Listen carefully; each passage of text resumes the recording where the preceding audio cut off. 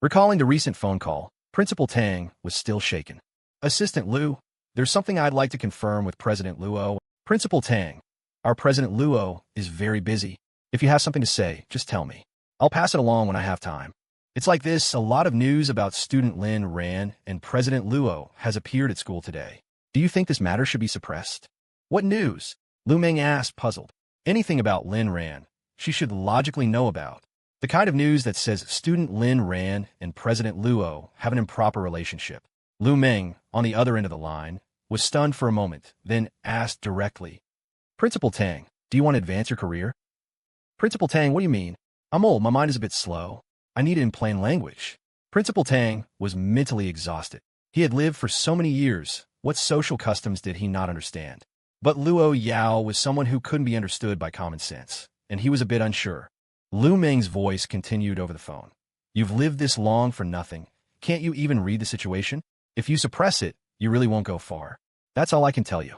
Lu Meng hung up after speaking, leaving Principal Tang stunned. He just wanted some plain talk, but she dropped a bombshell on him instead. Did President Lu Yao want to make it public? Then all his previous efforts were counterproductive, and that led to the current scene. Suppress my ass. If you want to die, go ahead, but don't drag me down with you. The dean of students was completely bewildered. Why was he being cursed out of the blue? Then, we just let it be. Letting it be won't work. Add more fuel to this fire. The dean of students was completely stunned. He felt his brain couldn't keep up with the principal's pace. Go on, hurry. Principal Tang yelled. Okay, I'll go right now. Principal, don't get excited. Be careful at your age. You might just drop dead. The dean of students backed out of the principal's office as he spoke, only to hear an angry greeting from inside. He's not young, but his cursing is quite foul. And in the office, Principal Tang, after cursing a couple of times, slowly broke into a wide, old man smile. He thought for a moment and called an old friend. Hello, Director Chun. Let me tell you, that student I introduced to you before has become my great benefactor. What did you say? What happened to Lin Ran? Oh, so he's your grandson. I was about to talk about him too. %yen hashtag. After Principal Tang finished his rambling story, Chun Xiao on the other end fell silent. So much had happened to Lin Ran in just one short day. This grandson of his was quite the topic of conversation. He even felt that such miraculous events were enough to write a novel about. So, old Chun, are you stunned? This student of mine is something, isn't he? He even got President Lu Yao. Wait a minute, 10 minutes ago. Who did you say Lin Ran was to you? What the hell? Principal Tang was stunned, completely and utterly stunned. Lin Ran was a member of the Chun family. At this moment, Principal Tang felt his brain wasn't quite enough. He had previously thought Lin Ran was a bit pitiful, but thinking about it now. Suddenly, a vivid scene appeared before his eyes. Standing before you now is the strongest man of the 21st century. With no one to support his soaring ambitions, he trod through the snow to the mountain's peak. He is an outstanding young entrepreneur, a man who completed his revenge and counterattack through his own efforts, the most beloved man of the #1 female tycoon, and the third generation of a powerful red family in China. Principal Tang quickly shook his head, flinging the fantasy image away. It all still felt unreal. In the past, he thought Lin Ran was pitiful at times. Now he felt he himself was the truly pitiful one. Lin Ran was still a university student, but he had so many hidden identities that even an old principal like him was jealous. And the identity of the owner of the Saran Group was actually Lin Ran's least impressive one. Outrageous, utterly outrageous.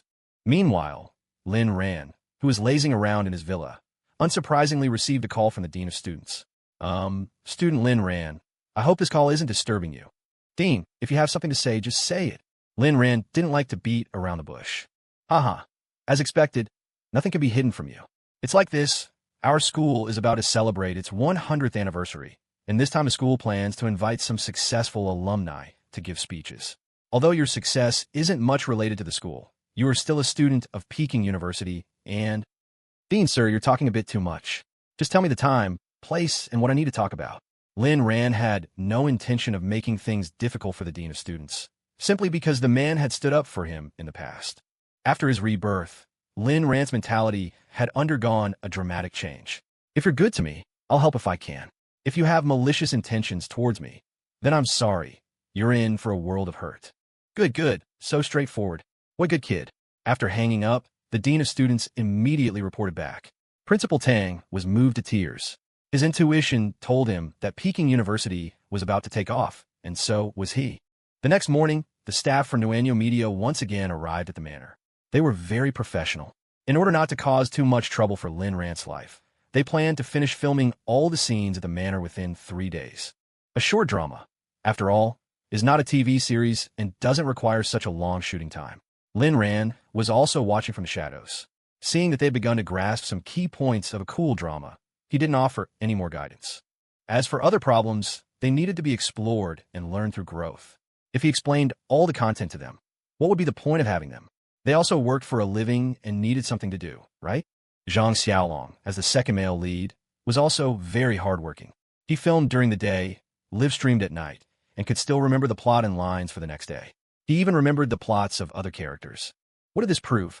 It proved that to film well, he must have put in a great deal of effort late at night. Even Chen Qingtian was impressed by his efforts. If I'm going to keep a man in the future, I can consider leaving a spot for him. Wu Zhishang. So, he was even worse than Zhang Xiaolong. The filming here wasn't finished, but trouble was brewing on the forum again. Lin Ran's popularity had skyrocketed, and everyone was speculating whether Lin Ran was really being kept by Lu Yao. But at this time, a netizen named Strong Nuanyuan appeared and began to confront others on the forum. No matter who said Lin Ran was being kept, she would defend him. Lin Ran couldn't possibly be that kind of person. You shouldn't talk nonsense. Spreading false rumors is illegal. What you're doing is wrong. Words like these actually managed to attract some of Lin Ran's young female fans to blindly follow suit. Thus, the forum was divided into 3 factions. One faction was the firm believers that Lin Ran was being kept. One faction was the opposition, led by Strong Nuanyuan. Of course, the vast majority were just there for the show, the type to side with whoever was stronger and sympathize with whoever was weaker. Just as the 3 sides were arguing heatedly, the school administration stepped in. School administration. All discussions about Lin Ran on the forum are prohibited, mainly because many people were no longer discussing, but cursing. The cursing was very foul, and the post couldn't be deleted fast enough. The system's content recognition was as slow as if it had a cerebral thrombosis, completely unable to identify those memes and slang terms. And so, Principal Tang's call went directly to Lin Ran. On the phone, Lin Ran listened for a while and finally understood. You're talking about the matter with me and Lu Yao? It's fine, I'm not afraid. Besides, it's all true. What? They dare to curse at me? Tell them to wait. I'll see how I roast them to death.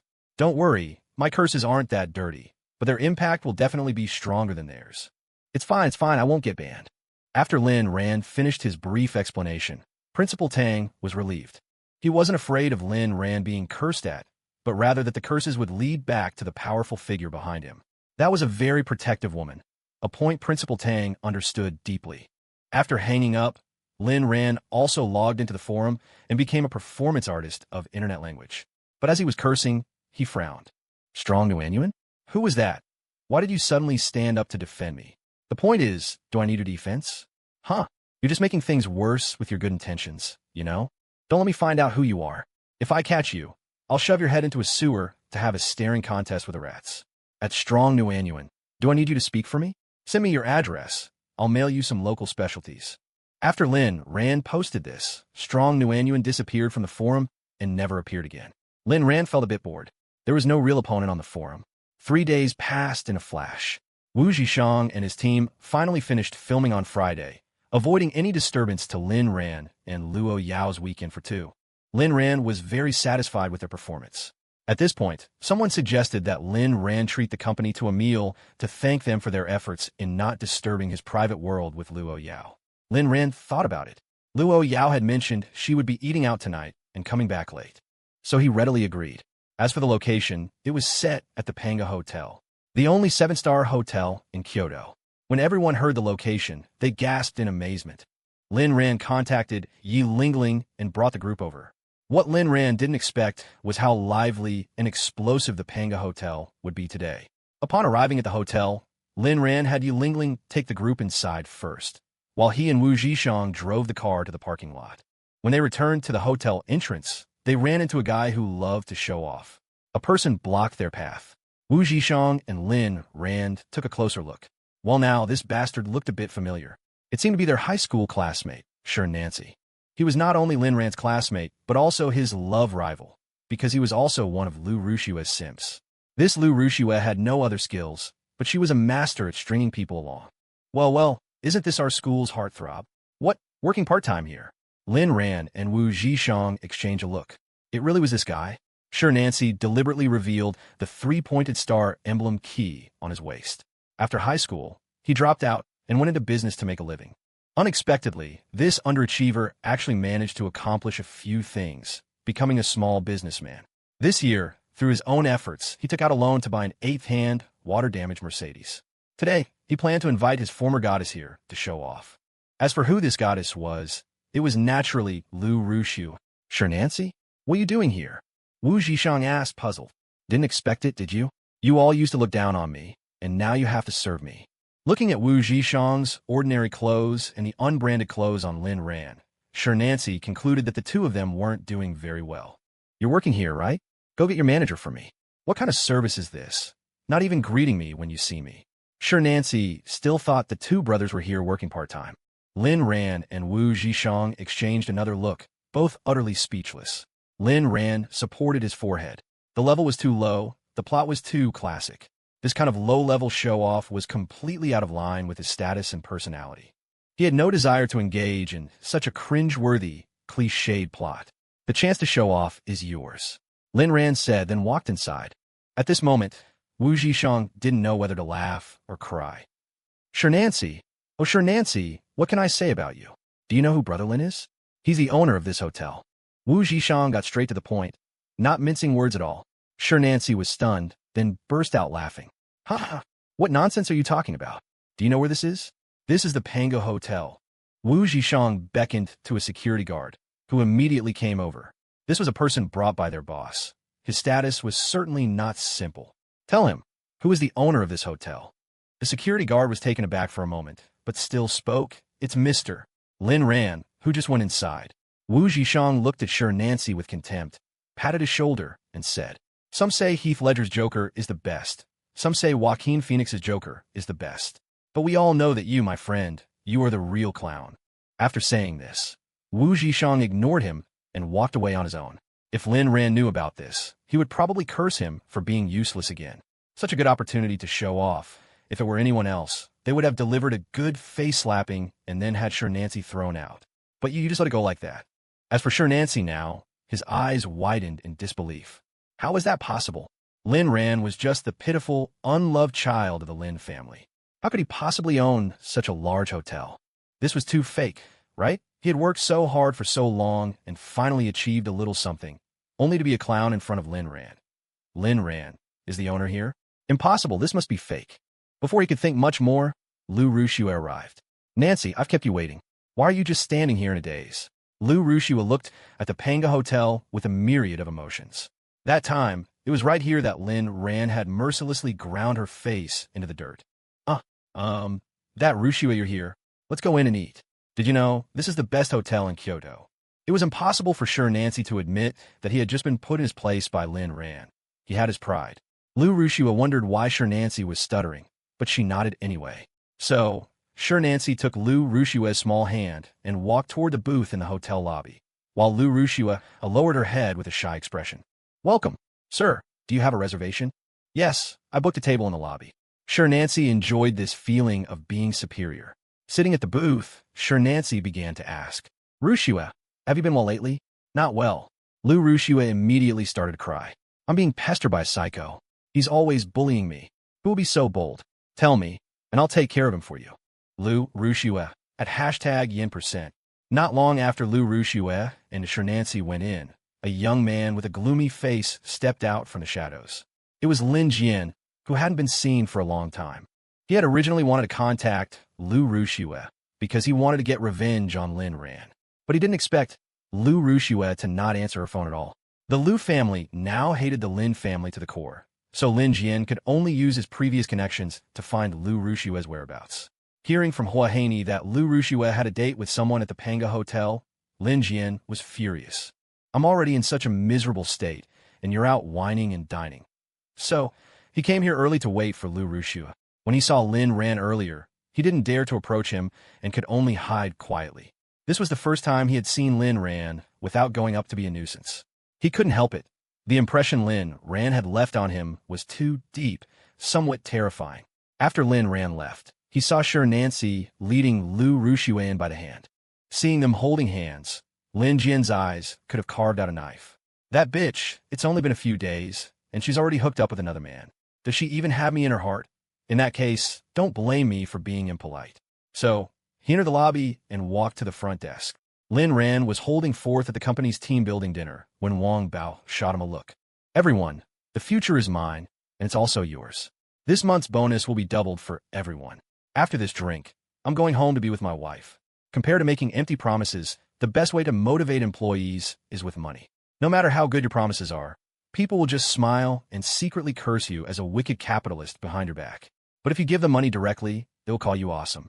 Chen Qingtian, cousin, you must have your wife teach me how to make money. What? Not satisfied with the contract I gave you? That's only enough to support a few. MMPH.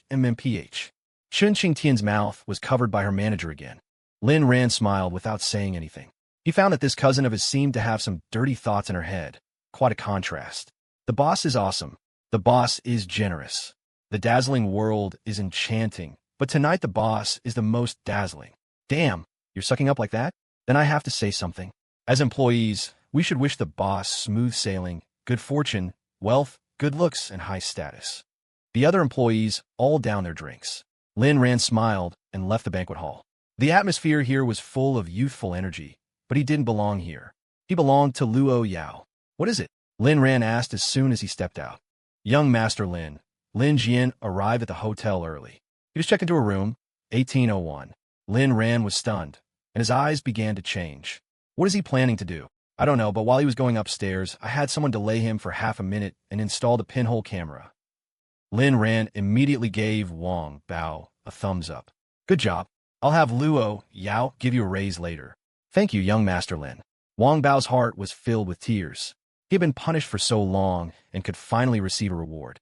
At this moment, Lu Rushue, who was on a date with Nancy, saw her phone light up. Lu Rushue frowned and glanced at it. Little brother Jian, paying a hotel, waiting for you in 1801. Rushue, what's wrong? You don't look well. Do you want to go back with me to rest? As he spoke, Nancy revealed his three-pointed star emblem key again. Lu Rushue outwardly said, no need, pretending nothing was wrong, but her heart was already in turmoil. Lin Jian had come to find her, right here in the hotel, and had even booked a room. Could it be that brother Jian had been following her? She hadn't been answering his calls. Was he angry? Yes, that must be it. But she was only avoiding him because she was entangled in the forum scandals and was afraid of their relationship being discovered. She had no other intentions. Could it be that brother Jian misunderstood? Nancy, I have something to do. I need to leave first. You eat slowly. What's so urgent? Rushue, it wasn't easy for me to get you to come out. My cousin is looking for me. His family has had some trouble recently, and I want to go comfort him. Cousin? Lin Jian or Lin Ran? Brother Lin Jian. Nancy breathed a sigh of relief. He didn't know what had happened to the Lin family recently. Oh, it's brother Jian. I haven't seen him a long time either. Let me take you there. He once again revealed his key. Lu Rushue frowned. She was a bit annoyed by Nancy's current behavior. It was too showy. No need. I'm leaving now. You eat slowly. With that, Lu Rushue stood up, leaving Nancy with an expression like he had eaten shit, just as he was about to lose his temper. Next time you ask me out, I'll come out with you again. I owe you for this time. Nancy instantly transformed into a caring man. Rushue, what are you saying? What's this about owing me? I'm just worried about you. Since you don't want me to take you, then I won't. After Lu Rushue left, Nancy looked at the dishes on the table with a pained heart and began to eat them ravenously. The food at a 7-star hotel was different. Regardless of whether it tasted good, it was expensive. Lu Rushue confirmed that Nancy was not following her before she slowly stepped into the elevator. She thought that since she didn't even have to change locations, it was quite convenient. Soon, room 1801 went from having one person to Lin Jian was in a sorry state, mainly because of the numerous hidden injuries on his body. When he saw Lu Rushue pounce towards him, he directly dodged. Sosala, Hamiha, I'm injured, not healed yet. Seeing Lin Jian dodge her, Lu Rushue felt a little unhappy. Brother Lin Jian, why were you looking for me? Lin Jian asked a question that made Lu Rushue blush. Lu Aiba Wu, do you love me? Lu Rushue, brother Lin Jian, I love you the most. Ah, Za, maluan. Good, prove it to me. After saying that, Lin Jian started to make his move. Lu Rushua looked at Lin Jian's current state strangely. Brother Lin Jian, are your injuries healed? Is this really okay? Duo Yang, Lu Ha by La Ji Wu Ma. Of course, don't you know me? What they didn't know was that all of this was being watched by a pair of eyes. At this moment, Lin Ran calmly picked up his phone and opened an app. As soon as he opened it, he immediately closed his eyes. Damn it. Lu Rushua, you're so cheap. How could a person stoop to this level? You just don't want any dignity, do you?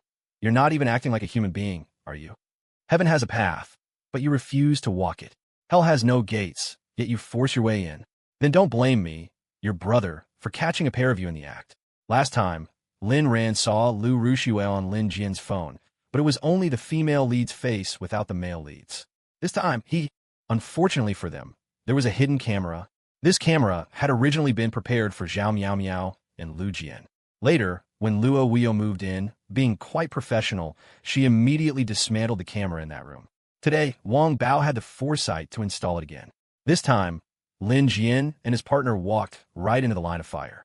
Although Lin Ran had guessed that the person Lin Jian was meeting might be Lu Rushua, he was still shocked when he saw the two main characters. This Lin Jian, not only was he an expert in incest, he was also quite the surgeon. Maybe we shouldn't dismantle this camera. In the future, we shouldn't let ordinary people stay here. Just reserve it for scumbags and sluts. This room has a destiny with these people. Understood, young Master Lin. Lin Ran truly didn't expect that Lu Rushua could stoop to such a level. She was clearly crying loudly, yet she was still trying so hard. He closed his eyes and handed the phone to Wang Bao. Download and save the following content. I'll tell you when and where to post it. Wang Bao took the phone and began to admire the show on his own. And in the room, Lu Rushua was indeed crying her eyes out. She admitted it. She had loved the wrong person.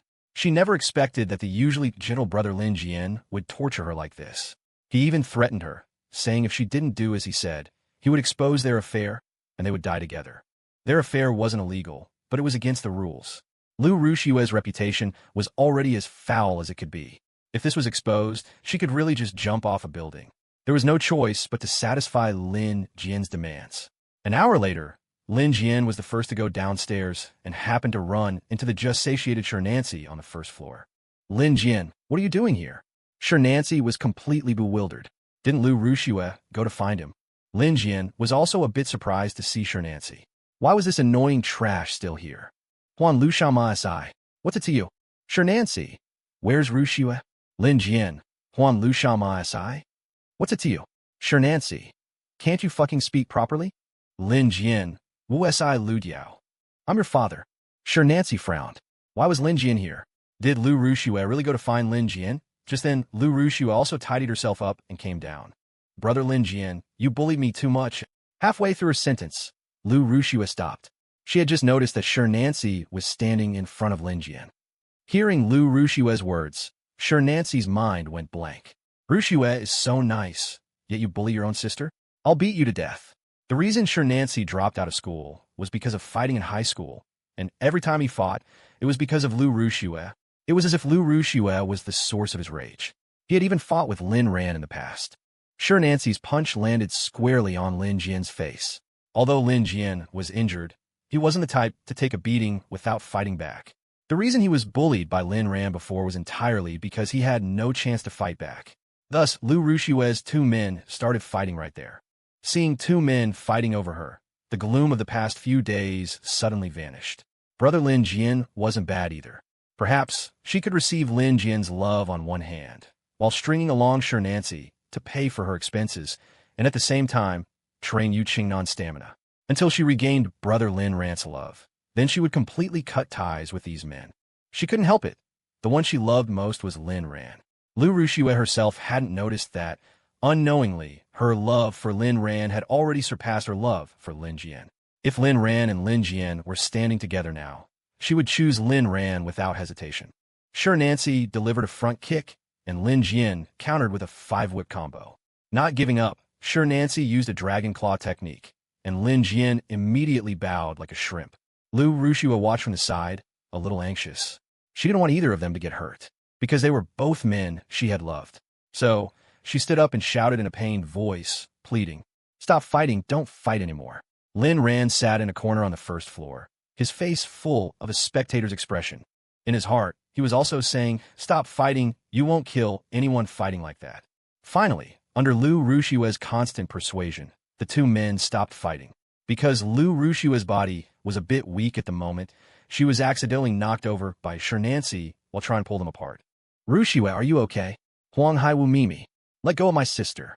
Lin Jian pushed Shernancy away, but thinking about Lu Rushue and Shernancy being touchy-feely in front of him, he was too angry to help her up. Seeing that Lin Jian had no intention of helping her up, Lu Rushue looked hurt, a sense of sorrow in her heart. Why is brother Lin Jian looking at me with that kind of expression? Shernancy, on the other hand, was starting to regret it. He realized he'd been a fool to fight with Lu Rushue's cousin. Though he regretted it, he couldn't show weakness. He pointed at Lin Jian and said, you just wait. I'll be back." Actually, given his situation, he normally wouldn't dare to cause trouble for Lin Jian, because Lin Jian was not only Lu Rushue's cousin, but also a young master of the Lin family. But he couldn't tolerate Lin Jian bullying Lu Rushue. Lin Jian also said angrily, "Yabasi Laza Wu. Come find me if you have the guts." He then stormed off angrily, ignoring Lu Rushue. As soon as Lin Jian left, Shernancy went to help Lu Rushue up. "Rushue, are you okay? If he bullies you again, I'll help you take care of him." Lu Rushue watched Lin Jian storm off, thinking that brother Lin Jian must be angry, thinking about all the troublesome things happening in Lin Jian's family right now. Yet he still made time to find her, and she had hurt him, getting physical with Shernancy in front of him. Brother Lin Jian must be jealous. And so, she started to look at Shernancy with annoyance again. Get out of my sight." "Shernancy? What did I do wrong?" "Fine, I'll get out, boo-hoo." After Shernancy left heartbroken, Lu Rushue was once again alone. She struggled to her feet, stumbling with every step. Just as she was about to leave the hotel, a bodyguard stopped her. "Our young master Lin Ran wants to see you." Lu Rushue's eyes lit up. Could it be that brother Lin Ran finally saw my good side and forgave me? Otherwise, why would he be looking for me? She followed the bodyguard to a room where Lin Ran was sitting at a table in the center. "Lin, keep your mouth shut, or I'll make you pay." Lin Ran enjoyed seeing Lu Rushue in this miserable state. Lu Rushue's eyes started to redden again, and she was about to put on an act. "Brother Wang, remember this. If Lu Rushue dares to shed a single tear, you break one of her fingers." "Understood, young Master Lin, I'll remember." Lu Rushue's performance was interrupted. Lin Ran smiled, a very happy smile that sent shivers down Lu Rushue's spine. "Lu Rushue, look at yourself now. How ridiculous." Lu Rushue knew that Lin Ran must have seen everything that had just happened. She opened her mouth, then closed it, thought for a moment, and opened it again. "Brother Lin Ran, actually, the one I love isn't them." "Lin Ran, do you remember what I once told you? If you love two people, you better hide it well. But now I've discovered that two people is far too few for you." Lu Rushue didn't understand why brother Lin Ran was talking like this. "What do you mean?" "Lin Ran, let me count.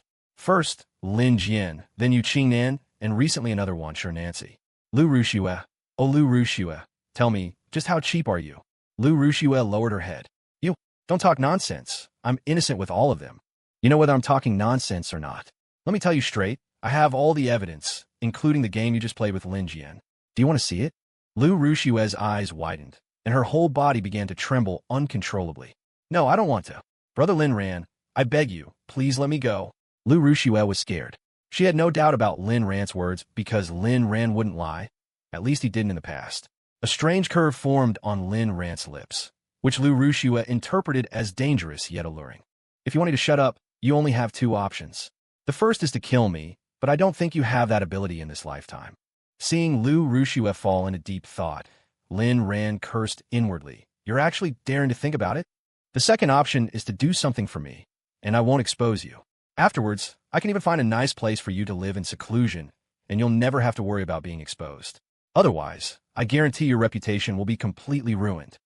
Lu Rushue seemed to have found a glimmer of hope in her life. She was genuinely scared just now. The current Lin Ran was someone she barely recognized. His previous actions had made Lu Rushue feel desperate.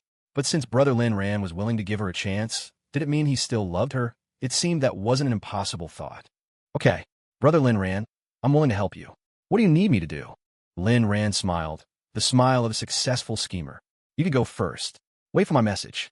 Remember this brother Wang Bao next to me. Later, I will have him personally deliver my instructions to you. Understand? Lu Yao nodded. She didn't dare to defy Lin Ran at all now. She had heard about Lin Ran's deeds.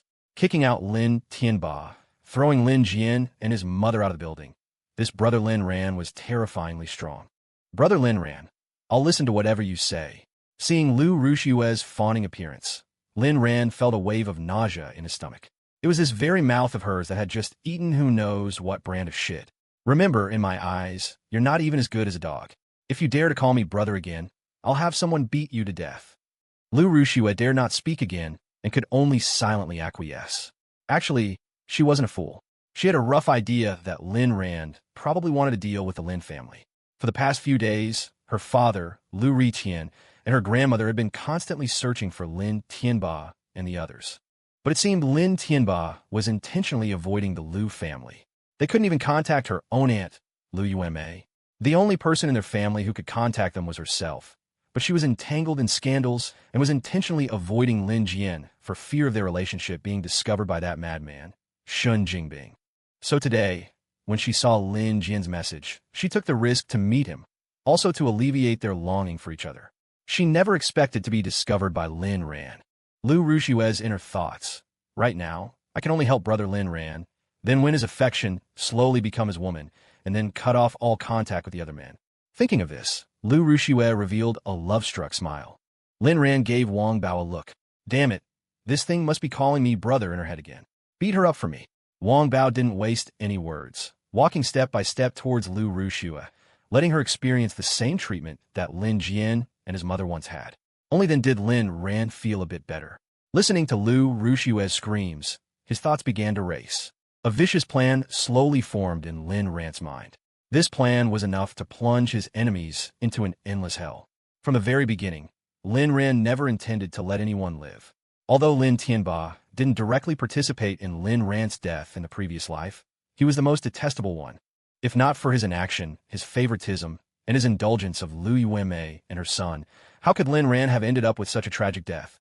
But now, Lin Ran was preparing to start with Lu Yao. The most detestable was undoubtedly Lin Tianba, but this woman by his side, Lu Yao, was also a major contributor. Moreover, this woman had subjected him to more than 10 years of PUA tactics. If I don't make you suffer eternal damnation, I, Lin, will write my name backward. Hee, this grand drama will surely be very entertaining. His heart was becoming darker and darker. Perhaps it wouldn't be long before even Lu Yao would call him master upon seeing him. Lin Ran had heard enough of Lu Yau's painful music and felt a bit bored, so he left. When he arrived at the parking lot, he found someone else also preparing to leave. It was Chen Qingtian, who had just left the banquet. Chen Qingtian also saw Lin Ran. She looked at Lin Ran's car, then at her own, and a sense of inferiority washed over her. Cousin, your car is so nice. My wife bought it for me. Damn, I must make money. I must work hard. I must. Pei Qianqian, sitting in Chen Qingtian's driver's seat, couldn't listen anymore. You've had too much to drink. You should go home. Chen Qingtian narrowed her eyes. She found that this manager of hers was becoming more and more disrespectful. She would fire her sooner or later. Cousin, let me ask you a question. Go ahead. What does it feel like to be kept by your wife? I don't mean anything else. I just want to know what a rich woman's life is like. Actually, you're a rich woman too. That's different. I want to be a woman like my sister-in-law. Lin Ran was utterly speechless. He hadn't noticed before that Chen Qingtian had these kinds of thoughts. Besides, Lu Yao and Chen Qingtian were completely different. You're not like my wife. My wife earns money only to spend it on me. You earn money to spend on any number of men. Cousin, your thinking is a bit trashy. Chen Qingtian said nonchalantly. Can't be helped. If a woman isn't a scumbag, men will still be players. Lin Ran was speechless. Well, how should I put it? Actually, being rich isn't as happy as you imagine. Chen Qingtian retorted. But you seem to be quite happy eating soft rice. What kind of talk is that? It's not like I'm a... since I'm planning to rely on my wife, why put up a virtuous facade? I'm leaving. Lin Ran didn't want to continue the discussion with Chen Qingtian. They were on completely different wavelengths. Getting into the car, Lin Ran directly told Wang Bao to drive, not wanting to speak to Chen Qingtian anymore. Neither he nor Chen Qingtian noticed that someone was filming everything from a dark corner of the parking lot. In the car, Wang Bao spoke up. Young Master Lin, just now in the parking lot, Lin Jian was filming you the whole time. Should we take care of it? Lin Ran was stunned, thinking to himself, a professional is truly a professional. Am I too useless? No need. Let's see what kind of tricks he can pull. Understood, young Master Lin. The corners of Lin Ran's mouth curved up. You little bastard, I haven't even come for you yet, and you're already starting trouble. I'd like to see what you can do to me. In the parking lot, Lin Jian only dared to come out after Lin Ran had left. He wanted to send the photos he took to Lu Yao, but he couldn't contact her. He thought for a moment and decided to save them first. He didn't have Lu Yao's contact information, but Lu Yao could definitely see the school forum. Right, the school forum. Didn't they say Lin Ran was being kept by Lu Yao? Then he would make Lu Yao the victim in this relationship. If Lin Ran could be kept by Lu Yao, why couldn't he be kept by Chun Tian? From the looks of it, they clearly knew each other. At the last banquet at the Panga Hotel, Chun Tian was the host and met Lin Ran. Something indescribable must have happened between them. I'm such a genius. As he thought, Lin Jian began to fantasize about comforting Lu Yao after she abandoned Lin Ran. Thinking about it, a satisfied smile appeared on his face. At this time, Lin Ran had returned to the manor, only to find that Lu Yao hadn't come back yet. Lu Yao had said she would come back to be with him every night. This was what Lu Yao had promised him, and she would never go back on her word. And just as Lin Ran was waiting, Uncle Fu received a call from Lu Meng. Uncle Fu, this is bad. President Luo might be going crazy. What's wrong? Uncle Fu asked worriedly. And at this moment, Lin Ran happened to be walking downstairs, looking strangely at Uncle Fu. On the other end of the line, Lu Meng's voice came through. Tonight, President Luo went to a restaurant to discuss business. After it was over, just as she was about to leave, she ran into a shameless scoundrel. He dared to harass President Luo, and she beat him up. That person started yelling for someone to get revenge. Of course, we're not afraid of them, but President Luo is very angry right now. That man arrogantly said he'd have someone take care of her. President Luo gave him half an hour to gather everyone he could find, to see who had the ability. After Lu Meng finished, Uncle Fu fell into deep thought. What? Is Lu Yao in trouble? Lin Ran's voice came, and Uncle Fu stiffened. No. Uncle Fu, I am Lu Yao's husband. I have the right to know about her safety. Tell me now. Lin Ran's face was unusually cold. It was the first time Uncle Fu had seen such an expression on his face. So he had no choice but to tell Lin Ran what had happened. Lin Ran directly snatched the phone. Tell me the location. I'm on my way. Young Master Lin. Lu Meng on the other end was also stunned, then began to get scared. Did she just make things worse with her good intentions? President Luo isn't going to kill me, is she? She called to ask Uncle Fu to bring people over to prevent any accidents, but it turned out young Master Lin found out. Yes, give me the address. I'm going to find Lu Yao. Helpless, Lu Meng had no choice but to give the address. She didn't dare to lie to Lin Ran. Young Master Lin, please don't say I told you. Can you just pretend you happened to be passing by? Lin Ran hung up directly and left with Uncle Fu and a group of bodyguards.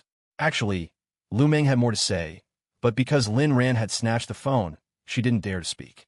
She still remembered that President Luo had coldly said, I'll give you half an hour to call people, but I don't know if you can last until the people you call arrive. And that man had already fainted several times. Lu Meng was first worried that the other side would have too many people and wanted Uncle Fu's help. And second, she was a bit worried someone would get killed.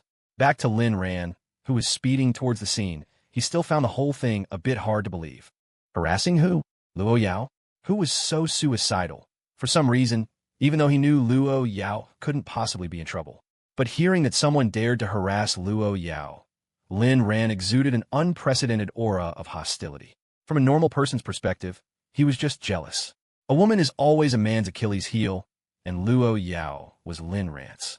Of course, Lin Ran was also Lu Yao's Achilles heel, the kind where anyone who touched them would die. His foot pressed deeper and deeper on the accelerator, the car going faster and faster. Soon, Lin Ran arrived at the restaurant. But he didn't know that 2 minutes ago, a large group of people had already stormed in. Damn it! Who dares to bully my young Master Wang? Let me see who it is. The leader, a big man, shouted. Where is young Master Wang? Where is young Master Wang Qijiao? The others also started searching for young Master Wang. With a bang, the door of the private room was kicked open, and Lu Yao walked out, holding an unconscious person. She threw the useless person to the ground, and a bodyguard beside her immediately started slapping the man awake. Ah, stop hitting me, big brother. Stop hitting me. Wang Qijio's speech was broken from the pain. Are these the people you called? Lu Yao asked, pointing at the group that had just rushed in. And this group of people who had just come in were all stunned. Damn, let go of young Master Wang. Do you know who he is? Only then did Wang Qijio realize that his men had arrived. A sinister look appeared on his dark, twisted face. In this half hour, he had experienced what true cruelty was. That crazy woman, just because his finger had touched her, had actually smashed all 10 of his fingers. Within half an hour, his fingers were broken one by one. He woke up from fainting, fainted again, and woke up again. He swore that he would make this woman pay. He wanted this woman to die. The leading man was still shouting loudly. Damn. Young Master Wang, are you okay, young Master Wang? Wang Qijio was in too much pain to speak. If he didn't need these people right now, he really wanted to kill them on the spot. Look at the state he was in, and they were still asking if he was okay. Do I look okay? Why the hell haven't you grabbed this woman for me yet? As he said this, Wang Qijio's eyes erupted with monstrous hatred. I'm going to play her to death. Yes, young Master Wang. The leader was a big, burly man, forming a sharp contrast with the slender Lu Yao. The other underlings also swarmed forward. They still hadn't noticed that the usually bustling restaurant was now completely empty of diners. Lu Meng had already had the place cleared out. She now stood behind Lu Yao, looking at these people with pity, thinking to herself, truly, you chose not to walk the path to heaven. But she didn't stop them, because they weren't worthy. Why isn't young Master Lin here yet? If he doesn't come soon, President Luo is going to start a massacre. Should I start preparing for the aftermath? At this moment, several bodyguards quickly gathered around Lu Yao. The leading man was stunned, his brow furrowed. He had thought Lu Yao only had the 2 bodyguards and 1 woman with her, but now he realized there were several plainclothes bodyguards as well. This seemed a bit tricky. I didn't expect you to bring so many people, but we have twice your numbers. Do you think we're afraid of you? Lu Yao had no intention of letting her bodyguards make a move, because she wanted to handle it herself. For no other reason than that Wang Qijio's finger had touched her, which disgusted her, made her frantic, and gave her the urge to kill. If Lu Yao didn't give the word, the bodyguards wouldn't move, not even if they had to watch Lu Yao get beaten to death. Those are the rules. Little lady, you are indeed top quality. Why make things so difficult? Look at our young Master Wang, such a good man. As long as you're willing to be with him. Before the leading man could finish his sentence, Lu Yao's kick broke his family jewels. He couldn't believe that the woman in front of him dared to strike when she was at a numerical disadvantage. Good idea. Lu Meng, later have him and that young Master Wang sent to the same room. Let them have some fun. Lu Meng nodded. At this moment, Lin Ran and his men rushed to the entrance, seeing this scene from a distance. Lin Ran swallowed hard. The leading man squatted down in pain, tears streaming down his face. Damn it, everyone get her. Lu Yao's eyes narrowed. It's been a while since I've fought. Just as Lin Ran was about to step in and help, Uncle Fu stopped him. Young Master Lin, I want to tell you something. The young miss truly loves you very much. She can't live without you. Lin Ran looked confused. Of course I know that. What do you mean by telling me this now? We have to hurry. Lin Ran turned a point in Lu Yao's direction, and then he was dumbfounded. He saw Lu Yao's hand rise and fall like a blade, striking the first person who rushed at her, leaving a conspicuous scar on the man's face. Then the second, the third. Lu Yao took down 10 people in just half a minute, an average of 3 seconds per person. This efficiency was simply incredible. This was the first time Lin Ran had directly witnessed Lu Yao's combat prowess, and he was ready to cry. If Lu Yao had fought him like this, he would have been dead 800 times over. In the past, Lu Yao had been too soft on him. She was truly madly in love with him. Only then did Wang Qijio notice how terrifying Lu Yao was. A woman who fought like she was slicing melons with a knife, and he had actually provoked someone like her. Who was she? Wasn't she afraid of killing people? Wang Qijio wanted to run, but his legs felt a bit weak. It was only now that he realized that Lu Yao had never taken him seriously from the beginning, and her bodyguards hadn't even made a move the entire time. Stop! At this moment, a man in his late 40s walked in, followed by another group of bodyguards. One of them even bumped into Lin Ran. Release my son. Lu Yao slowly turned her head. Because Lin Ran's group hadn't entered and the newcomer had brought too many people, her view was completely blocked, so Lu Yao didn't notice Lin Ran and his men. And who are you? Lu Yao looked at the newcomer expressionlessly. I am the boss of the Wang group. On what grounds have you seized my son? Wang Qijio was Wang Dalao's only son and the heir to the next generation of the Wang family. Hearing that his son was in trouble, he, as the father had rushed over immediately. Wong Group? What kind of trash is that? Lu Meng reminded her from the side. President Luo, the Wong Group is just a small company, not even as good as the Saran Group. Luo Yao didn't answer, but said coldly, then there's no need for it to exist. Send the father and son abroad. Lu Meng shivered. President Luo was too ruthless. And outside the door, Lin Ran was anxious to get in, but was held back tightly by Uncle Fu. Uncle Fu, whatever you want to say, can we talk about it when we get back? I need to go in now. Young Master Lin, this old man wants you to promise me one thing. Lin Ran was truly fed up. What time was it? Couldn't this wait until they got back? Fine, I promise you. Let's talk when we get back. No, I have to say it now. Lin Ran was completely speechless. He suddenly felt that this Uncle Fu was being a bit unreasonable. Then hurry up and say it. I'm only giving you 10 seconds. That's enough. This old man begs you. Please don't leave the young miss. If you leave, she will surely die. Lin Ran had just seen Luo Yao's violent side. The visual impact was far greater than the last time at the Luo family's old residence. Uncle Fu was afraid that Lin Ran would be scared and run away again. Damn it, is that all? Am I sick in the head to leave her? Even if you die, I won't leave Luo Yao. Lin Ran blurted this out in his haste, and it was partly a joke. He didn't mean to curse Uncle Fu to death, but when Uncle Fu heard this, he was deeply moved. Suddenly, it felt like a huge weight had been lifted from his heart. Even if he himself died, young Master Lin would not leave the young miss. This was the best promise he had ever heard in his life. And inside the restaurant, Wang Dalao also realized that Luo Yao was no ordinary person. Who on earth are you? Lu Meng snorted coldly. Are you even worthy of asking for our President Luo's name? Your Wang family is not even far in front of our Luo group. Wang Dalao was instantly dumbfounded. President Luo? Which President Luo? Nonsense, of course it's President Luo Yao. Your son dared to harass our President Luo. He deserves to die for it. While saying that Wang Dalao was not worthy of knowing Luo Yao's identity, Lu Meng deliberately revealed it. Wang Dalao was stunned. If the woman in front of him was really Luo Yao, then their entire Wang family was completely finished. Luo Yao was different from other business people. She wouldn't be polite with you, let alone make money amicably. Luo Yao was the type to wipe out her enemies completely. Such a person should have been crushed in the business world. But Luo Yao was precisely the one who went against the grain and managed to walk to the top over the corpses of countless people.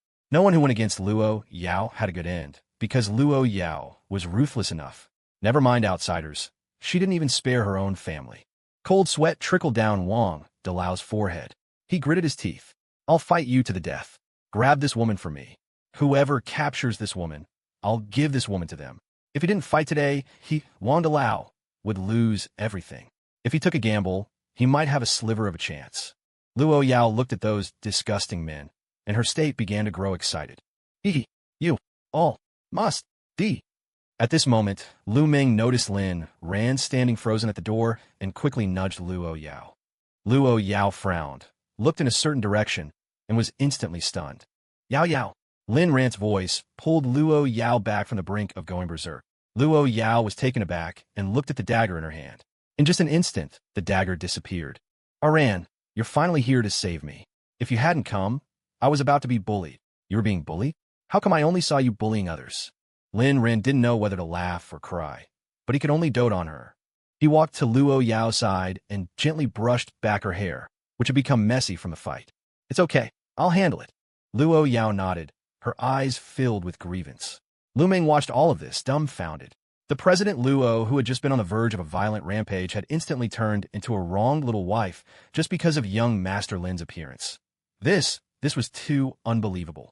A murderous glint appeared in Lin Ran's eyes as he slowly swept his gaze across the room.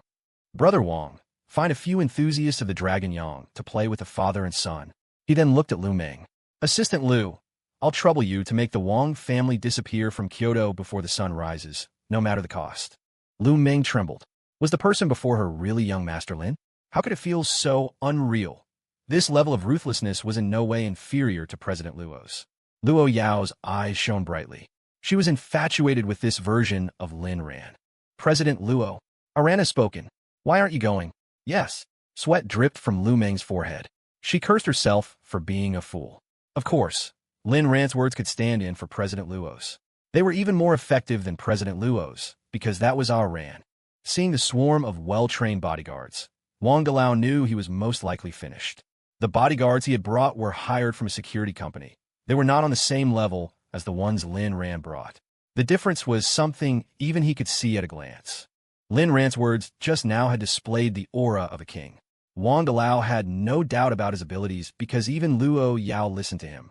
Even without this man, his fate was already grim. But he was not one to be slaughtered without a fight. He decided to take a gamble. He looked at Lin Ran and asked, "Who are you? What did this woman give you to help her? I can give you double." Lin Ran looked at Wang Dalao coldly, then at the twisted figure of Wang Qijio on the ground. "Who I am is not important. In my world, no one is allowed to bully my Lu Yao." He stepped closer, shouting angrily, "No, one can't." A chill ran through Wang Dalao. The fury emanating from this man felt like it would tear him to shreds. He knew he was probably done for. He turned to the stunned men he had brought with him and said, "Listen, this woman is Lu Yao from the Luo group. We've already offended her. If we don't take her down today, none of us will have a good end." The bodyguards looked at each other, and none of them moved. Are you kidding? Although there were more of them, it was obvious they were no match for the other side. Just the newly arrived young master alone had brought a team of over 20 bodyguards, and those people looked like they were not to be trifled with. This didn't even count the few bodyguards Lu Yao already had with her. Besides, they had just found out that the woman in front of them was the #1 tycoon's daughter. Was this someone they could mess with? Who would dare to make a move? "President Luo, young master, we're just temporary workers. Please just let us go like we're farts." Yeah. We'll leave this Wang Dalao for you to deal with. We're just workers, not part of the Wang family. Wang Dalao brought this upon himself. He deserves it. Wang Dalao was stunned. He never expected that the bodyguards he had spent so much money on would collectively betray him at the critical moment. You guys, Wang Dalao immediately realized the bodyguard's intentions. Just as he was about to speak, something cold and black was pressed against him. "Mr. Wang, you'd better obediently listen to our young master." Wang Bao's icy tone left him no room to argue. Wang Dalao shivered, cold sweat pouring down his forehead. Brandishing a gun in public. How could these people be so bold? "Young master, President Luo, I admit defeat today. Please let me go. I'm willing to give you half of the Wang group as compensation." Lin Ran narrowed his eyes and walked up to him step by step. "Do I look like I need your spare change?" He beckoned with his hand, and Wang Bao handed him the telescopic baton. Then, Lin Ran transformed into a fearsome demon. As Lin Ran hit him, he yelled angrily, "I'll teach you to bully my wife. I'll teach you to bump into people without apologizing. 1 hit, 2 hits, 3 hits." Until Wang Dalao became a bloody mess, no longer having the strength to scream. Lin Ran threw down the baton and twisted his neck. He was genuinely a bit tired. Wang Qijio watched everything in shock, having already forgotten the pain. Daddy! Lin Ran walked over to Wang Qijio. Wang Qijio was so scared he scrambled backward, a foul smell emanating from his lower body. Only now did he truly regret it. He never thought he would have provoked Lu Yao and encountered such a violent man. Spare me. Lin Ran stepped on Wang Qijio's hand, causing Wang Qijio to scream in pain. "Oh, your fingers are all swollen, huh? Which finger touched my wife?" Wang Qijio was in too much pain to utter a single word. "Not talking? Then don't blame me for being impolite." Lin Ran lifted his leather shoe and stomped on Wang Qijio's already broken fingers, one by one. Wang Qijio was on the verge of fainting. Lu Yao watched all of this, the glint in her eyes undisguised. Ran could be this ruthless too, but she really loved it. She loved the harmless Ran of the past, and she loved the ruthless and violent Ran of the present. She loved every version of Lin Ran. "Brother Wang, I'll leave the rest to you. Don't forget to find some people with a taste for Dragon Yang to accompany them. Don't they like to harass people? Then let them know what real harassment is." "Understood, young Master Lin." Wang Bao dragged the two away. No one in the entire room made a sound. Even Lu Meng, who was used to seeing Lu Yao's usual crazed behavior, was speechless. Indeed, two different kinds of people can't sleep in the same bed. Yao, let's go." Lu Yao's eyes sparkled. She took Lin Ran's hand and followed him out. "Ran, thank you for standing up for me. I was so scared just now." Lin Ran thought to himself, "Why are you still acting so wronged? You're so adorable. It's all my fault for being late and letting you be wronged." And Lu Meng was left behind to deal with the stunned group of bodyguards. She still had to work overtime tonight to make the Wang family disappear. A day in the life of a worker is truly hard. Lin Ran and Lu Yao got into the car. In the front were Uncle Fu and Lu Yao's personal driver, a woman in her 30s. Ran, are you my Ran? Of course I'm yours. I'm your Ran, and also your husband. Then you still love me? Love you. What do you love about me? I love you in moments of passion. The driver and Uncle Fu turned red with embarrassment, thinking to themselves, you'll end up inside sooner or later. The partition slowly rose, and the car sped through the city streets. As the saying goes, there are thousands of positions, but safety comes first. Back at the villa, Lu Yao was still clinging to Lin Ran, unwilling to get down, directing him back to the room. Seeing the loving display between the young Miss and young Master Lin, Uncle Fu couldn't help but reveal an ant-like smile. He was right after all. The current young Master Lin completely doted on and protected the young Miss. He only hoped that these happy days could continue forever. The young Miss had suffered too much over the years. He gave himself a mental thumbs up. In the bedroom, Lin Ran turned off the bedside lamp. Neither of them could sleep. Lu Yao thought about how Lin Ran had heroically stood up for her today, and her entire heart was melting. That line, "No one is allowed to bully my Lu Yao," was just unbelievably cool.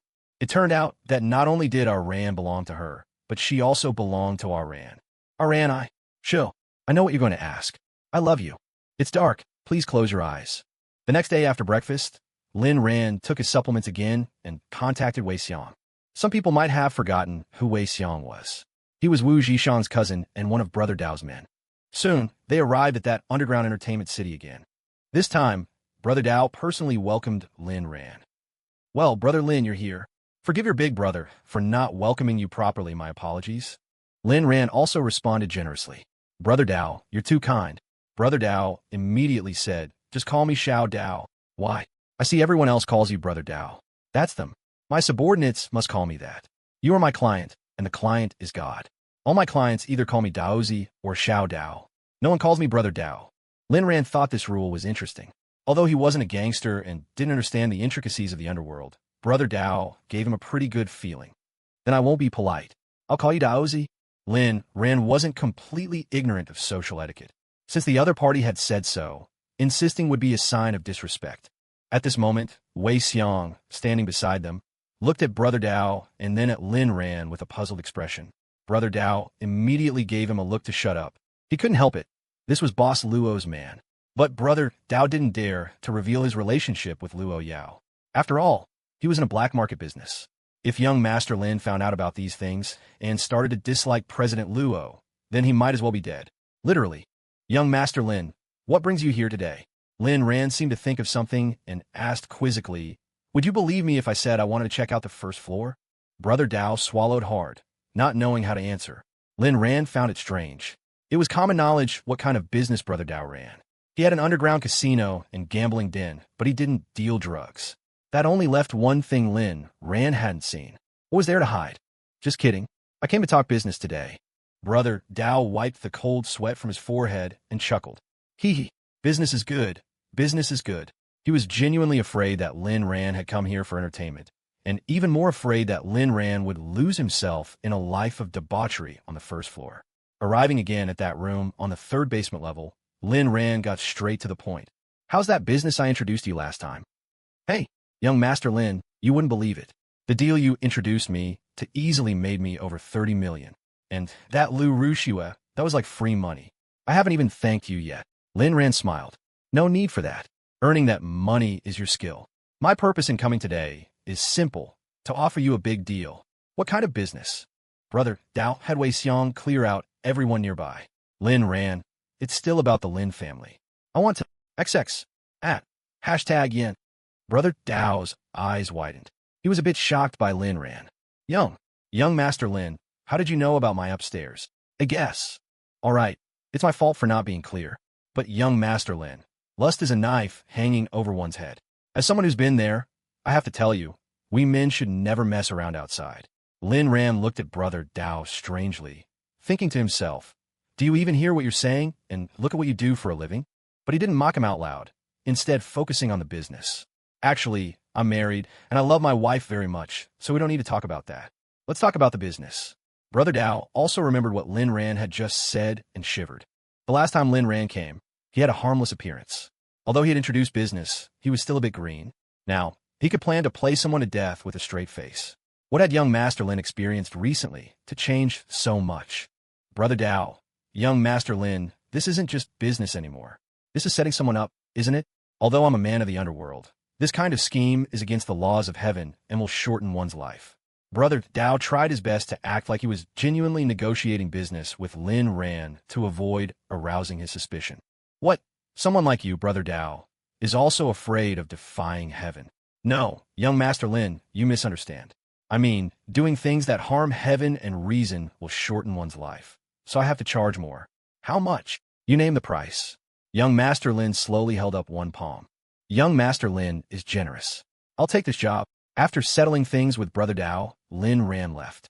As he passed the boxing ring, what kind of people fight here? Brother Dao, they're all professional fighters.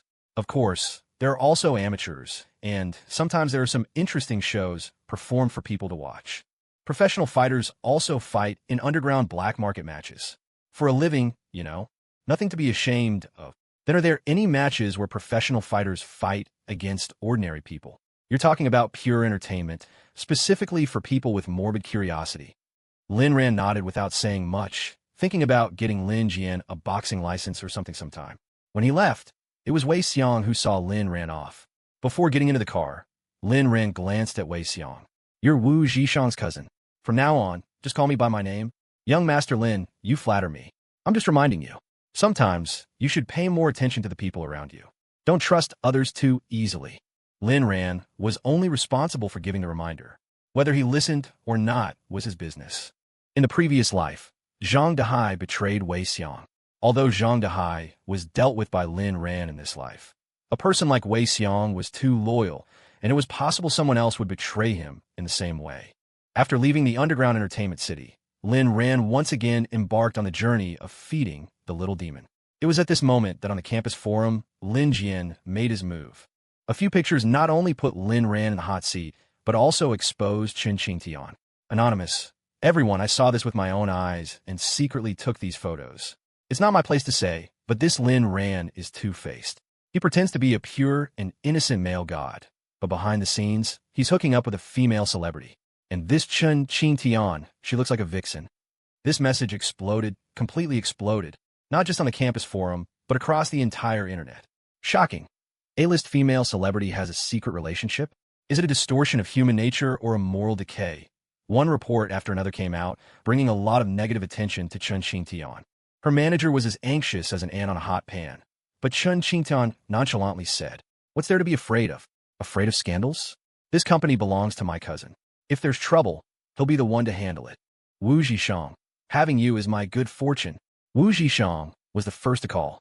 "Brother Lin, should we buy a trending spot to suppress the news about you and Chen Qingtian?" Lin Ran was completely bewildered. What was this about him and Chen Qingtian? As Wu Zhishang explained, he finally understood the whole story. He had thought Lin Jian would pull some big move, but this was it. He thought he could take him down like this? Please, before you slander someone, at least do your research. How interesting. Lin Jian's methods were not even as good as Shun Jingbing's. All right, I understand. I'll head to the company later to handle the PR myself. Lin Ran packed the food he had prepared. No matter what happened, he had to feed the little demon first. Moreover, he was now worried that Lu Yao would get jealous and overthink things. Although Chen Qingtian was his cousin, Lu Yao was wary of even men. In the office of the Luo group, Lu Yao quietly listened to Lin Ran's explanation. Actually, she already knew. But this time, Lu Yao wasn't as angry as before. Instead, she was looking forward to Lin Ran's next performance. Her trust in Lin Ran was indeed growing, bit by bit. She planned to give Lin Ran more space. But to say she wasn't jealous at all would be impossible. If she wasn't jealous, she wouldn't be Lu Yao. "Aran, I'm very angry. I'll only give you 1 hour for this matter. If you can't solve it, I'll solve Chen Qingtian and completely turn the page on this issue." Lin Ran mourned for Chen Qingtian in his heart for 3 seconds. "If it weren't for me, your cousin, you'd probably be a goner in a moment. I'll do my best. If I can't solve it, then Chen Qingtian is just out of luck." Lin Ran said goodbye to Lu Yao and went directly to the Nuanyo Media building across the street. A large crowd of reporters had already gathered there. They were like flies, swarming wherever there was news. No matter how the building security tried to shoo them away, they wouldn't leave. In the end, they had no choice but to notify Wu Zhishang to resolve it quickly. There were so many companies in this building, and with the reporters blocking the entrance, other companies couldn't even get to work. It was only then that they realized that the A-list star Chun Qingtian actually worked in this building. Wu Zhishang had no choice but to invite the reporters upstairs first, while waiting for Lin Ran to arrive. Chun Qingtian was originally sitting in her office reading script. The sudden arrival of so many reporters ruined her mood, and she immediately walked out of her office. Can you all be a little quieter? Are you holding a party here? Seeing Chun Qingtian come out, all the reporters had joyful expressions and immediately surrounded her. Ms. Chun Qingtian, may I ask if you really have a secret relationship? Qingtian, you've always been my idol. I want to ask who that man is. Chun Qingtian smiled helplessly and said, if I said he's my cousin, would you believe me? All the reporters were stunned. In their hearts, they didn't believe it. To clear her name, Chun Qingtian was actually using her family as a shield. If you don't believe it, then forget it. I don't want to answer anything else. Chun Qingtian, according to an insider, that man is your boss. May I ask if you were really subjected to the casting couch? Chun Qingtian had a nickname in the entertainment industry, Crazy Beauty, because she had a way of speaking with a reckless disregard for others' lives. To become an A-list star like this was all thanks to her looks. Of course, she herself probably didn't care about these things at all. Which insider? Bring him out for your granny to see. Also, is this your first day as a reporter? Why are you asking such bullshit questions? Chun Qingtian, your words are too harsh, aren't they? Exactly. As a public figure, can't you even manage basic civil speech? Chun Qingtian pointed her finger at that reporter and said, the reason I, Chun Qingtian, am so famous today is thanks to 3 things. Being beautiful, and still beautiful. You got a problem with that? Chun Qingtian indeed had this confidence. She was very satisfied with her looks. Even in the entertainment industry, which was full of beautiful women, no one would question Chun Qingtian's status in terms of looks. You can say Sister Chun is a bad actress, but you can't say Sister Chun is ugly. The group of reporters was going crazy. Chun Qingtian's Versailles speech was an absolute killer. Many of them had already thought of their headlines. Chun Qingtian bullies others with her looks, speaks foul language. A-list star says everyone is ugly. Can beauty get you anything? What is happening to this world? Shocking.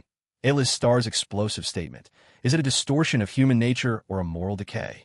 When Lin Ran arrived, he saw the scene of Chun Qingtian sitting there, single-handedly taking on more than 20 reporters without flinching.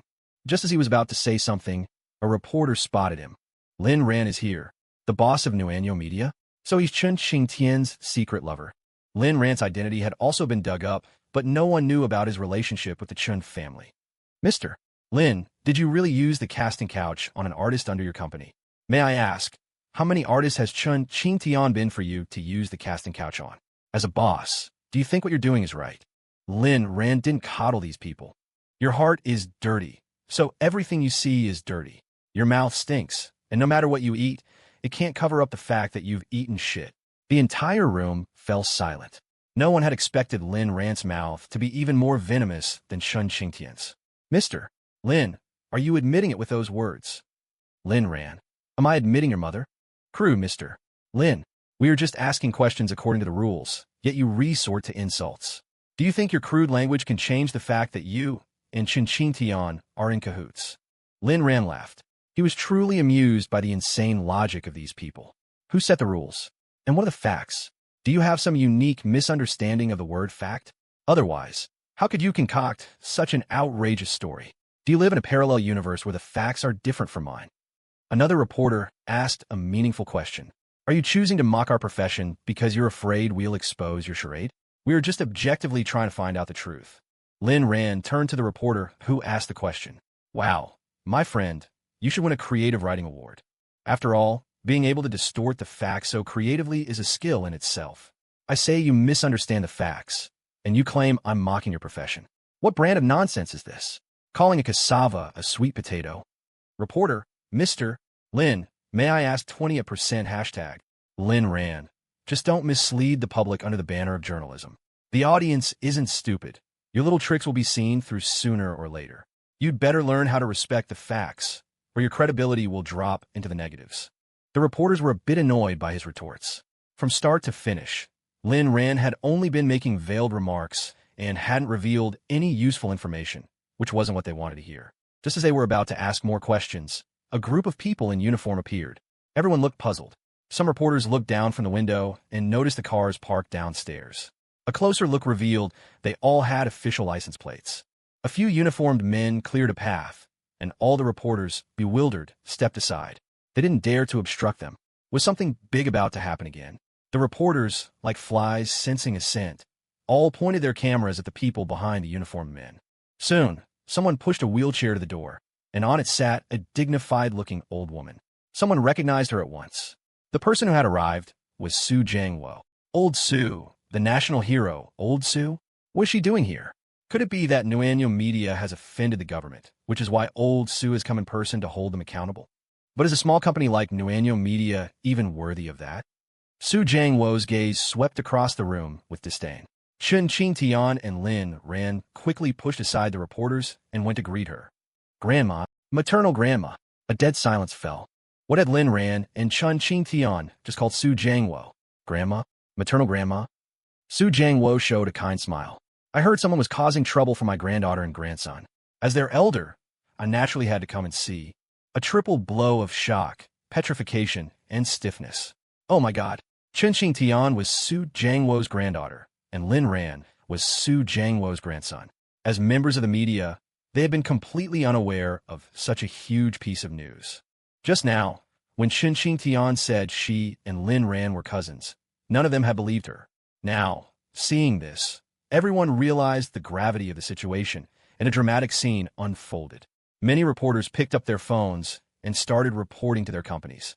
Boss, listen to me, Chen Qingtian. What? You've already published it? Retract it immediately. If we can't retract it, our company is finished. Yes. Tell everyone not to write nonsense like they're blind. Chen Qingtian is no ordinary person. Lin Ran is Su Jiangwo's grandson. Who's Su Jiangwo? Go look her up and you'll know. Damn it. How can someone like you be a media boss? Some reporters had already started to flee. After all, no one wanted to stick their neck out and be marked. You media folk, you dare to slander my granddaughter and grandson and then just walk away. Everyone froze in place. Su Jiangwo's words were not threatening, but no one dared to move. The Chen family of Kyoto. The Chen family might not be well known to the general public, but anyone with a bit of experience knew how formidable they were. Chen Xiao was only the director of the Bureau of Education, but both of his sons were remarkable. And then there was his wife, Su Jiangwo. She was a national hero who received an official government stipend. At that moment, some people also discovered through their phones that the tide of public opinion online had already turned. An official media outlet had personally stepped in. The official news agency directly criticized contemporary netizens for not distinguishing right from wrong and explicitly mentioned Chen Qingtian's name. A cold sweat broke out on all the reporters' backs. Su Jiangwo looked dotingly at Chen Qingtian and Lin Ran, then turned her gaze to the reporters. What? No one's talking now. Old Su, we didn't know about the relationship between Chen Qingtian and Lin Ran. We just came to conduct an interview this time, with no other intentions. I'm just an employee, Old Su. This was all arranged by our boss. If you have a problem, go find our boss.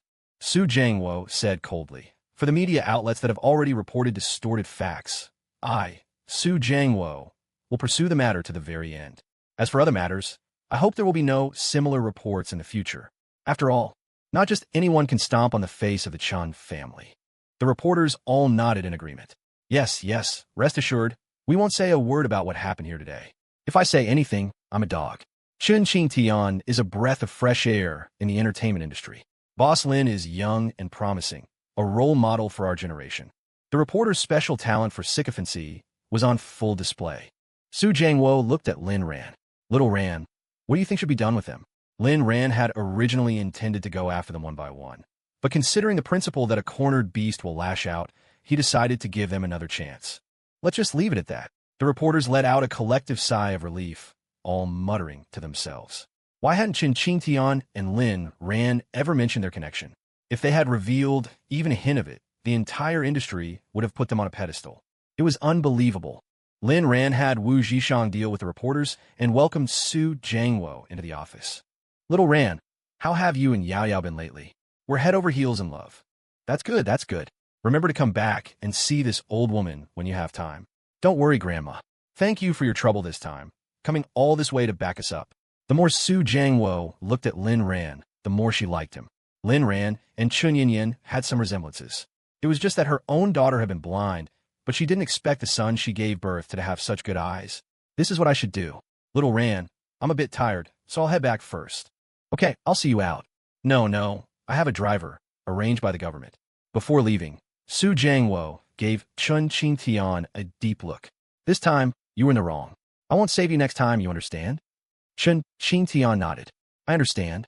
After seeing Su Jiangwo off, Lin Ran also left the company directly. In less than an hour, the tide of public opinion online had turned sharply. The news of Lin Ran and Chun Qingtian being cousins caught everyone off guard. Meanwhile, Lin Jian was stunned. Lin Ran and Chun Qingtian are cousins? How could anyone believe something so ridiculous? But before he could post anything further, he received a message. Didn't expect that, did you little bastard? Lin Ran and Chun Qingtian are cousins. But you and Lu Rushua might not be, haha. Lin Jian jumped up in fright. Lu Yuemei, little Jian, what are you doing? And nothing. A sinister look flashed in Lin Jian's eyes. He felt a murderous intent. The feeling of having such a secret discovered left him at a loss. Who are you? Your granddaddy. Fuck. Lin Jian's composure was starting to crack. Why was this person cursing at him? The message was, of course, sent by someone at Lin Ran's behest. He just wanted to make Lin Jian anxious and fearful, to have him live in a state of constant trepidation. After settling this matter, Lin Ran picked up Lu Yao, and the two returned to the manor together. In the car, Lin Ran noticed Lu Yao was in a bad mood. A little thought was all it took to figure out why. Yao, you're angry. Lu Yao didn't speak. Yao, are you jealous? Lu Yao nodded. I am jealous, and I'm very angry. I'm not angry at you, or at Chun Qingtian. I'm angry that our relationship hasn't even been made public, and yet there are already rumors about you and Chun Qingtian. It's ridiculous. Lin Ran. Yao, I will announce our relationship to the whole world. Lin Ran dropped a bombshell. Sure enough, stars appeared in Lu Yao's eyes. Really? Of course. When have I ever lied to you? I remember in the past, you tricked me into. Stop, don't say it. I was a dog in the past. Now I want to be a man, your man. Lu Yao finally broke into a happy smile. She had been on the verge of making a move just now. While Lin Ran was making vows of eternal love to Lu Yao, Lu Yuemei left the temporary apartment the Lin family was renting by herself. Lu Yuemei normally wouldn't have planned to meet the Lu family at this time. It wasn't that Lin Tianba didn't want to repay the money, but she wanted Lin Tianba to give the money to her, so she could then repay her family. This had aroused Lin Tianba's suspicion, so Lu Yuemei planned to find a time to conspire with the Lu family. That was why she made an unexpected appearance at her parents' home today. The Lu family had been so angry these past few days they wanted to kill Lin Tianba, but after hearing Lu Yuemei's explanation, they all fell into deep thought. Yuemei, my good daughter, it's not impossible for us to help you with this, but there's a condition. You have to give us at least half of the money.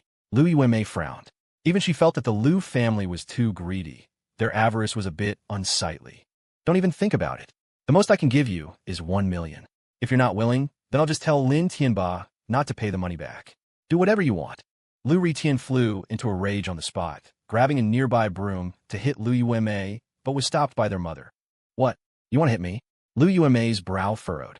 Mother Lu quickly said, Ritian just want to sweep the room. What are you talking about? Fine, 1 million it is. Mom. Just as Lu Ritian was about to speak, his mother stopped him. Son, we're all family. Let's just help Yuemei out. Lu Ritian instantly understood his mother's expression and quickly said, all right. And so, Lu Yuemei immediately arranged to meet Lin Tianba. Although Lin Tianba was shameless, he loved Lu Yuemei too deeply and didn't want her to face difficulties with the Lu family in the future, so he planned to repay the money.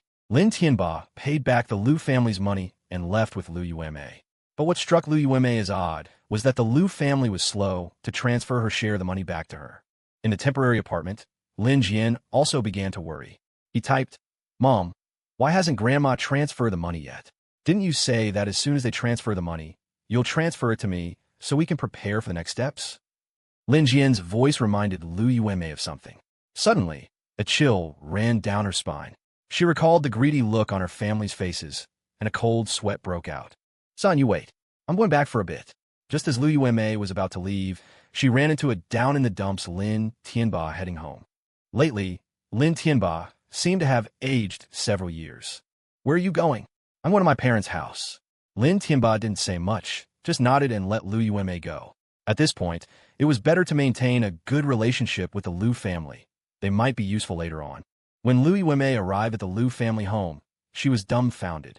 The person who opened the door was not a member of the Lu family, but a stranger. Who are you looking for? Who are you? Why are you here? Where is Lu Ran? You mean Lu Ran? He and his mother sold the house to me. Lu Yao stood there, stunned. She felt as if her world was slowly collapsing. Had her own mother and brother abandoned her for that little bit of money? Just then, Lu Yao's phone rang. She picked it up and saw it was Lu Yao. Lu Yao quickly answered. Yao, where are you? Auntie, my dad is keeping me here. I'm telling you, Grandma and Dad don't live there anymore. They're not going to give the money back to you. Lu Yao was completely dumbfounded. She knew the Lu family was capable of something like this. Yao, where are you? I'll come find you. Auntie, you won't be able to find me, but I know a way for you to get the money. You can find a debt collection agency. Auntie, why are you helping me? Because you're my auntie. When I see how Grandma and Dad are acting, and I think of you, I feel so sad. Auntie, you've been so good to me since I was little. How could they do this? Lu Yao took a deep breath, thinking to herself that she hadn't doted on this niece for nothing. After hanging up, Lu Yao began to ponder. She thought Lu Yao's idea made sense. If someone else had said this to her, she might have hesitated, but since it came from her most trusted niece, there was no need to think twice. Lu Yao meant more to her than the rest of the Lu family. At a time like this, she was still thinking of her. She was touched. So, she decided to take Lu Yao's advice. She thought for a moment, who was good at collecting debts. Hey, that brother Dao from before, didn't he specialize in lending and debt collection? So, Lu Yao pulled some strings and finally managed to contact brother Dao, arranging to meet him shortly. What she didn't know was that what awaited her was an endless hell. She would never have imagined that it was her most trusted niece who had personally pushed her into this abyss. On the other end of the line, Lu Yao hung up the phone with tears streaming down her face. Auntie, I'm sorry. I'm sorry. I love Lin Ran. I have to help him. She didn't want to do this, but Lin Ran had Wang Bao instruct her that she had to. Lu Yao had been struggling with the decision, but Lu Ran immediately pocketed all of Lu Yao's money, a fact the entire Lu family was aware of. Lu Yao knew that she and her brother Lin Jian were no longer possible, which made her very sad. Then she thought, what if Lu Yao told Lin Tianba, and Lin Tianba took revenge on their Lu family? Wouldn't she be retaliated against as well? To prevent Lu Yao from retaliating, she had to have some leverage over her. Thus, she agreed to the plan. Although she didn't know what Lu Yao's final fate would be, she thought her brother Lin Ran wouldn't be too cruel. She had sacrificed so much for brother Lin Ran. Surely he would fall in love with her now? Thinking about how terribly Lu Yao had treated brother Lin Ran in the past, her actions could be seen as a form of revenge on his behalf. With this thought, her sense of guilt greatly diminished, replaced by a sense of pleasure in punishing a wicked person. Auntie, don't blame me. If you have to blame someone, blame yourself for being a shrew all these years. If you had been even a little bit kinder to brother Lin Ran, you wouldn't have ended up in this situation. This is your own fault, not mine. I'm just a messenger. Meanwhile, at the villa, Wang Bao quickly reported the matter to Lin Ran. A smile of a successful scheme appeared on Lin Ran's face. Tell brother Dao he can make his move. Understood. After Wang Bao left, Lu Yao looked at Lin Ran's current expression, and her heart seemed to leap with joy. Ran is truly growing, and at a speed that surpasses all imagination. Even the legendary Lu Yao had to admit she had misjudged him. She had always thought Lin Ran would grow up in the gilded cage she had woven for him. She never expected that this little bird would now spread its wings and soar, quickly growing into a mighty eagle. Although he had broken out his cage, she loved him so much. Soon, Lu Yao arrived at brother Dao's territory. Not long after she arrived, brother Dao appeared. There was a match in the underground boxing ring today, and the sound of fist meeting flesh vibrated through Lu Yao's heart. Was it really okay to be discussing business with a man like brother Dao? Ms. Lu, do you need debt collection services? Brother Dao's words interrupted Lu Yao's thoughts. She took a deep breath and made up her mind. That's right. My family owes me over 50 million. I need you to get the money back for me. Possible, but we need to discuss the price. In truth, brother Dao had no intention of helping Lu Yao collect the debt. He was just lulling her into a false sense of security. How much will I have to pay? Brother Dao held up one finger. 10%. That much. Ms. Lu, for others, I charge at least 20%. I'm giving you a discount. Thinking of her family's ugly greed and the fact that she couldn't find them now, Lu Yao steeled herself and nodded in agreement. The two signed an informal contract on the spot. Ms. Lu, please pay up. Lu Yao was stunned. Pay what? The debt collection fee, of course. Brother Dao said with a matter-of-fact look. Once you collect the debt, I'll naturally pay you. Brother Dao laughed. Ms. Lu, what kind of person do you take me, Daozi, for? What if you go back on your word later? Who would I turn to? The rule here is to pay first, at least half. What? You don't have it. Lu Yao was frightened by Brother Dao's demeanor. She was puzzled why he had suddenly become so fierce. She quickly said, I have it. I'll have my husband. Lu Yao suddenly realized that Lin Tianba couldn't know about this. Master Dao, I only have 1 million on me. I'll give it all to you. As for the rest, I'll give it to you after you've collected the money. How about that? An even wider smile appeared on Brother Dao's face. Ms. Lu, actually, it doesn't have to be that troublesome. I'm willing to offer you a way out. What do you mean? 1 million could also become 10 million. Ow, come with me. Don't worry, I won't do anything to you. I'm a very reasonable person. Lu Yao was silent for a long time before following Brother Dao. As for where she went, it was, of course, into an endless abyss. On the second floor of the entertainment city, the casino was in full swing. Lu Yao usually enjoyed playing cards, but it was always with a few wealthy wives of her own status, and the amounts were within a reasonable range. It was her first time in a place like this, and something inside her began to stir. Ms. Lu, we signed a contract. My rules state that there are consequences for not fulfilling it. But since I see you're a reasonable woman, I'm offering you this path. Either you give me the 1 million in your hand as a penalty for breach of contract, or you take this 1 million and gamble with it here. If you win, you'll naturally have a fee for me. If you lose, I won't say another word and will let you leave safely. Lu Yao thought, is there even a choice? Of course, she'd gamble. So, she took her 1 million, but only received 900,000 in chips. This was the casino's source of profit, the house cut. Lu Yao went to a card table and noticed the dealer was signaling her to place her bet quickly. So, the first hand, she won 30,000. The second hand, she won 50,000. The third hand, she won 100,000. Lu Yao's bets got bigger and bigger. After winning 6 hands in a row, everyone gathered around, envying her luck and showering her with compliments. Lu Yao's grin was so wide, it almost split her face. On the 7th hand, she decided to go all in, betting all her original chips, plus her recent winnings, a total of over 2 million. One hand to settle it all. If she won, she'd have the money to collect her debt. If she lost, she planned to leave on the spot. As it turned out, her luck ran out. She lost everything in that one hand. Lu Yao was stunned on the spot. Her 1 million, gone just like that? Although she had mentally prepared to lose, the reality of it still hit her hard. At this moment, a glamorous-looking woman next to her said, Big sis, your luck is so good. You can't give up. Why don't you go get some more chips? But I'm out of money. Lu Yao didn't hide it. That's simple. You can go to the bar over there and apply for a loan. A loan? Yes, the casino has a loan service, didn't you know? But, big sis, your luck is really good. This was just a bit of bad luck. It won't take long to win it all back. Lu Yao thought that made sense. So she went to the loan counter. Watching from the side, Brother Dao let out a disdainful tsh. A woman like this could lose a family fortune, no matter how large. One's character is revealed in how they gamble. Based on her status as Lin Tianba's wife, Lu Yao was granted a credit line of a staggering 100 million. Lu Yao herself was taken aback. I'll just borrow 1 million. Lu Yao was not a compulsive gambler. She still had some rationality. You're borrowing just 1 million? Why not just have your husband send it over? We checked, and while his debt ratio is high, his cash flow is also substantial. A staff member looked at Lu Yao with disdain. Lu Yao scratched her head in embarrassment. In that case, I'll borrow 10 million. Soon, the loan was processed, and Lu Yao returned with 9 million in chips. At the gambling table, the colorful chips gradually filled her vision. She won more than she lost, but her wins were small, and her losses were large. Slowly, her 10 million was whittled down to almost nothing. It was only then that she woke up, as if from a dream, a cold sweat breaking out on her back. At that moment, a young man said, Big sis, I think this casino might be cheating. Cheating? Yes, look, all of us win when we bet small, and lose when we bet big. So I want to discuss something with you. Let's team up and win the money back bit by bit. Lu Yao realized the young man was right. She wasn't an idiot.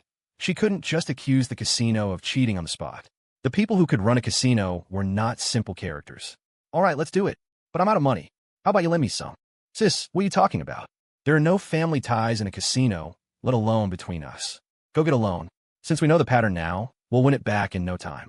Lu Yao thought that made sense, so she went and borrowed another 10 million. It was only at this point that brother Dao sent a message to Lin Ran. The fish is hooked good and proper. Half an hour later, Lu Yao had lost again. The thought that she had already lost over 20 million made her increasingly terrified. Just then, a man claiming to be a professional card sharp said to Lu Yao, "This lady, I'm going to expose the casino's cheating. Will you help me? How can I help? You only place bets. I've already found a loophole, but I need the dealer to make a move so I can catch her. So we have to lose the next hand. But I'm out of money. Get a loan." Lu Yao fell silent. Was this really okay? But the thought of the 20 million she had already lost made her hesitate no longer. If she continued, there was still a chance to make a comeback. If she stopped now, how would she ever repay the loans? Another half hour passed, and Lu Yao was once again dumbfounded. "My dear beautiful lady, my apologies. My old eyes were mistaken just now. I didn't see them cheat." Lu Yao was so angry she wanted to curse. At this moment, another man stood up. "Old Sue, I actually saw it, but I need your cooperation." By midnight, Lu Yao's eyes were bloodshot from gambling. Again and again, she racked up a debt of a full 100 million. What she didn't know was that the entire casino was serving only her today. Soon, Lu Yao was completely bewildered. She couldn't get any more loans. I've borrowed 100 million from you people." The staff member took out the contract and pointed to the name on it. "If you don't believe it, see for yourself." Lu Yao took the contract and read it, her heart pounding with increasing alarm as she did. She woke up, as if from a dream, staring blankly into space. At this moment, Brother Dao reappeared. Seeing Brother Dao, Lu Yao immediately began to plead. "Master Dao, I beg you, give me some more. I can definitely win it back." Brother Dao shook his head. "You've reached your limit. Now it's time to pay up." "Pay what?" "The rules. All loans must be repaid before the person leaves this establishment. Of course, there are many who lose everything and can't pay. You can have someone send the money over. If they can't, then I'll have to take something from you, like an arm, which will buy you 3 days." In front of Lin Ran, Brother Dao was meek, but everyone else knew him as a formidable figure in Kyoto's underworld, a man with half the criminal code under his belt. Lu Yao, she stammered several times, unable to think of what to do. Finally, her eyes darted, and her tone changed. "It was you. You people cheated." Brother Dao's face immediately turned cold. He pointed to the casino floor. "Interesting. You lose money and accuse me of cheating. I Daozi pride myself on integrity in business. In all these years, no one has ever been able to prove I cheat. I'll let you investigate right now. If you find anything, I'll pay you back 100 million. If you can't find anything, not only do you have to repay the money, you'll also have to compensate me." Lu Yao trembled all over.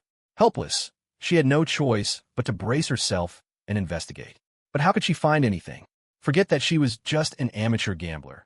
Even a professional card sharp wouldn't be able to spot a problem. Even if they did, they couldn't say anything, because there was no cheating. Lu Yao's losses were due to a setup and pure gambling skill, not cheating techniques. These tricks might be spotted by a professional, allowing them to avoid the trap, but they were more than enough to deal with Lu Yao. "You should feel honored that so many people set up a con just for a novice like you." Lu Yao returned, dejected. "Well, did Ms. Lu find anything?" Of course, Lu Yao couldn't find anything. She could only beg Brother Dao. "Master Dao, please don't tell my husband." Brother Dao was not one to indulge Lu Yao. "Sure, you're my guest. As long as you pay back the money, I'll still treat you as a guest of honor. But I don't have that much money. How about you first help me collect my debt, and when I have money, I can win back what I just lost." Brother Dao thought to himself, "My God, is this woman out of her mind? With money, she doesn't think about paying me back, but about continuing to gamble? Are you trying to ascend to the heavens? The money, I will definitely collect it because that money is already mine. As for the remaining 50 million, you must pay it back to me." This was also part of Lin Ran and Brother Dao's plan. When Lu Rushiwei revealed the news of Lin Tianba repaying the debt to Wang Bao, Lin Ran had already anticipated this step. How could the Lu family possibly spit out the money they'd already swallowed? But if they thought they could get away with the money and live happily ever after, they were dreaming. Lu Yao's eyes widened. "That's my money. How is it yours?" Brother Dao sent a hard slap across her face, and Lu Yao quieted down. "Damn it! A debtor like you dares to bargain with me. Lu Yao didn't dare to fight back. She was terrified of people like Brother Dao and could only sob and beg. I really don't have any money. Please, I beg you, let me go. Seeing Lu Yao on the verge of a breakdown, Brother Dao prepared to spring his trap. No money, huh? Well, I do have a way for you to pay me back. What way? Lu Yao saw a glimmer of hope. Here, you can not only gamble money, but you can also earn money. It's just upstairs. Want to give it a try? Lu Yao frowned, sensing that something bad was waiting for her. How do I earn it? It's just yen, at #%. Lu Yao was horrified. No, I can't. I could never do something like that. Brother Dao slapped her across the face again. Then pay the money. I have no money. It was only at this moment that Lu Yao realized that gangsters were indeed all bad news. Impressive. You won't pay the money, you won't do the work, and you won't let me tell your family. Who do you think you are? In the end, Lu Yao had no choice but to play her final card. Aren't you afraid I'll call the police? Go ahead and call them. Even if the cops find me, you'll still have to go to jail. And the loan was signed under contract, an interest-free one at that. Even if I go to jail, you'll still have to acknowledge this debt. Lu Yao was completely out of options. She felt like she had fallen into a bottomless abyss. Ms. Lu, your looks are actually quite good. You may be a bit older, but that doesn't stop some people from liking your type. As long as you work hard, you'll definitely be able to pay off the money quickly. Lu Yao remained silent. Brother Dao leaned in and whispered in her ear. After all, you wouldn't want your husband to know you owe so much money on the outside, would you? 2 hours later, Lu Yao walked out with trembling legs. I didn't expect you to be so popular. Remember, from now on, whenever I call you, you come and work immediately. You cannot refuse. Lu Yao's eyes widened. What did you say? You want me to keep doing this? Or what? Do you think you're studded with diamonds? You owe me 100 million. Subtracting the 50 million debt from the Lu family, you still owe me 50 million. At a rate of 1,000 per session, that's at least 50,000 sessions before our accounts are settled. Lu Yao was utterly stunned. 50,000 times? 50,000? She was already in her 40s. Assuming she lived to be 100, that was less than 60 years left. That meant about 3 times a day. Even if she worked extra hard, she would be nearly 60 by the time the debt was paid off. For an ordinary person, earning 50 million by age 60 might not be impossible. But for Lu Yao, her life was over just like that, and she wouldn't see a single cent of it. 50,000 sessions is already being generous to you. You should know, that's not the normal price. Lu Yao collapsed to the ground, but she didn't dare to cry. Either you find a way to pay the money, or you do the work. If you have the ability to make the client spend more, you might pay it off even faster. Of course, as I said, I'm a very reasonable person. If one day you gather enough money, you can naturally regain your freedom. Lu Yao was in despair. What could she do? Can I go now? Brother Dao handed something to Lu Yao. Put this on and get lost. Remember, don't even think about running. You can't escape my sight, even if you run to the ends of the earth. When I tell you to show up, no matter where you are, you must appear immediately or go to the address I give you to do your work. Got it? Damn it, I'm talking to you. Gee, got it. Lu Yao wanted to cry, but she didn't dare. The Brother Dao before her was too terrifying. Lu Yao put on the device, enduring the humiliation, and left the entertainment city with a trembling body. When she returned to the rented apartment, it was already the middle of the night. Honey, why are you back so late? Lu Yao burst into tears and threw herself into Lin Tianba's arms. Honey, I love you so much. Lin Tianba comforted Lu Yao, feeling a sense of satisfaction. In this situation, Lu Yao's unwavering reliance on him must be love. The reason Lu Yao acted this way was actually a psychological effect. A person who cheats, regardless of the reason, will inevitably feel a sense of guilt. Upon seeing their partner again, they will express their love to numb themselves into believing that none of it was voluntary. The person they love is still the one by their side, and the affair was really just an accident. Lin Jian frowned, feeling that something was off. Judging by his mother's appearance, she probably didn't get the money. It seemed he would have to take matters into his own hands when the time came. Relying on his mother was less reliable than relying on a dog. Meanwhile, at Dantian Manor, Lin Ran was awakened by the vibration of his phone. He picked it up and saw it was a message from Brother Dao. A satisfied smile appeared on Lin Ran's face as he read the message. As he had said, no one would get off easy. In this life, aside from loving Lu Yao, his greatest pleasure was watching his enemies from his past life meet their downfall, one by one.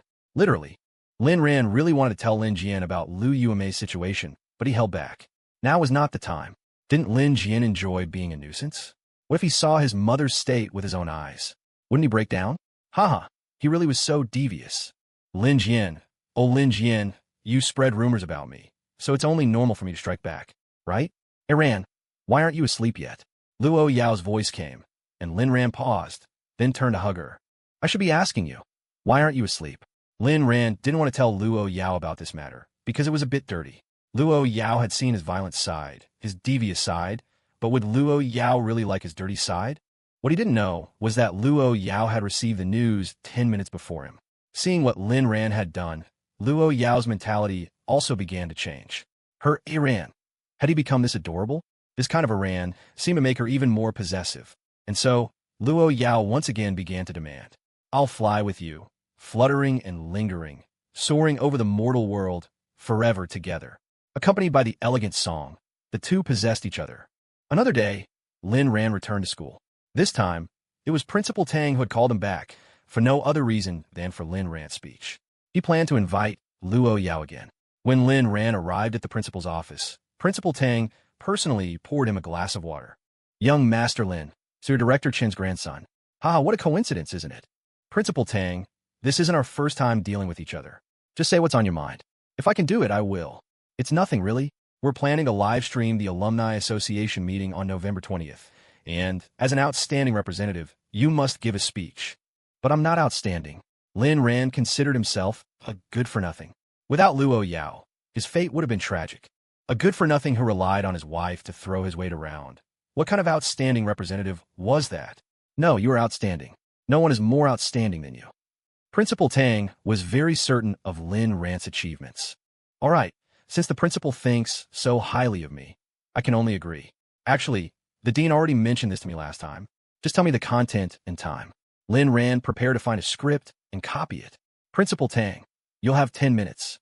As for the content, you can decide. For example, you can talk about your company, employment, housing prices, Lu Yao, or something. Wait, what did you just say? Lu Yao. Lin Ran suspected his ears were playing tricks on him. How could the principal be so off the wall? Lu Yao is your wife, and also an outstanding entrepreneur, the top magnate. Being by her side, you must have been influenced by her. You can talk about her business philosophy and daily life, your life together, or something. Stop. Principal, you don't need to say any more. I get it. Lin Ran understood. This Principal Tang was definitely doing it on purpose.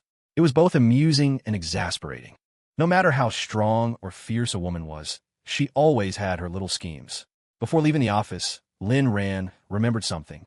By the way, Principal Tang, some students are always skipping class. It's not right for them to never come to school.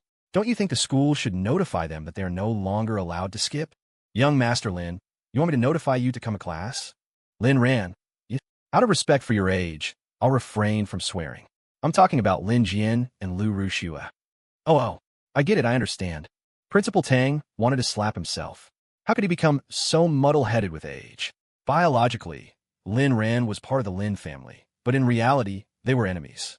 This Lin Ran was such a good kid, and now that he had finally made a name for himself, it was only human nature for him to want to cause some trouble for the Lin family. As his principal and a friend of his grandfather, he would certainly help. Moreover, Lin Ran was right. It was unseemly for students not to act like students. They should either attend class, do an internship, earn credits, or prepare for graduate school.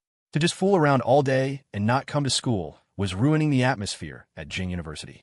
And so, both Lin Jian and Lu Rushua received a notification. If they didn't return to class, their student status would be revoked, and they would not be allowed to graduate. Lin Jian and Lu Rushua had no choice but to both return to school the next day. As soon as they appeared, they caused a huge stir among the students. It couldn't be helped. The two of them were too famous now, second only to Lin Ran. However, Lin Ran's reputation was now all positive, with the only negative being that he was kept by Lu Yao. But Lin Ran was open about it. He never denied his relationship with Lu Yao. In contrast, Lin Jian hid, and Lu Rushua made excuses. This naturally aroused the students' disgust. What people hated was never the mistake itself, but those who made a mistake and refused to admit it. Well, if it isn't young Master Lin of the Saran group, what's up? Decided to come to class? I thought the school gave you a back door. Chill, don't say that. Our classmates know full well how young Master Lin got into Jing University in the first place. Young Master Lin, I have a question for you. Could you help me with it? A student walked over with a book. Finally encountering a relatively polite student, Lin Jian managed a strained smile and tried to speak slowly in standard Mandarin. Go ahead and ask your question. I'll do my best to help you. In reality, his grades were also terrible, but the fact that he could offer to help others spoke volumes about his unique self-confidence. Look at this problem. A child has a father, a stepmother, and a stepbrother in his family. How many people are in this family? I clearly count 4, but why is the standard answer only 1? Lin Jian snapped. He threw the student's notebook and yelled, "You guys are going too far." Yes, we're going too far. Sigh. These days you get yelled at just for asking a question. What a jerk. Don't you dare talk about young Master Lin like that. Young Master Lin is just a child. What has he done wrong? Lin Jian couldn't stand it in there anymore and ran out of the large classroom. At school, he no longer enjoyed his former glory. Everywhere he went, people pointed and whispered. The sycophants who used to follow him now backstabbed him at every turn. He truly didn't want to live like this for another day. But if he didn't come to school, he would be expelled, which was also unacceptable to him. The Lin family was likely on the verge of collapse, and the status of a top university student could help him make a comeback in the future. He couldn't lose his student status now.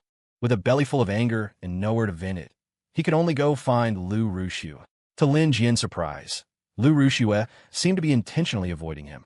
After a moment's thought, he figured it out. It must be because his mother went to the Lu family to demand the debt back and failed, so Lu Ruxiu was too embarrassed to see him. Damn it, it was all Lin Ran's fault. If Lin Ran hadn't demanded a share of the stocks back then, none of this would have happened. It was truly a case of one action affecting everything. Lin Jian's reasoning was normal, but he was mistaken. Lu Ruxiu was avoiding him not because of that, but because she had set up Lu Yuanmei. She was now a little afraid to see Lin Jian, and even afraid to see Lu Yuanmei. Without even trying to think about it, she could guess that Lu Yuanmei's end would be quite miserable. Of course, while Brother Dao wasn't a good person, he wouldn't really do anything too excessive to Lu Yuanmei, right? She was just punishing this malicious stepmother for her brother Lin Ran. She had done nothing wrong. Would Brother Lin Ran fall in love with her because of this? Lu Ruxiu comforted herself while thinking about Lin Ran, fantasizing about their happy future together. Isn't that the campus belle Lu? I heard she's quite the player.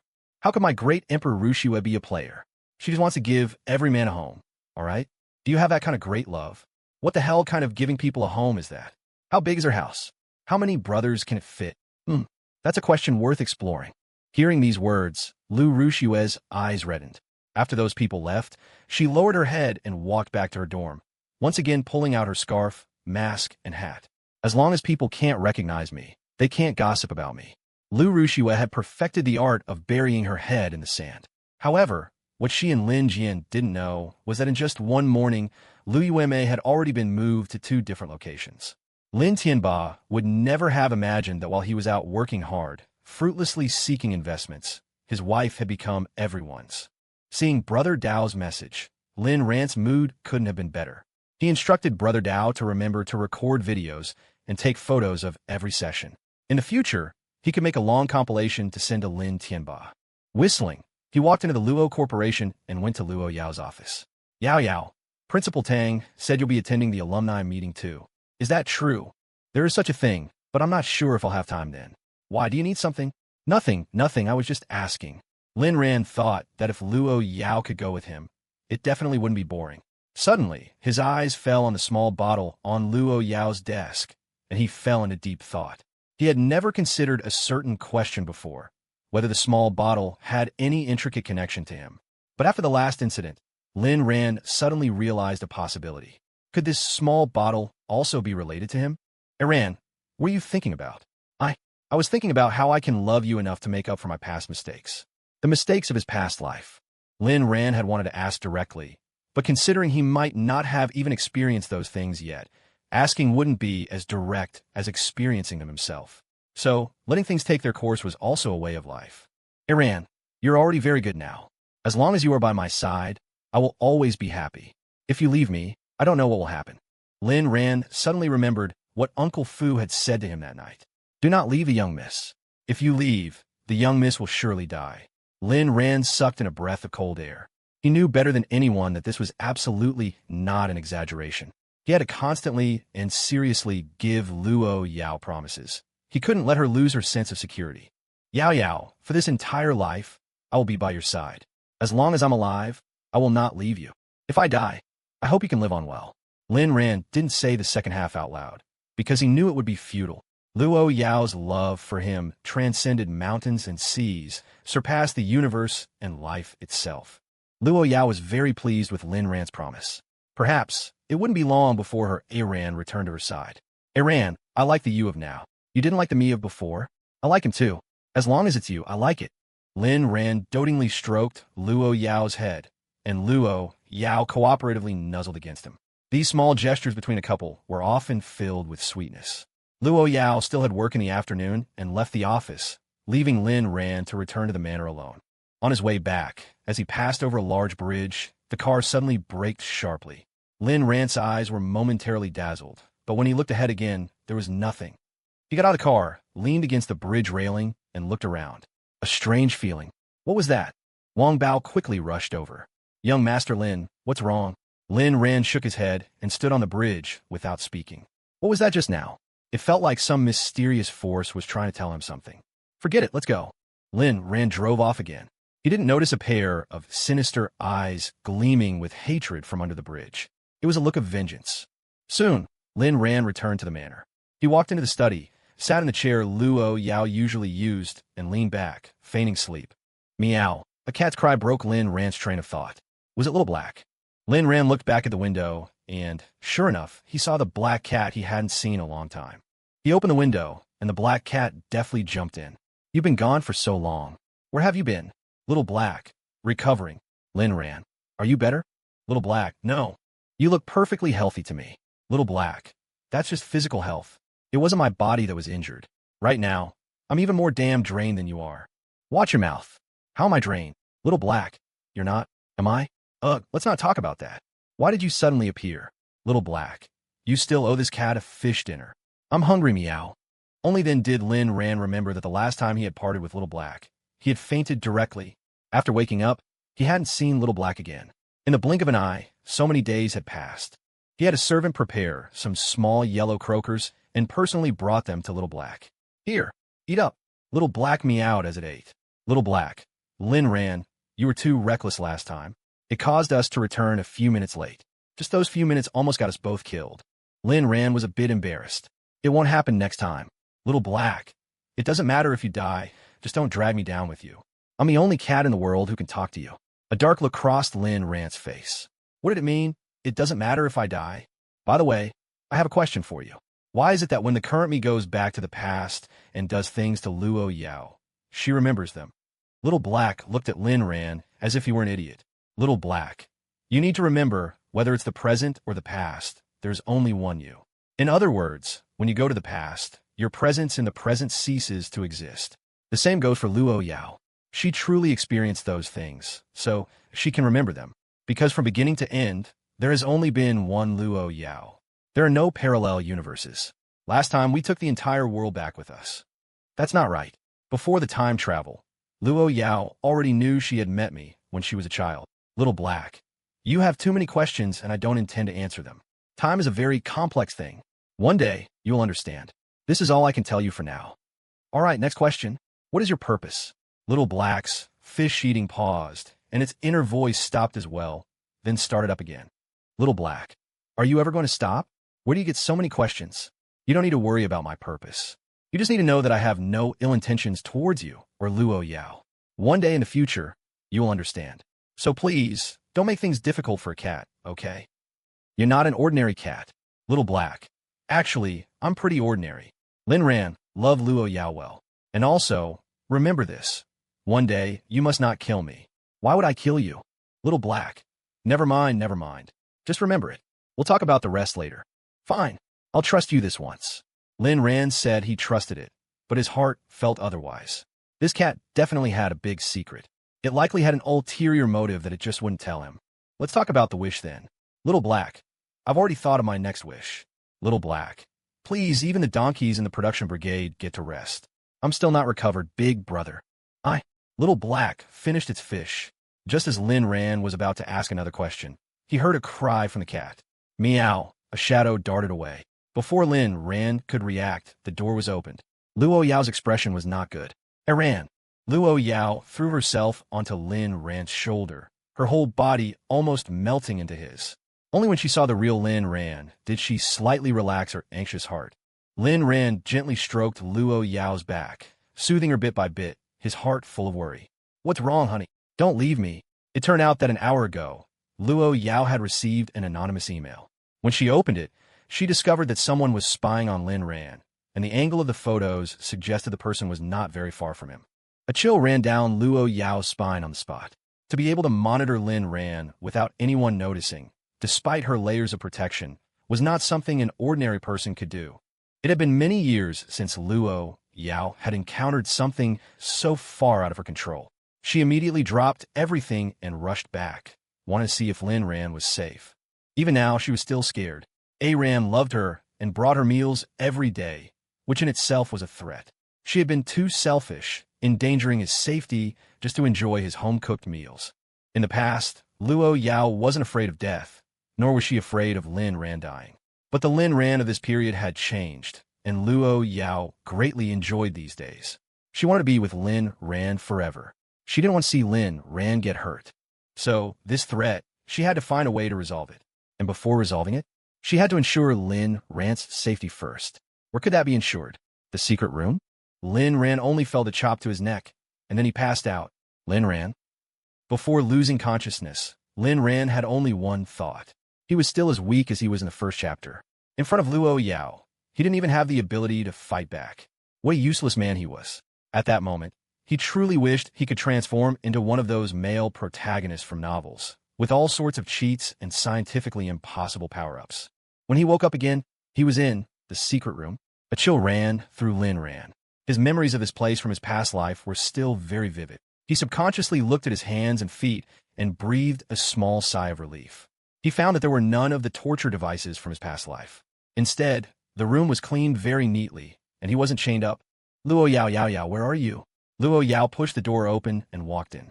Ran, I'm sorry. This is the only way I can keep you here. Why? Why? Lin Ran didn't understand. He already loved Lu Yao so much. Why did it still have to come to this? Lin Ran was utterly speechless.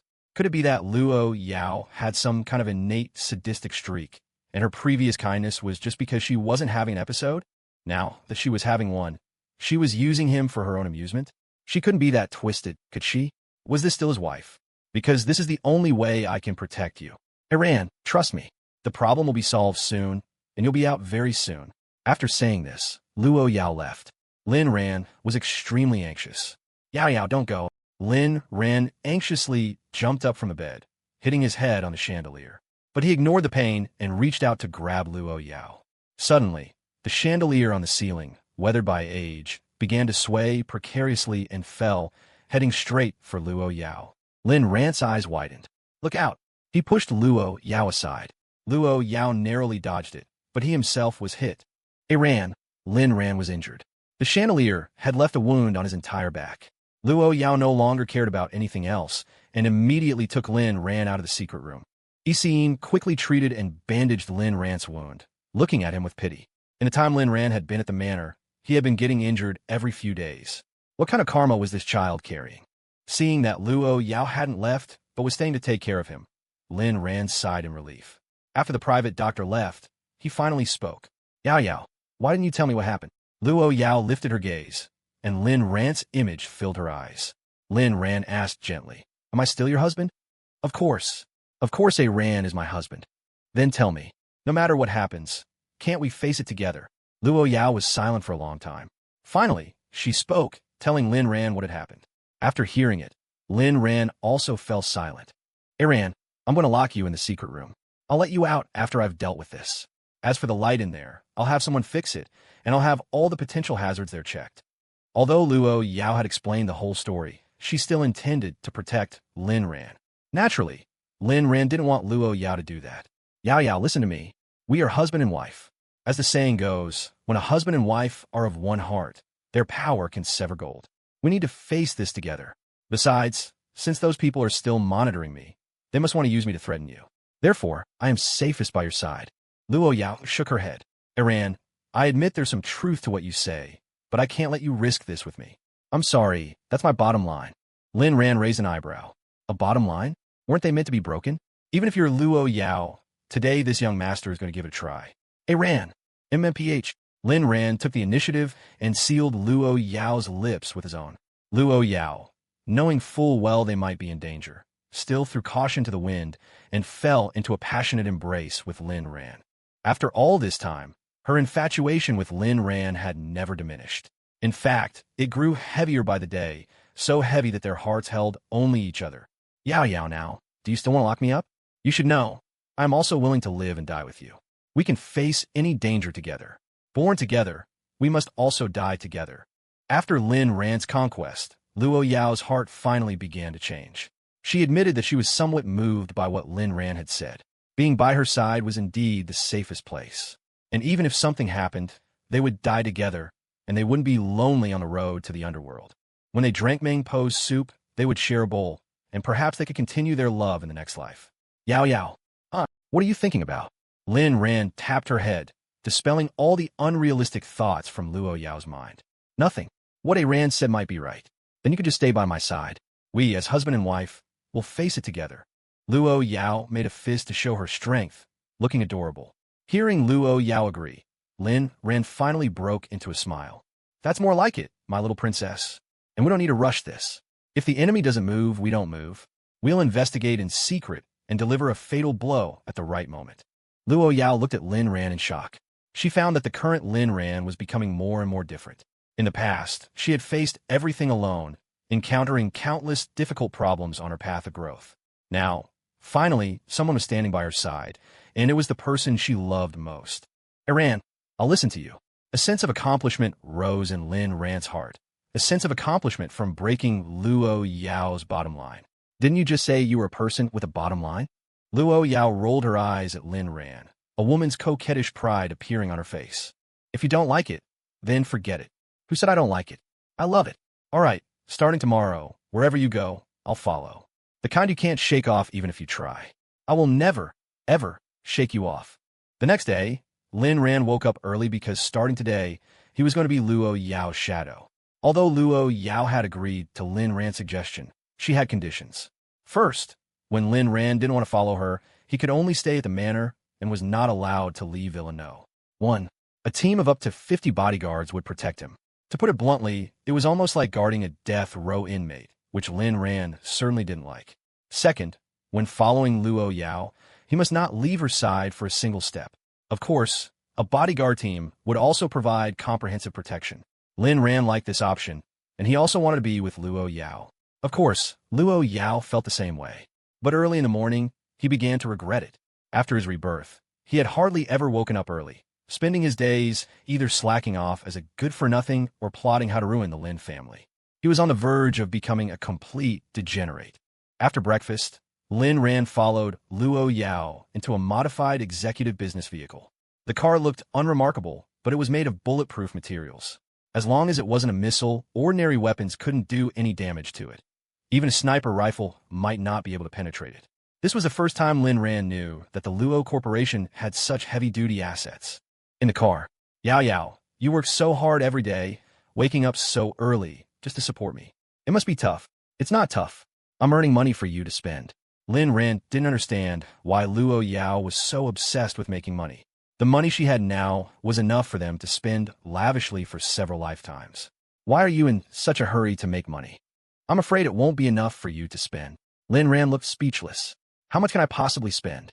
I don't know how much you'll spend, but I promised you that all the money I earn is for you. Lin Ran was momentarily stunned. Lu Yao had indeed said that. It turned out that from the very beginning, her world only had him. I thought you were afraid that if you retired, tens of thousands of people in this world would suddenly become unemployed. Lu Yao glanced at Lin Ran and said coldly, even if I retire, they won't lose their jobs because someone else will manage the group. Then why not let someone else manage it now? You could also do things you want to do. Lin Ran was genuinely puzzled. To have endless money at such a young age, why still work so hard? Not yet. A Ran, I promise you one day we will live that kind of life. Besides, the thing I want to do is to be by your side always. A Ran, I will eliminate all dangers and get rid of all enemies. At that time, I will definitely be with you every day. But not yet, I'm sorry. Lin Ran's heart was touched. Actually, I was just asking. Don't put too much pressure on yourself. After all, I still have to rely on you to support me. If you're not by my side, I'll starve to death. Lu Yao was very happy that Lin Ran had such a clear self-awareness, and she was more than willing to support this man for a lifetime. In the Luo Corporation's exclusive presidential parking lot, Lin Ran got out of the car, surrounded by a group of bodyguards. Honey, why don't you let half of these people protect you? Lu Yao, I don't need it. I'm not useless. If I can't protect myself, then even with bodyguards, it's useless. Huh? These bodyguards were professionals selected and trained systematically by Lu Yao over the years. They were not comparable to those from ordinary security companies. They were on a different level.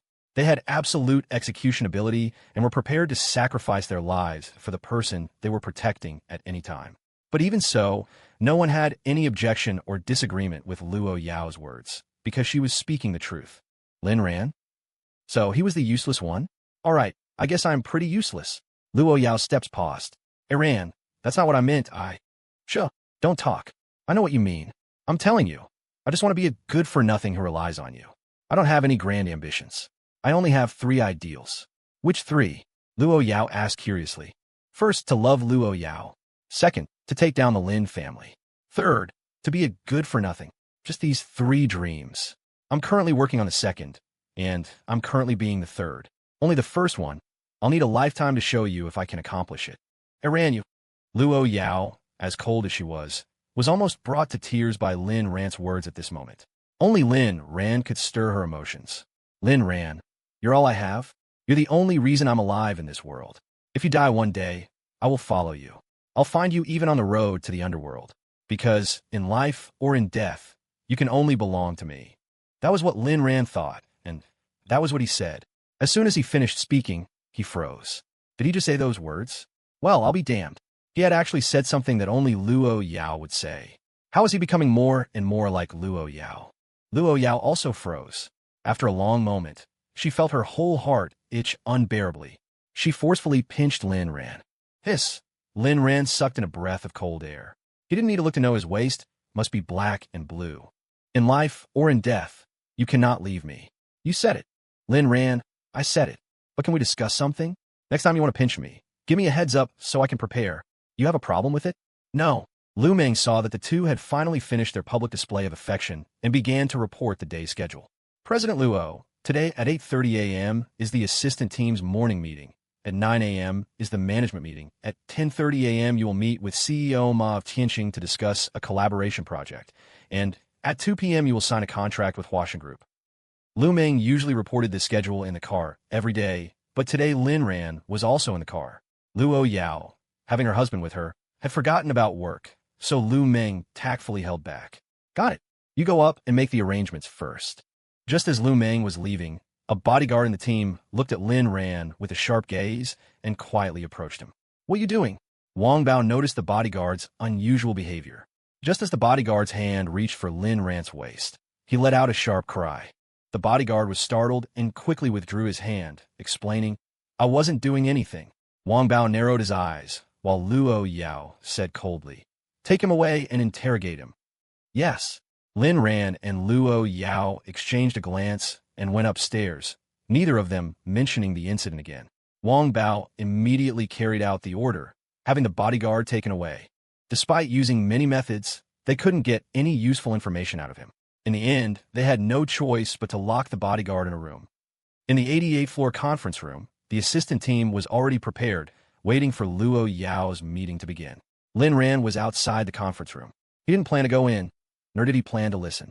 So he wandered around the corridor. The security here was not a concern. Walking up to a culture wall, Lin Ran stared in a daze at the photo of the president hanging on it. The Lu Yao in the photo looked exceptionally cold, her eyes so sharp they seemed as if they could pierce through one's soul. Who are you?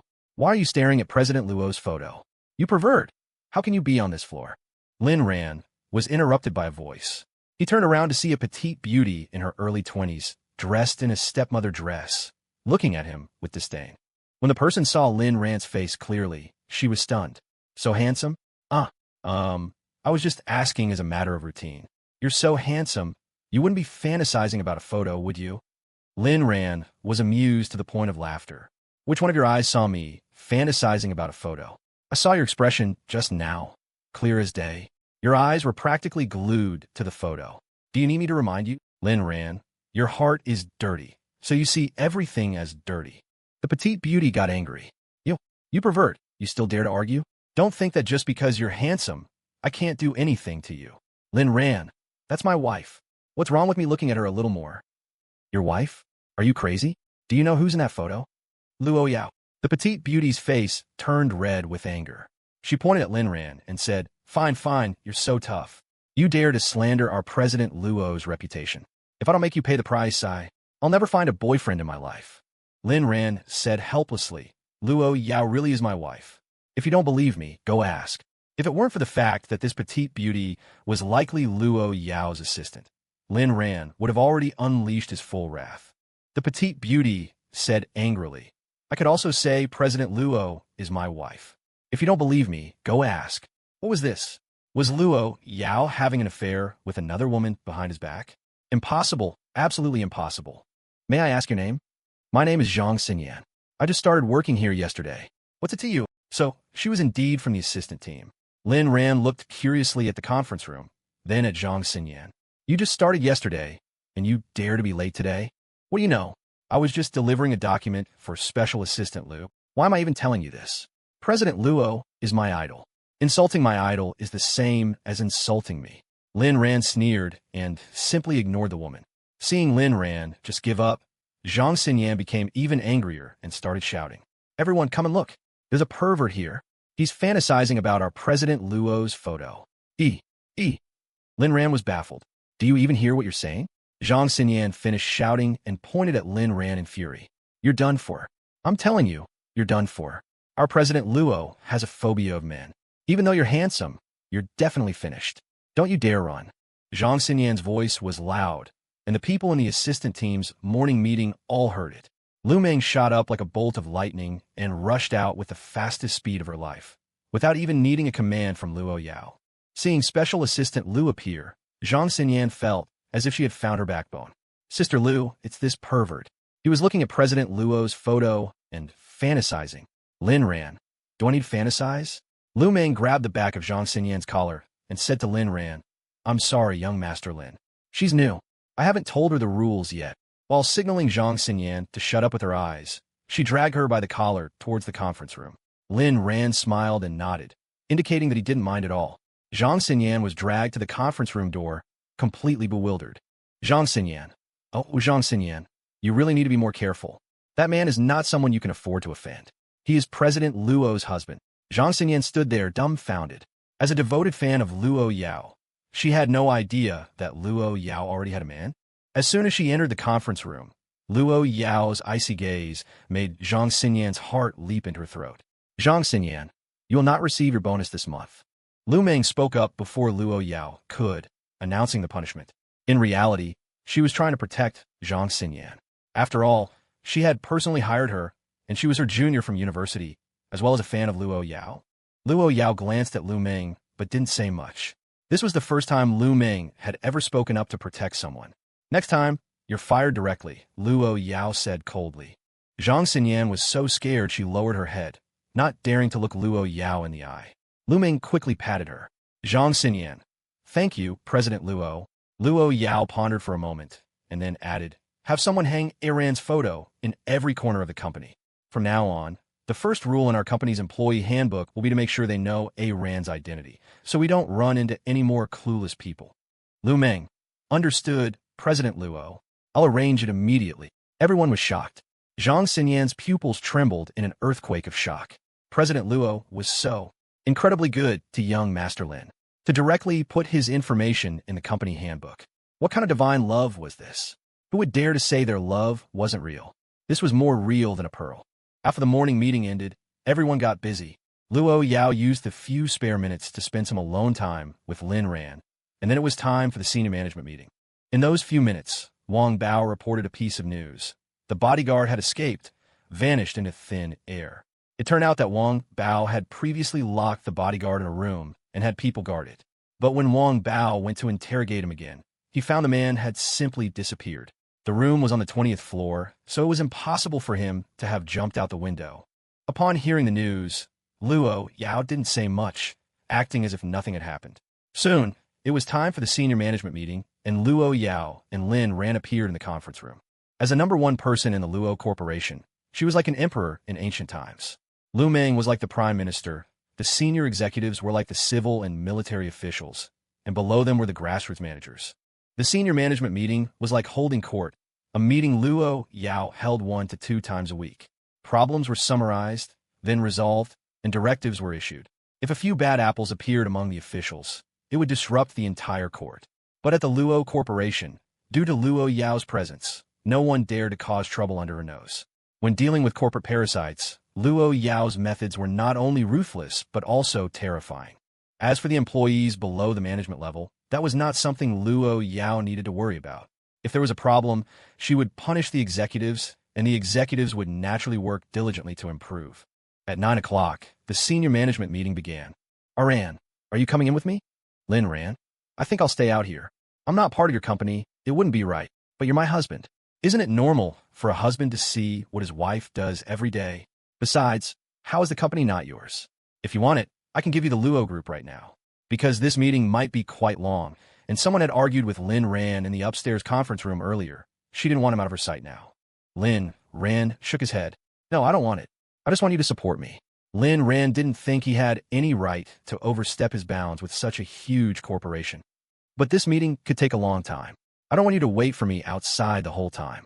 In truth, Lu Yao was also worried that some other female employee with no sense would try to hit on Lin Ran. It's fine, I think. Lu Yao pulled him directly into the conference room. Walking towards the head of the table, she said, I don't care what you think. I only care about what I think.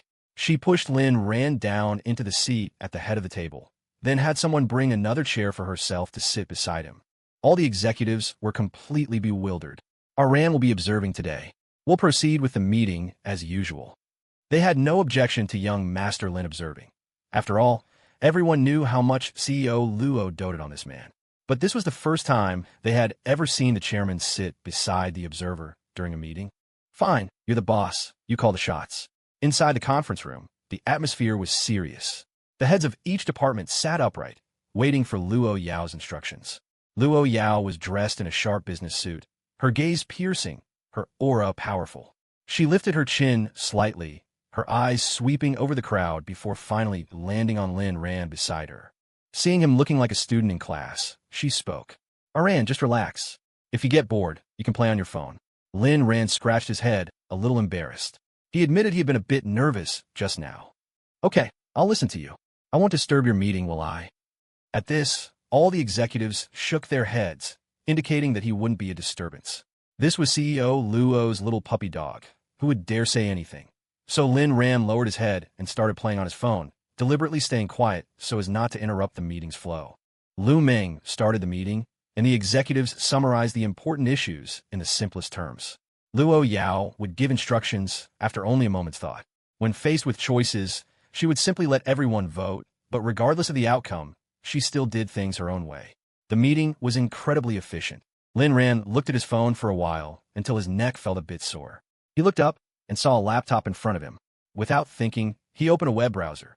He stole a glance at Lu Yao and saw the meeting was still in full swing. Lin Ran started browsing web pages on his own, reading news and looking up information. As time passed, Lin Ran began searching for some specific information. How to keep my wife in a good mood all the time. 100 ways to love your wife. After browsing for a bit, he opened a Q&A website and logged into his account. Can't stop, y'all brothers. My wife talks a lot during meetings. What kind of soup should I make to help soothe her throat? Crayon's little uncle. Rock sugar pear soup, my friend. And tell your wife's boss to give her less work, then everything will be fine. Can't stop, y'all. My precious wife is the boss. She works so hard to support me. How could rock sugar pear soup be worthy of her? Crayon's little uncle. Bro, are you fucking showing off? What the hell, why the sudden cursing? Before Lin Ran could reply, another message popped up. I'm a dumbass, and I'm not afraid. Precious? CEO? What brand of trash bag are you to be so full of it? You're a fucking dumbass. Lin Ran? What the hell? Are you guys looking for a fight? Can't stop y'all at Crayon's little uncle. I can't show off your mom, because your dad probably wouldn't agree. Lin Ran logged into the mobile version of his messaging app. He took out his phone, took a screenshot of all the past transfers from wifey, and sent it. Can't stop y'all. And I'm a dumbass, and I'm not afraid image you really do look like a dumbass. Another reply appeared. Zon Maniac M. Just use your mouth to soothe her. Can't stop out at Zon Maniac M. I'm a dumbass, and I'm not afraid. I suggest you two go take a picture together. My treat. You'll make a perfect pair of morons. Lin Ran was in the middle of the fight when a new hero joined the battlefield. Fake sweet potato, real cassava. It's fun watching you guys flame each other, but let me say one thing. This bro is clearly a newbie boyfriend. After a while, he won't be asking these kinds of questions, because time will turn love into a pile of trivial squabbles. By then, so-called love will be a joke. Men will cheat, women will have affairs.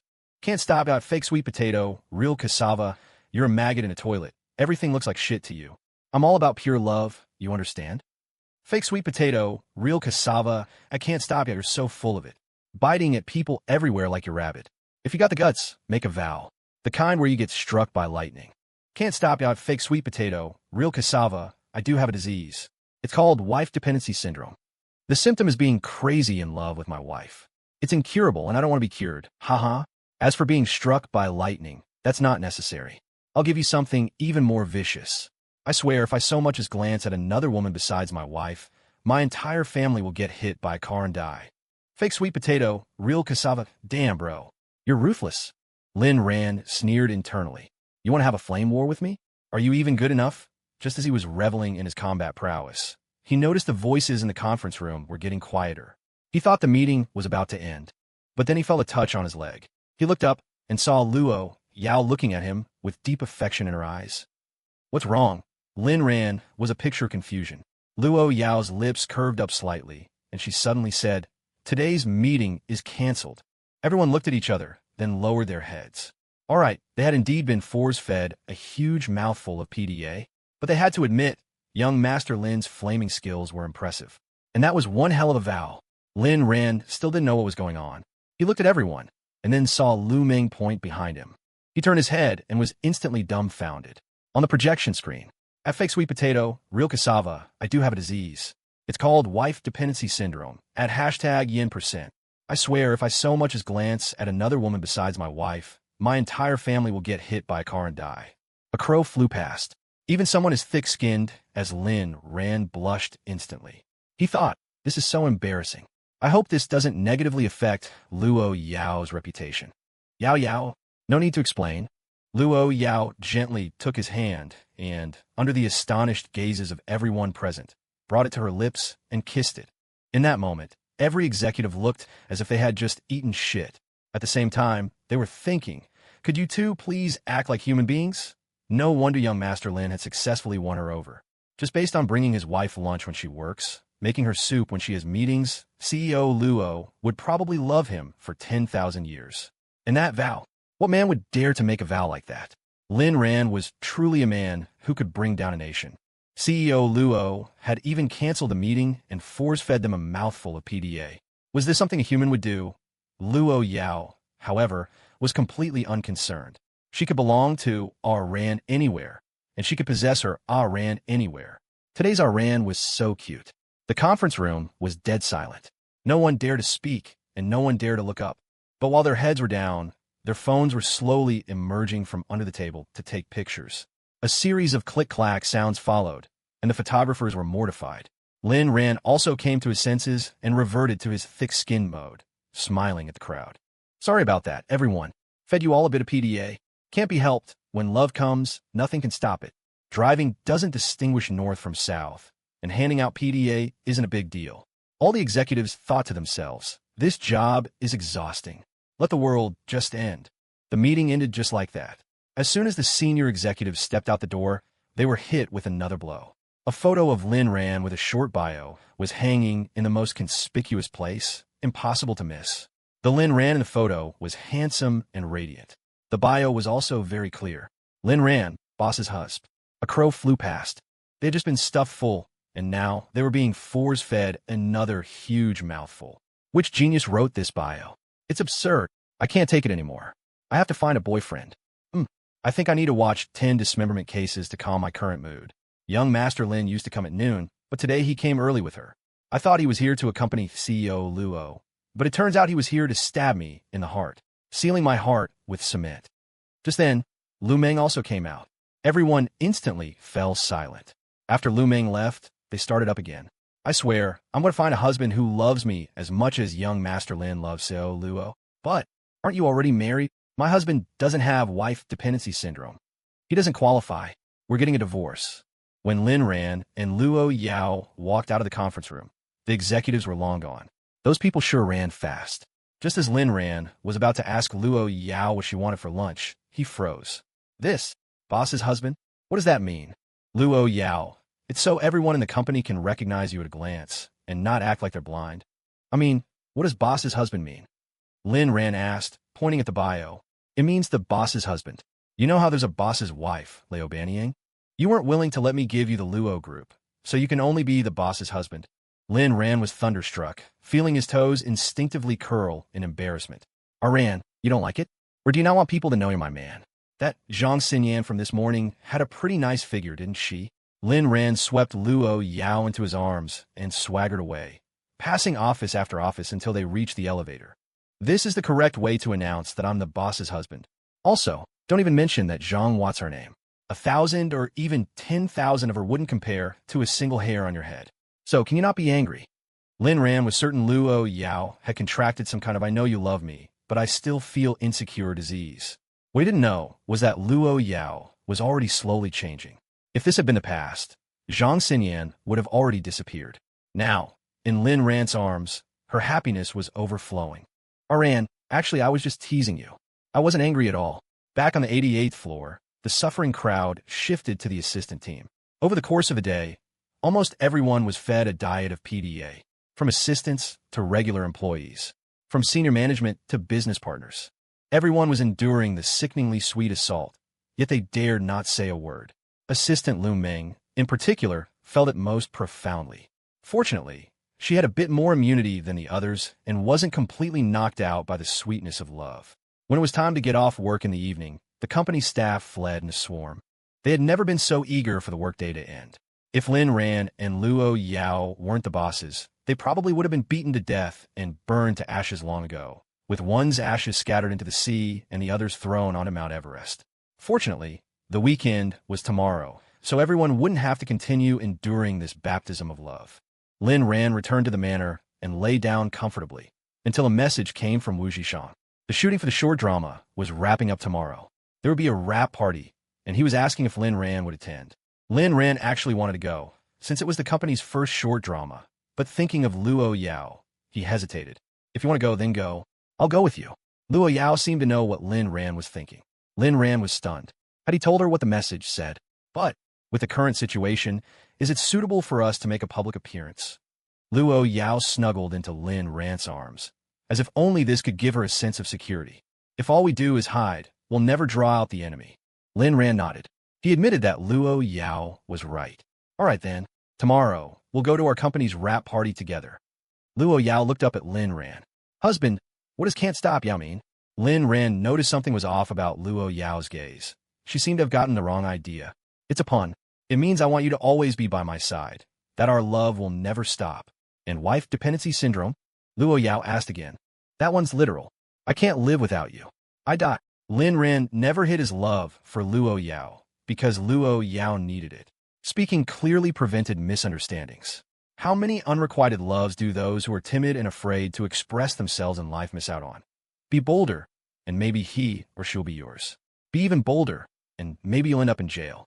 If you don't even dare to go to jail, what right do you have to say you love him or her? By your logic, I have husband dependency syndrome too. I can't live without you either. You belong to me forever. Lu Yao never hid her possessiveness of Lin Ran either. An inexplicable pain shot through Lin Ran's heart again. There was no exaggeration in Lu Yao's words. In his past life, after he died, Lu Yao had indeed not lived on alone. Ran I want. Lu Yao once again made Lin Ran her private possession. The next day, the wrap-up ceremony was held by a river in the suburbs, with mountains, water, and beautiful scenery. This was also the final shooting location for the short drama. After filming was completed, the ceremony would begin immediately. Altogether, there were dozens of crew members, plus more than 10 actors. At dusk, when Lin Ran appeared with Lu Yao, the entire crowd gasped. Wu Zhishang hadn't told anyone else that Lin Ran would be coming. He wanted to savor this moment of their shock. It was a kind of psychological pleasure. The heiress of the #1 financial group actually came to the wrap party for our little short drama. Aren't I awesome? Wu Zhishang hurried over to greet Lin Ran and Lu Yao. He held Lu Yao in extremely high regard. This was a woman who had bestowed a check upon him. So much money. Even his own parents couldn't have given him that. They had the will, but not the means. But she could. This was all a benefit of following Brother Lin. When Chen Qingtian saw Lu Yao, her eyes sparkled like little stars. The adoration in her gaze was impossible to hide. She truly wanted to become a woman like Lu Yao and then achieve her ultimate goal. To raise 10 little puppy boyfriends. One to serve tea, one to pour water, one to massage her feet, one to pound her back, one to flatter, one to run errands, one to cuddle, and one to fawn. The remaining 2 would stand on either side of her, constantly saying, "I love you," like a mouse loves rice. What a beautiful life that would be. But not now. Now, she had to earn money. Sister-in-law, I beg you, please teach me how to make money. Lu Yao, are you short on money? Yes, I'm very short. I need a lot of money to raise. MMPH, MMPH, MMPH. Pei Qianqian, you always stop me. Sooner or later, I'm firing you. Lu Yao looked at Lin Ran and said, Ran, see? I wasn't wrong. Other women are all players. Only I truly love you. Chen Qingtian. Am I a player? I just want to give every man a home. All right, that idea was indeed a bit player-like, but she had only thought about it. She hadn't done it yet. Lin Ran had more or less come to understand Chen Qingtian's personality. Speaking of which, if he hadn't interacted with her, who would have thought that an A-list star would be like this? Soon, the wrap-up ceremony officially ended, and the evening banquet and celebration began. Gradually, everyone discovered a very serious problem. It seemed that Lin Ran, the boss, wasn't here to attend the wrap party, but to feed them PDA. Originally, everyone had prepared thoroughly. After the wrap-up, they were going to have a camping and barbecue party here, a whole night of revelry. But when the party started, Lin Ran stopped acting like a human being. Brother Lin, I had my eye on that skewer. Let my wife try it first. Besides, shouldn't it belong to whoever grabs it first? Lin Ran took the skewer Wu Zhishang had claimed and gave it to Lu Yao without a second thought. Wifey, eat this. Chew slowly. This stuff is hard to digest. Chen Qingtian had just performed a number for everyone. When she returned, she stared at her empty plate in deep thought. Where's my grilled abalone? Looking around, she saw that the abalone had already been shelled and placed on Lu Yao's plate. Oh, letting my wife have a taste. Lin Ran had the look of a doting husband. Holy shit, Brother Lin, be a decent human being, will you? Are those little kidneys for sister-in-law too? Wu Zhishang was finally about to lose it. Huh, this is for me. Lin Ran shamelessly popped the small kidney into his own mouth. While eating, he said, Big sis, that performance was great. Don't perform it again. As the party went on, the crowd celebration turned into the miserable howls of mad dogs. Lu Yao expressed no sympathy for any of this. Instead, she was immersed in a world where Lin Ran's heart was entirely hers. Lin Ran looked up and felt the atmosphere was a bit off. Why are you all looking at me? Haha, it's nothing. You're the boss. It's only logical for us to watch you for cues, one employee explained. Another employee asked, Senior, I have a friend who want me to ask you, which is more important, your pride or your wife? Lin Ran. The ones with no pride are the men who can't make their wives happy. Lin Ran's words left everyone utterly speechless. Fine, fine, there's no end to it, is there? You win. Wu Zhishang, finally in food hoarding mode, managed to get a handful of food. He turned and placed it in front of Chen Qingtian. Chen Qingtian glanced at it and said, I don't eat mutton. Then, I'll get you something else. What kind of meat do you eat? I don't really like meat. At least, I don't like any meat I've tried before. I don't know about the ones I haven't tried. Like human flesh, can you grill that? Wu Zhishang lowered his head shyly and whispered, If you want to eat it, that's fine too. Chen Qingtian froze for a moment, then grabbed Wu Zhishang by the collar. Empty out all that filthy garbage from your brain. Wu Zhishang was stunned. He thought, Didn't you say you wanted to eat it? Why are you mad? Seeing this, Lin Ran also began to wonder, could old Wu actually manage to win over Chen Qingtian? If so, wouldn't that make him my brother-in-law? All right, I thought of you as a brother, but you want to take a step further. Fine, you got guts. However, Lin Ran didn't plan to get involved in their relationship. He would let nature take its course. After all, love couldn't be forced or broken apart. Yao, what else do you want to eat? Lu Yao, I'm pretty much full. Only then was Lin Ran satisfied. Feeding the little demon was more fulfilling than eating well himself. Looking up, Lin Ran's mood suddenly lifted. The sky is so high here. Let's go look at the stars. Okay, I want our Ran to come with me. Of course. Everyone, can you two just disappear? Under the silent curses of everyone present, Lin Ran and Lu Yao finally left. They lay down on the grass in front of a riverside tent, with Lu Yao resting on Lin Ran's abdomen, the two of them forming a T shape. The stars are so bright today, Lin Ran remarked. It's because we're away from the city's neon lights. Lu Yao also loved it here. So tonight, are we going home or staying here? You decide where we go. Lu Yao, where we go isn't important. My world is divided into places with you and places without you. Wherever you are, that's my home. What did sweetness feel like? Lin Ran knew. It was something he was addicted to. He hadn't understood in the past, but now he cherished it. From now on, let's not count by days, but by minutes and seconds. Okay. Lin Ran looked back at the tent. The tent is a bit small. Lu Yao gave a look to a bodyguard in the shadows. The bodyguard left without a word. A short while later, a super luxurious RV pulled up, instantly capturing everyone's attention. Lin Ran was once again conquered by Lu Yao's extravagance.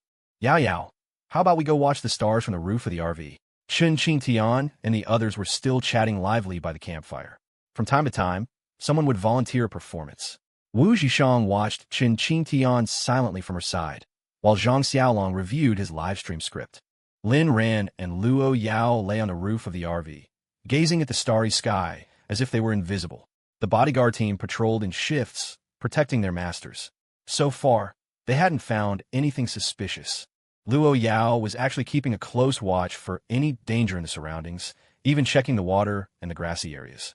She wasn't just observing the environment, but also the people. The most likely dangers often come from those around you. Lu Yao knew this very well. She even paid extra attention to Wu Zhishang and Chen Qingtian for a while. Only after confirming that there were no problems here did she finally relax. Aran, I had a very happy weekend. Yao, when I'm with you, I'm always happy, no matter when. A smile gradually formed on Lu Yao's lips.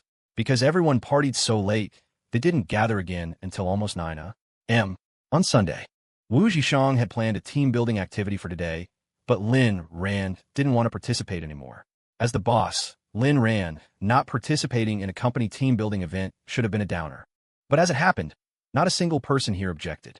They were even hoping he and Lu Yao would leave quickly and not linger. They couldn't help it. They had their fill of PDA yesterday. Showing off all the time. Who the hell are you showing off for? And so, the two of them, with their grand entourage of bodyguards, disappeared to enjoy their own private world. For the entire day, Lu Yao clung to Lin Ran, unwilling to get down. Although Lin Ran was tired, what could he do but spoil her? Aran, are you tired? It's all right. I finally understand the meaning of your name. What meaning? Lu Yao herself didn't know why she was named Lu Yao. Lin Ran said helplessly, when I used to play games, I often had to ban the character Yao because once she's on you, she really doesn't get off. Lu Yao froze, then bit Lin Ran's shoulder. Lin Ran sucked in a breath of cold air. Lu Yao really didn't show any mercy with her mouth. If you're tired, just put me down. You make it sound like I absolutely have to hang on you. Lin Ran. Don't you? But he didn't dare say it out loud, nor did he want to put Lu Yao down. I can't do that. Do you know what habit of Yao's worries me the most? What? It's that if she's not hanging on you, she'll be hanging on someone else. If you want to die, just say so. Lu Yao didn't understand gaming, but she definitely understood that sentence. Lin Ran continued to explain, what I mean is, my wife can only be my Yao. You're not allowed to hang on someone else when I go back to base. Only then was Lu Yao slightly satisfied. Others wouldn't have a life to let me. Literally, Lu Yao's reply was blunt. While the two of them were being lovey-dovey, Lu Yuanmei, who hadn't appeared for several chapters, also went out. Lin Tianba was home today. He grew suspicious when he saw Lu Yuanmei receive a message and then start getting ready to leave. Where are you going? Huh? My friend asked me to get my hair done. I think I've seen a couple of white hairs these past 2 days. Although Lin Tianba was a bit suspicious, the thought that his most beloved wife might be getting white hair from worrying about his incompetence filled him with guilt. Yuanmei, it's all my fault. I made you suffer with me. Lu Yuanmei, what are you talking about, darling? Without you, my son and I couldn't survive. I'm leaving now. I love you, honey. I love you too. Our love is the strongest love in the world. Lin Tianba believed that Lu Yuanmei was still sticking by his side at a time like this. With such a wife, what more could he ask for? Even if he failed in the end, even if he had nothing left, he still had his wife, his family. As long as his family was by his side, even the hardest days would be full of flavor. Yes, yes, ours is the strongest love, solid as a rock. After Lu Yao left, Lin Tianba's phone rang. He picked it up, his brow furrowing deeper as he listened. It was the bank, asking to meet with him tomorrow to discuss the loan issue. Lin Tianba knew this day would come sooner or later. He just hadn't expected it to be so soon. But there was nothing he could do. Although he had money in his account, it was being monitored by the bank. In other words, it was effectively frozen. The bank was likely planning to cut its losses. Lin Tianba sighed. He could only take it one step at a time. At least he still had his lover and his family, right?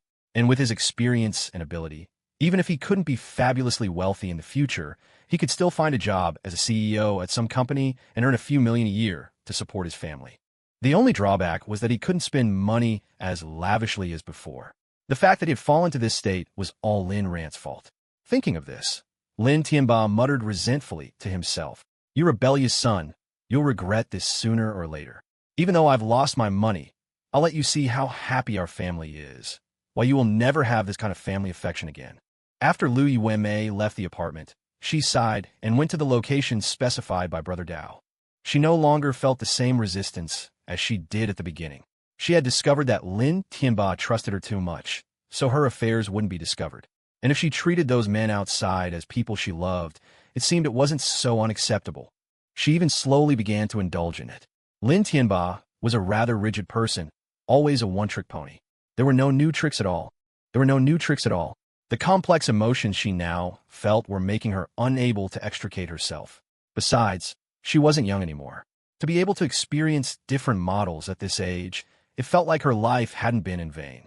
Soon, she arrived at the designated hotel room and knocked on the door. "Who is it?" "The Green Mountains don't change. The green waters flow forever." Lu Yao began the secret code. "The heavenly king covers the earthly tiger." A voice came from inside the door. "Mother hen stews mushrooms." Lu Yao continued the code. The code matched. The door slowly opened, and Lu Yao walked in. She was in there for a full 2 hours. When she came out, the sound of several men's laughter could be heard from inside. That one was really something, just a bit old. Back to Lin Ran. He and Lu Yao were constantly dishing out PDA. First at the Luo group, then at the Nuan Yao Media rap party, and now they were back at the manor. Uncle Fu wore a fond, grandmotherly smile. If I had known that having the two of them stick together would be so sweet, I would have arranged it long ago. It's been a long time since I've seen such a heartwarming scene. The people in the manor were different from those outside.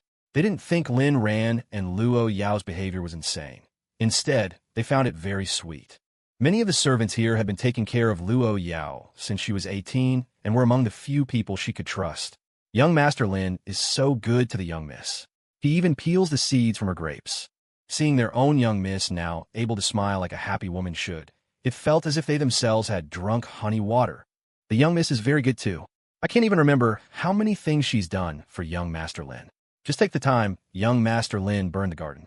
Those were all rare flowers and valuable trees. But the young miss just lightly said, if our Ran doesn't like them, then transplant a new batch of different plants. How outrageous is that? I remember that too, but I think the most exaggerated was when young Master Lin fed the alligators pesticide. The young miss immediately had their skins made into a room full of custom shoes for young Master Lin. Look at the way the young miss looks at young Master Lin. It's just so full of love. Yes, it's hard to imagine that such a look would have ever appeared on a young miss before. Just then, Lin Ran's phone rang. Seeing a familiar number, his brow furrowed slightly. "Annie Wong? Why are you calling me?" On the other end of the line was the Lin family's former housekeeper. Because Lin Tianba had later sold the house and was living at the company, she had lost her job. The Lin family was rather picky, but they were generally satisfied with Annie Wong's usual work and had promised to have her back to work in the future. But she had been waiting until now, and Annie Wong had been out of work for a long time. After some thought, she contacted the former young master. "Young master, how have you been lately?" "Annie Wong, I'm doing very well.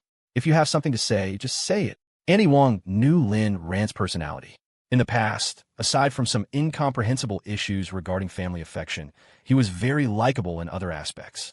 "Young master, I've lost my job. Because I'm getting older, it's a bit difficult to find work now. My little grandson is frail and sickly, and it costs a lot of money every month. I really have no other choice but to bother you. Do you think you could help me find a job? I'm very hardworking, you know that. Annie Wong was a very kind person who didn't like to trouble others. The fact that she had reached out to Lin Ran meant she had truly reached a dead end. Annie Wong, I've already severed ties with Lin Tianba. Please don't call me young master anymore. If you don't mind, you could just call me Xiao Lin. How could I do that? I'll call you young master Lin. Annie Wong said hurriedly over the phone. Lin Ran, that's fine too. As for what you just said, I will help you. Thank you, young master Lin. By the way, have Lu Yao and Lin Tianba been giving you any trouble these days? With a weight off her mind, Annie Wong began to worry about Lin Ran. They did, but I bullied them. Annie Wong was clearly stunned. Young master Lin bullied Lu Yao? That's right, he had bullied them before. He had beaten the entire Lin family until they were crying for their parents. Even Lin Tianba was beaten until he called him dad on the spot. Annie Wong thought Lin Ran had done the right thing. After so many years, he had finally toughened up and could pick up a weapon to protect himself. The Lin family was not a good bunch of people. If it weren't for the fact that Annie Wong couldn't afford to lose her job, she would have stabbed them long ago. That's good. Young Master Lin, you're a good kid. Don't let anyone bully you. Don't worry, Annie Wong. If there's nothing else, I'll hang up now. I'll contact you again once I've arranged a job for you. Okay, young Master Lin. After hanging up, Lin Ran looked at Lu Yao. Annie Wong has helped me before, and she's a diligent worker with no major faults. If there's a position in the manor, let's give her a job. If not, I'll have Wu Zhishang arrange a cleaning job for her. Lin Ran was very clear about Annie Wong's character and trusted her. If he gave her money directly, she definitely wouldn't accept it because she was a very proud person. So, to help her, he really had to teach her how to fish. Lu Yao nodded. All right, let her come. Lu Yao also knew about Annie Wong. She knew about everyone connected to Lin Ran. In the past, when Lin Ran was the unloved, pitiful child in the Lin family, the only one who was good to him was this Annie Wong. When Lin Ran was beaten, it was Annie Wong who secretly gave him medicine. When Lin Ran was punished and not allowed to eat, it was also Annie Wong who brought him food. Otherwise, Lin Ran might have starved to death in the Lin family long ago. There were bad people in this world, and there were also good people, like Wu Zhishang, like Uncle Fu, like Annie Wong. As for Lu Yao herself, she didn't consider herself a good person, and Lin Ran didn't consider himself a good person either. A good-for-nothing who mooched off his wife, a black-bellied, vengeful, and even somewhat twisted man. How could he be considered a good person? But Lin Ran had one characteristic. He remembered who was good to him, and he would lend them a hand when he had the chance. Of course, he also remembered who was bad to him, and he would get rid of them when he had the chance. Lin Ran was actually a bit surprised by Lu Yao's answer. After all, Annie Wong was not one of the servants Lu Yao had personally trained over many years, nor was she accustomed to the manor's work style and the master's habits. The fact that Lu Yao still let her come was definitely out of respect for him. Yao, thank you. Sure. If you dare say thank you to me one more time, I'll cut out your tongue so you can never speak again. A shiver ran down Lin Ran's spine, and he quickly admitted his mistake. It's my fault. To my wife, I can't say thank you. Lu Yao nodded. That was the correct answer. Lin Ran thought for a moment and gave Lu Yao a heads up. Annie Wong might not be used to things when she first arrives. If she makes a mistake, I hope my dear wife can turn a blind eye and spare her life. Lu Yao, don't worry. Uncle Fu will teach her what to do. Lin Ran. Uncle Fu knows quite a lot, and he seems to be very capable at everything. He can even train servants now. That old fellow is hiding his talents.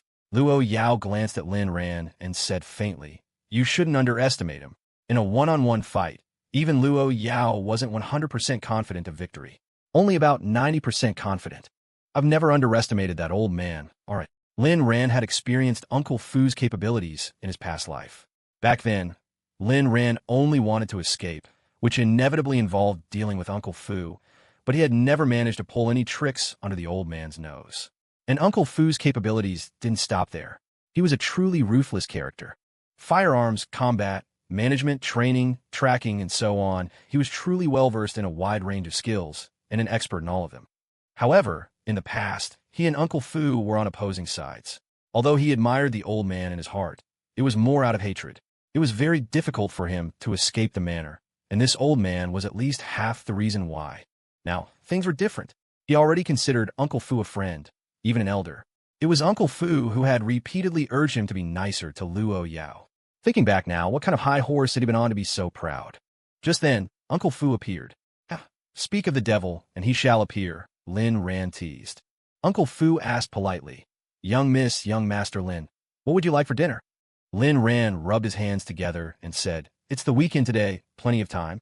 Of course, I'll cook myself. Before Uncle Fu could reply, Lu Yao spoke up. You don't have to cook today. I will. Lin Ran was stunned. You can cook. This was the first time Lin Ran knew that Lu Yao could cook. After a moment's thought, he understood. How could a person who grew up in an extreme environment not know how to cook? What he didn't know was that Lu Yao actually couldn't cook at all. Although she was independent, in that place, she always ate whatever was available. It was already a struggle to ensure she didn't die. How could she have possibly learned to cook? Lu Yao shook her head. No, but I can learn. Our Ran has always cooked for me, so I want to cook for you too. Lin Ran was touched, but he didn't want Lu Yao in the kitchen. The kitchen was a place of smoke and fire, which was bad for the skin, not to mention a little dangerous. I should do it. Yao, you're so beautiful. I don't want you to be exposed to the smoke. Besides, the kitchen is also the most dangerous place in a home. No, I want to cook for you myself. Lu Yao insisted on making a meal for Lin Ran with her own hands. Helpless, Lin Ran could only look at Uncle Fu, hoping he could persuade her. Uncle Fu felt a little flustered under Lin Ran's gaze. Just as he was about to speak, he was silenced by Lu Yao's icy glare. Since the young miss wants to cook, of course she can. Lin Ran looked at him with contempt. What a coward. And here he was, just a moment ago, mentally glorifying him. He had no choice but to agree to let Lu Yao into the kitchen. He followed her in. Who knew that Lu Yao didn't want Lin Ran to watch her cook? She pushed him out. I'm serving you today. You don't have to do anything. Just stay on that sofa and don't get down. Lu Yao's tone had a hint of command, and Lin Ran didn't dare to resist. Watching Lu Yao walk back into the kitchen, Lin Ran could only take off his slippers and squat on the sofa, not daring to get down. Lu Yao returned to the kitchen and fell into deep thought as she looked at the dazzling array of high-end ingredients. Young miss, what would you like to make? We can help you prepare the ingredients. The head chef and a line of chefs watched Lu Yao's movements nervously. Lu Yao frowned and said without emotion, do you think I can't even handle something as simple as cooking for our Ran? No, all of you get out. I don't need help. I'm going to handle everything myself. Lu Yao's cold command was like a death sentence. And so, the chefs rolled out of the kitchen one by one in a neat line. Lin Ran watched, dumbfounded, thinking that Lu Yao had only told him not to get off the sofa. She really did love him. Lu Yao looked at the dazzling array of ingredients and once again fell into deep thought. Maybe it was right to leave one of them behind. How on earth do you turn these things into a cooked meal? In the years before Lu Yao returned, she either foraged for whatever she could find and roasted it over a fire, or she waited for supply drops. Her supplies had been stolen countless times, until she slowly became strong enough to start snatching other supplies. But those were ready-to-eat foods. When it came to cooking, she really had no idea. After some thought, she pulled a boning knife from the knife rack and began to slowly devein a shrimp. After a long time, Lu Yao let out a sigh of relief. It felt more tiring than killing someone. Looking at the stove, she fell silent yet again. How does this thing work? It shouldn't be that hard. A few minutes later, the kitchen exploded.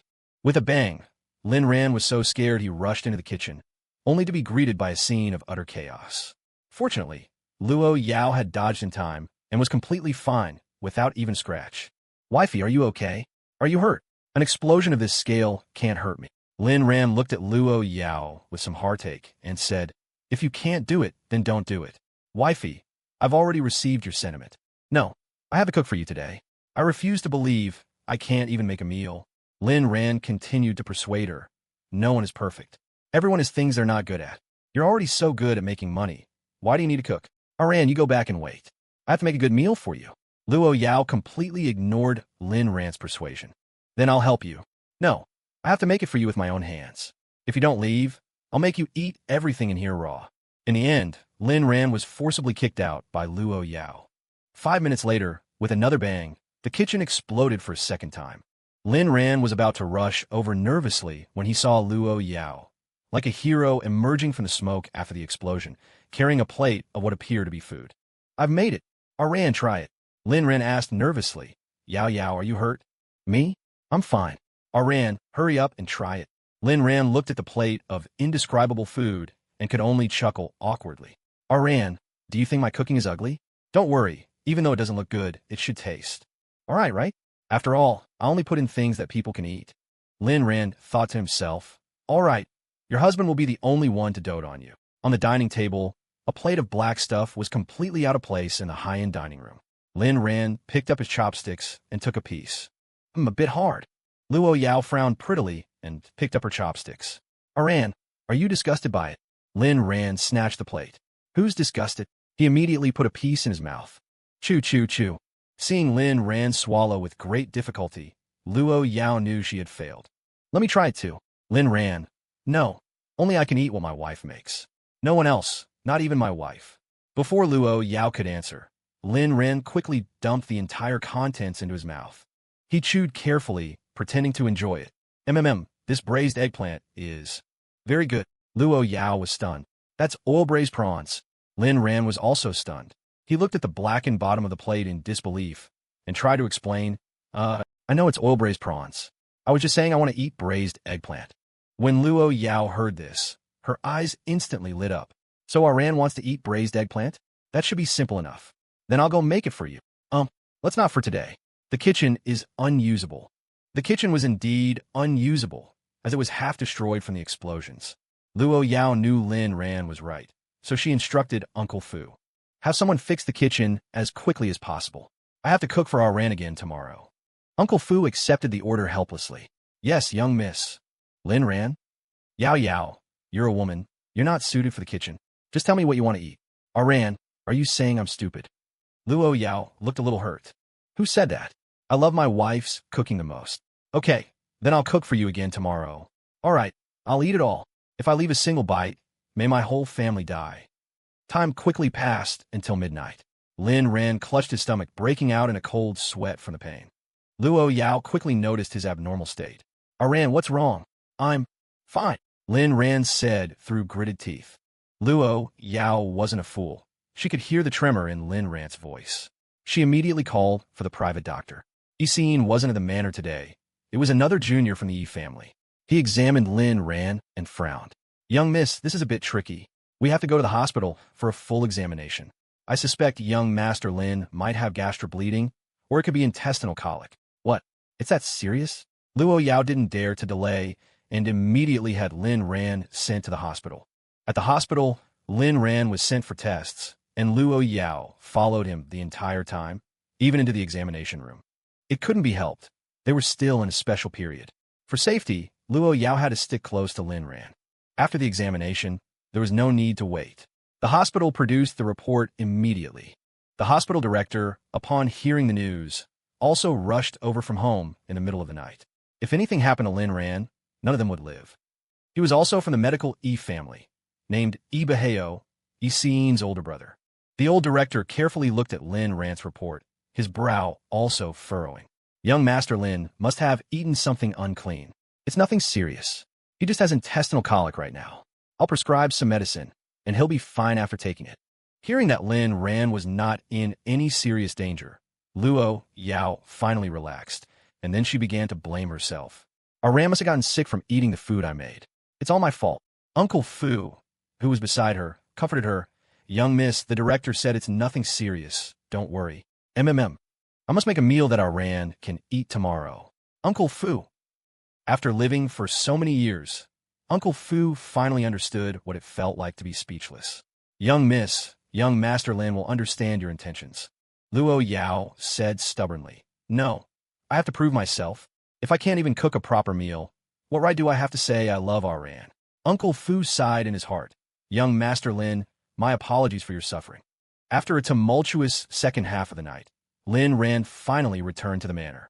Wifey, it's all my fault. I was too greedy during the day. That's why I ate so much I got intestinal colic. Aran, it's not your fault. It's my fault, Lin Ran quickly said. What fault do you have? You just love me too much. I know that. Aran, don't worry. Tomorrow, I will definitely make a meal that you can eat. Lin Ran looked gratified, thinking to himself that as long as it was edible, his standards weren't high. The next day, Lu Yao didn't go to work because Lin Ran was still weak. At noon, she once again walked into the kitchen, with no one daring to object anymore. Everyone out. I'm taking charge myself. After the chefs rolled out once more, Lu Yao recalled the recipe for braised eggplant she had studied on her phone. She thought to herself, this must be salt, right? And this soy sauce. Why is my soy sauce white? Now I should turn on the stove. Thanks to Lu Yao's efforts, the kitchen didn't explode this time, and the dish she brought out actually looked like eggplant. Ran, try this. I think. This time it should be a success. Lin Ran smiled dotingly, picked up his chopsticks, and took a bite. How to put it? The taste wasn't terrible, but for some reason, there was a strange flavor in it. Ran, how is it? It's great, Yao Yao. You succeeded this time. In the afternoon, Lin Ran was dragged back to the hospital again, this time for food poisoning. Fortunately, it wasn't serious. Lin Ran just needed to be hospitalized for observation. Seeing Lu Yao's disappointed look, Lin Ran quickly comforted her. Wifey, I have a way for you to make delicious and safe food. What way? Lu Yao seemed to have found hope again. You can make congee. It's very simple. Just put the ingredients in water and cook them. But the timing is crucial. If the time is too short, it won't be cooked. Do you know why the congee I make is so delicious? It's because every time I cook it, I silently repeat, I love you in my mind. Once I've said it 1,000 times, the congee is ready. Lu Yao's eyes lit up. She seemed to have found the law of cooking. So that's how it is. Ran, wait for me. I'll go right now. We'll have the congee I make for dinner tonight. Actually, there's no rush. No, I have to go now. Lu Yao was now a bit stubborn about cooking. Lin Ran could only feel helpless. He knew Lu Yao was now at war with cooking, and he had to think of a solution. Lu Yao turned and instructed Uncle Fu. Send everyone you can mobilize to protect Ran. I'll be right back. Yes, young miss. After Lu Yao left, Uncle Fu looked at Lin Ran with a helpless smile. Young Master Lin, don't blame the young miss. She really loves you. Of course I know. I don't blame Yao Yao. I just blame my stomach for being so useless, getting sick after eating just a little something. While Lin Ran and Uncle Fu were chatting, scumbag Dad Lin Tianba was also hospitalized. At noon, the bank had found Lin Tianba and demanded that he clear all his loans within a month, and they would continue to monitor his existing funds. Lin Tianba knew the bank was planning to cut its losses. They didn't even care about breach of contract anymore. Is there no room for negotiation? Mr. Lin, there's really no other way. If you don't agree, we can only sue and ask the court to freeze your assets and enforce payment. As for the breach of contract penalty, our bank is willing to bear it. Lin Tianba felt like his whole world was collapsing. He had worked so hard for so many years, only to end up in this state. It all started the moment Lin Ran left home. Without this rebellious son's meddling, how could the Lin family have reached this point? First, he demanded a 300 million dividend, then sold his shares, then spread negative news about the real estate, and finally bought back the shares at a low price. Now the bank was coming to collect its loans. Every step was aimed at him. Director, can't you give me a little more time? Lin Tianba was still thinking of running, but now it was impossible, at least not before his funds were no longer being monitored. It was easy for him to leave, but what about the future? Mr. Lin, don't you understand yet? This is all your own doing. If Lin Ran still recognized you as his father, we wouldn't say a thing. After all, the current Su Ran group is already a dark horse in the industry. Unfortunately, Lawyer Su already made it clear that you and Mr. Lin Ran have severed your father-son relationship. Lin Tianba was suddenly stunned. Lin Ran, it was Lin Ran again. When did this rebellious son's status become so high? Even the bank was optimistic about him.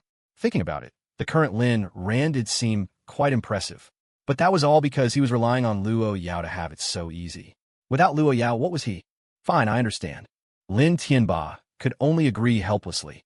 After the bankers left, Lin Tianba began to recall all the moments with Lin Ran over the years. As he thought, he suddenly realized that he might have been a bit too harsh on this son. Perhaps he could try to win him back, give this son a little more fatherly love, and maybe. His phone rang. It was the bank. Mr. Lin, I forgot to tell you earlier. If you don't pay off the loan within a month, our bank will sue and request the court for compulsory enforcement. A mouthful of blood sprayed out, and Lin Tianba finally collapsed under the weight of it all.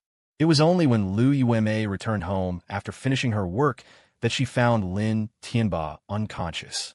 She contacted Lin Jian. After Lin Jian rushed home, he and his mother took Lin Tianba to the hospital. The doctor gave a simple examination and told them he needed to be hospitalized.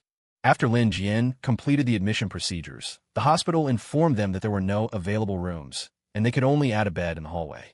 This infuriated Lu Yao. She was Mrs. Lin, and now she was being told she had to stay in a hallway. Your hospital is finished, I'm telling you. Do you know who I am? Do you believe I can have your hospital demolished? Lu Yao shouted and screamed, causing passers-by to frown. This commotion alerted the old director, who came over personally and sternly reprimanded Lu Yao. You want to demolish our hospital? That's quite the boast. Even a billionaire wouldn't dare say such a thing here. Lu Yao was stunned. Only then did she remember some of the things Lin Tianba had told her about powerful families. She had heard that this hospital was backed by the Yi family. Not only were they wealthier than her, but they were also the saviors of countless powerful figures. A single phone call could probably make her disappear. And so, Lu Yao calmed down. Then what about my husband? We can't possibly stay in the hallway. Then you could go to the super VIP ward. The daily fee is 100,000 yuan. I just don't know if you can afford it. Lu Yao was stunned. So expensive? In the past, she would have agreed without hesitation, but now, she hesitated for 3 seconds. We'll take it. We'll stay there. The old director said to the head nurse beside him, get it done for her. You want to give us money? If we don't make you stay for at least 10 days to half a month, it would be as if our hospital opened for nothing. Of course, this was how he treated people like Lu Yao. For other ordinary patients, he still adhered to the principle of saving lives and treating illnesses with dedication. The one thing the Yi family did not lack was medical ethics. In his hospital room, Lin Ran was getting a bit anxious. He had someone open the door to his room, and soon, he heard voices from the hallway. Lin Ran thought it was Lu Yao returning, but then he heard other familiar voices. How do you people do your jobs?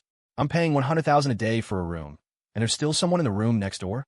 Head nurse, ma'am, this floor has 2 rooms. You are only in one of them. What? Your hospital is outrageous. I want to file a complaint. Ma'am, if you are not satisfied with our hospital, you can certainly file a complaint. If you're just making excuses because you can't afford to stay here, you can also move to a regular ward. That one sentence was a finishing blow.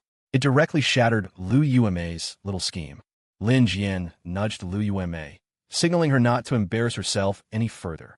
We lack money now. Lin Jian didn't finish his sentence, but Lu Yao understood what he meant. However, she didn't want to lose face by going back to a regular ward hallway. In the room, Lin Ran also recognized the people outside.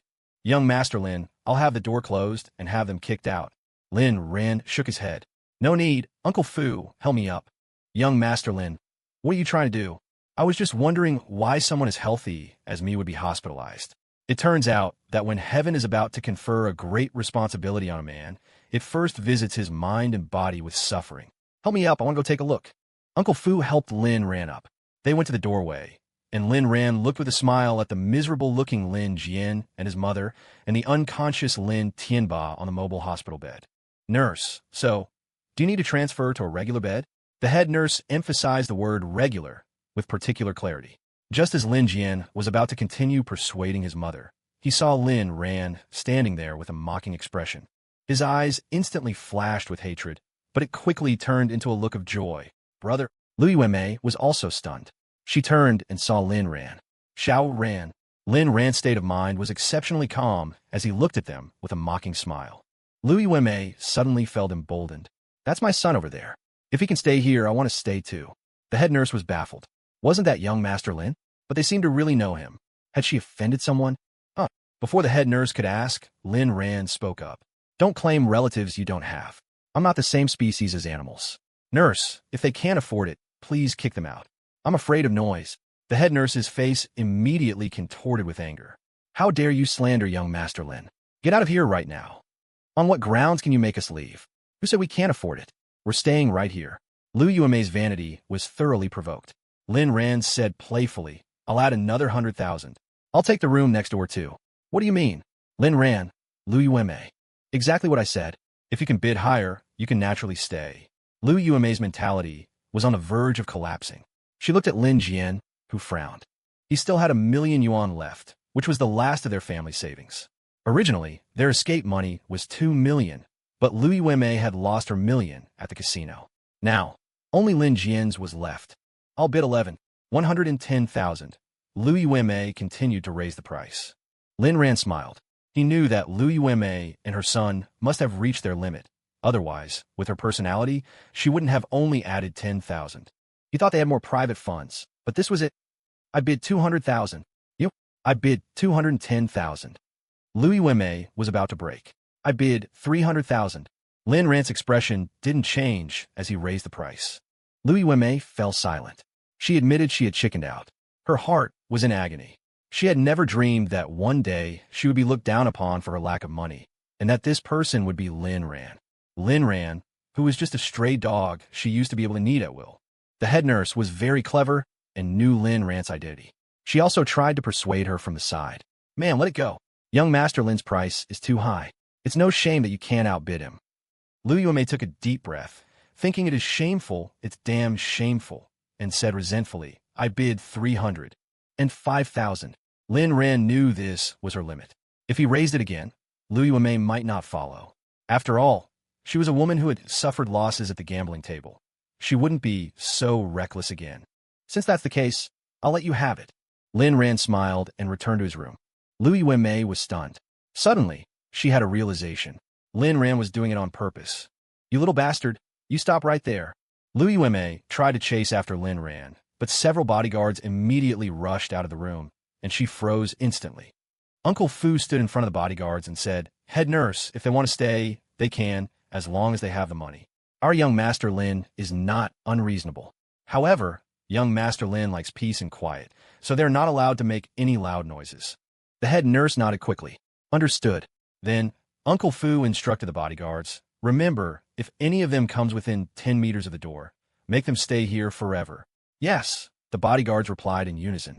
Lu Yao quickly retreated, pulling Lin Jian with her as they followed the nurse into the room. Lin Ran returned to his room, his eyes filled with an inscrutable expression. He made a phone call to Brother Dao and then waited for Lu Yao. Soon, Lu Yao arrived. She took out the white congee she had carefully prepared and fed it to Lin Ran, spoonful by spoonful. Lin Ran also experienced the feeling of being fed. Yao, let's leave the hospital in a bit." Lu Yao knew the Lin family was also here, but she didn't do anything, nor did she have them kicked out. Ran enjoyed tormenting them, and Lu Yao wanted to give him the space to do so. "Okay." Just then, Lu Yao started shouting again from outside. It turned out that after handling Lin Tianba's hospitalization, the more Lu Yao thought about it, the angrier and more unfair she felt. On what grounds could Lin Ran, an abandoned stray dog, act so arrogantly in front of her? Moreover, Lin Ran's success today was thanks to the Lin family. Without the Lin family, he was nothing. "Lin Ran, you unfilial son. You angered your own father into the hospital. Don't you have any remorse?" Lu Yao didn't dare to get close to the room, so she could only shout from a distance. Her voice could be heard throughout the entire floor. Lin Jian was not with Lu Yao because he felt it was too embarrassing. Lu Yao's face turned as cold as ice. Lin Ran caressed her face and said, "Don't be angry, I'll handle it." Lin Ran had Uncle Fu help him out of the room, and he immediately saw the shrew-like Lu Yao. "Old woman, what nonsense are you spouting?" Seeing Lin Ran finally come out, a flicker of hope ignited in Lu Yao's heart. "Xiao Ran, at the end of the day, you are still a member of the Lin family. You took more than $1 billion from the Lin family, stole the company your father worked so hard to build, and even angered him into the hospital. Don't you feel any urge to kneel down and apologize?" Lu Yao's speech was as explosive as ever. "So what? What do you want me to do?" Lu Yao looked at Lin Ran with hatred. "Right now, all you have to do is return the $1 billion plus you took, give me the necklace you auctioned, kowtow to your father an apology, and return the shares to him. Then I will still recognize you as a member of the Lin family." Lin Ran found it both funny and sad. "Is it that all of you dogs have some special obsession with kowtowing? You like it that much, huh?" "Brother Wang." Wang Bao rushed over without a second word. The moment Lu Yao saw him, she was terrified. She still remembered his methods from last time. You stay away from me, or I'll have the police arrest you." "Wang Bao, don't be nervous. If you want to report it, go ahead. But before that, you have to kneel down and kowtow to our young Master Lin 1,000 times an apology. If you don't finish, I'll deal with you. Your whole family." Just like last time, a chill ran through Lu Yao's body. She was scared, and so, with Wang Bao's cooperation, Lu Yao kowtowed one by one, with all the nurses on the floor watching clearly. At first, Lu Yao could still curse wildly, but soon the pain made it impossible for her to speak, and she just kept crying. Thud, thud, thud, one after another. Lin Ran slowly walked up to her and asked, "Say it. You're a mistress, a slut, an animal." Lu Yao was about to lose consciousness from the pain. She was so disoriented she didn't know where she was, her mind in a daze. She thought she was with some client, I am a slut, bitch, whore. It wasn't the first time, so it wasn't hard to say. From inside the room, Lin Jian stared at Lu Yao with wide eyes. He never thought his mother would be so spineless, but he didn't dare to stop it because he was scared too. Lin Ran hadn't expected Lu Yao to give in so easily. The corner of his mouth curled up, dragged the one inside out too. 2 more bodyguards came and walked towards Lin Tianba's room. Lin Ran had already prepared his phone and was recording. Lin Jian shouted and cursed, but he was still pushed out. A bodyguard kicked him, and Lin Jian also fell to his knees. You count out too, and while you do it, you have to say that you're the son of a mistress, a shameless little bastard. Lin Jian watched as Lu Yao was still being held down by Wang Bao, kowtowing and shouting. His heart turned cold to the extreme. He knew that Lin Ran was definitely not joking with him. The recent Lin Ran was terrifyingly strong. Brother, let me go. Lin Ran swung his hand, and a slap sent Lin Jian to the ground. Playing dead? Wake him up. Lin Jian immediately sat up. No, I'm awake. Then get to work. Who's to blame for you being unlucky enough to appear in front of me? And you still dared to cause trouble for me? You really kicked a steel plate by provoking me. Soon, Lin Jian, also with the assistance of a bodyguard, began to cut out with a thud while saying, I'm the son of a mistress. I am a bastard. Lin Ran felt he had enough material and returned to his room. Don't let them leave until they've finished 1,000 kowtows. Damn you, talking nonsense and daring to ask me for money. Why don't you just fly to the sky? After several hours of effort, both Lu Yao and Lin Jian passed out. The doctor examined them and said they had concussions. So, 2 more beds were added next to Lin Tianba's. Lin Ran also underwent another examination. After confirming there were no issues, he left the hospital with Lu Yao. They didn't need to go through any so-called discharge procedures. As they passed Lin Tianba's room, a pair of venomous eyes stared at them. It was Lin Jian, who had just woken up. Lu Yao instantly became alert. She turned her head, and Lin Jian immediately reverted to a harmless, pitiful appearance, looking at Lu Yao and Lin Ran with a pleading gaze. Brother, sister-in-law? Lu Yao narrowed her eyes and said coldly, Uncle Fu. Uncle Fu immediately stood in front of Lu Yao. After Lu Yao and Lin Ran left, he clenched his fists and walked into the room. He had wanted to beat up this family for more than a day. This time, it was finally his turn. And so, the sound of Lin Jian's miserable screams followed. Lin Ran had a bodyguard go pick up Annie Wang, while he and Lu Yao returned to the manor first. Ran, are you sure you don't want to stay at the hospital for observation for a couple more days? Don't worry, I know my own body. Besides, I've prepared a show for Lu Yao, but I don't want to watch it. By the time Lin Ran arrived at the manor, Uncle Fu had also caught up. Young Master Lin, young miss, I've already dealt with Lin Jian. But he's still alive, since young Master Lin isn't done playing yet. Lin Ran gave Uncle Fu a thumbs up. Just then, the bodyguard returned with Annie Wang. Annie Wang, good day, young miss. Good day, young Master Lin. Annie Wang greeted them naturally. The first time she saw Lu Yao, she was stunned by her beauty, and then she felt happy for Lin Ran. It was really good that Lin Ran could leave the Lin family and find his own happiness. Lin Ran naturally pointed to an old man over there and said, This is Uncle Fu. From now on, you'll report to him. Uncle Fu, over there, was already frozen in place. Wang Gaowa, Zhang Laifu, the two looked at each other, as did all the other servants. Lin Ran and Lu Yao also exchanged a glance. These two had a history. Uncle Fu realized his gaffe. He hadn't entered the villa when he went to the Lin family's house with Lin Ran last time. Otherwise, he would have discovered long ago that Annie Wang was Wang Dahua. He cleared his throat softly and quickly said, I am the butler here. I will arrange your work from now on. Oh, okay, Butler Zhang. Annie Wang was also surprised that the manor's butler was Zhang Laifu. They all call me Uncle Fu. You can call me. Uncle Fu thought for a moment and realized that calling him Uncle Fu wasn't right. Annie Wang was younger than Uncle Fu, but not by much. Most of the servants in the manor were in their 30s, so calling him Uncle Fu was fine. But Annie Wang was only a few years younger than him.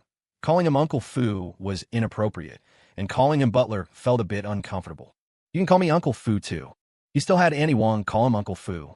Annie Wang could only say, Hello, Uncle Fu. Living under someone else's roof, Annie Wang had long since stopped caring about these things. It was just that seeing an old acquaintance again had sent her heart into a storm. Back then, it wasn't that she didn't love this man, nor did she disappear on purpose. It was the circumstances of the time that forced her. For this man, she had sacrificed a great deal, endured countless hardships, and even nearly lost her life. Lin Ran and Lu Yao silently returned to their room. The servants also left this place of drama, leaving the space for the two of them. Uncle Fu also recalled the past, and a look of anger that didn't belong on his face appeared. Wang Dahua. Oh, Wang Dahua, I never thought you'd see this day. Back then, you promised me you would leave with me, but in the end, you didn't show up. Do you know how long I looked for you? Do you know how many years it took for me to get over that relationship? Perhaps I still haven't gotten over it now. Since you're at the manor, you must follow the rules here. Over the next few days, I will teach you what the rules are. Understood? Understood. In the manor, when young Master Lin and the young Miss give an order, you must say yes. When I give an order, you must answer understood. Understood. Uncle Fu. A sense of grievance welled up in Annie Wang's heart, but she held it back. She couldn't lose this job. Her little grandson's life depended on this money. Uncle Fu looked into Annie Wang's eyes, and his heart suddenly softened, but it immediately hardened again. He wasn't deliberately making things difficult for Annie Wang, but he was very strict. When it was almost time for dinner, Lin Ran and Lu Yao came out of the bedroom. Annie Wang, are you getting used to it? Good day, young Master Lin. Good day, madam. After being trained by Uncle Fu, Annie Wang understood many rules and also many other things. For example, the first rule here was that Lin Ran's word was law. As long as he didn't ask anyone to help him leave the city, any other request had to be carried out. Another example was that Lu Yao was the master of this manor and also Lin Ran's wife. Everyone here had to call her young miss. But Annie Wang had just arrived. Because she was used to this form of address from working in other people's homes, she had let it slip. She quickly lowered her head. I'm sorry, young miss. I didn't mean to say the wrong thing. To her surprise, Lu Yao wasn't angry. Instead, her lips curved into a smile. That was very well said. From now on, you will address me like that. Your bonus for this month is doubled. Everyone. Uncle Fu looked at Annie Wang in surprise. This woman was really an actress, and she was so good with people. With just one sentence, she had made the young miss give her a bonus. Wang Dahua, the young miss is happy, so I'll forgive you this time. Pay attention to the rules next time. Understood, Uncle Fu. Uncle Fu felt completely uncomfortable. A strange anger rose in his heart. If Lin Ran and Lu Yao weren't here, he would have lost his temper long ago. Lin Ran acted as a peacemaker. All right, Uncle Fu, let's have dinner served. What are we eating today? It's not Yao Yao's cooking, is it? Uncle Fu quickly had the chef serve the dishes, while he stood beside them like a pillar, observing if his masters needed any help. Meanwhile, at the hospital, Lin Tianba had woken up. Lu Yuemei and Lin Jian were by his side. Lin Tianba was very moved when he woke up. Yuemei, Xiao Jian, you've worked hard. Xiao Jian, what happened to you two? Lin Tianba was puzzled when he saw two temporary beds added next to his. Honey, what happened to you? Why did you collapse at home? Lu Yuemei first asked about Lin Tianba's condition, which moved him even more. I'm fine. What happened to you two? He chose to hide the truth. He didn't want his family to worry. Besides, telling them would be useless. Xiao Jian and I were beaten by Lin Ran's men. Xiao Jian's injuries are quite serious, with multiple minor fractures. He just had surgery.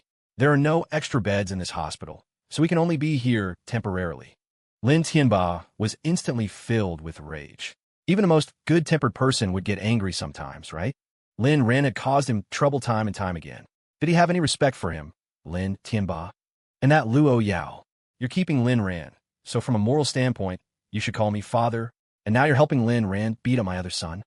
That bastard, where are they? Why did they beat Xiao Jian?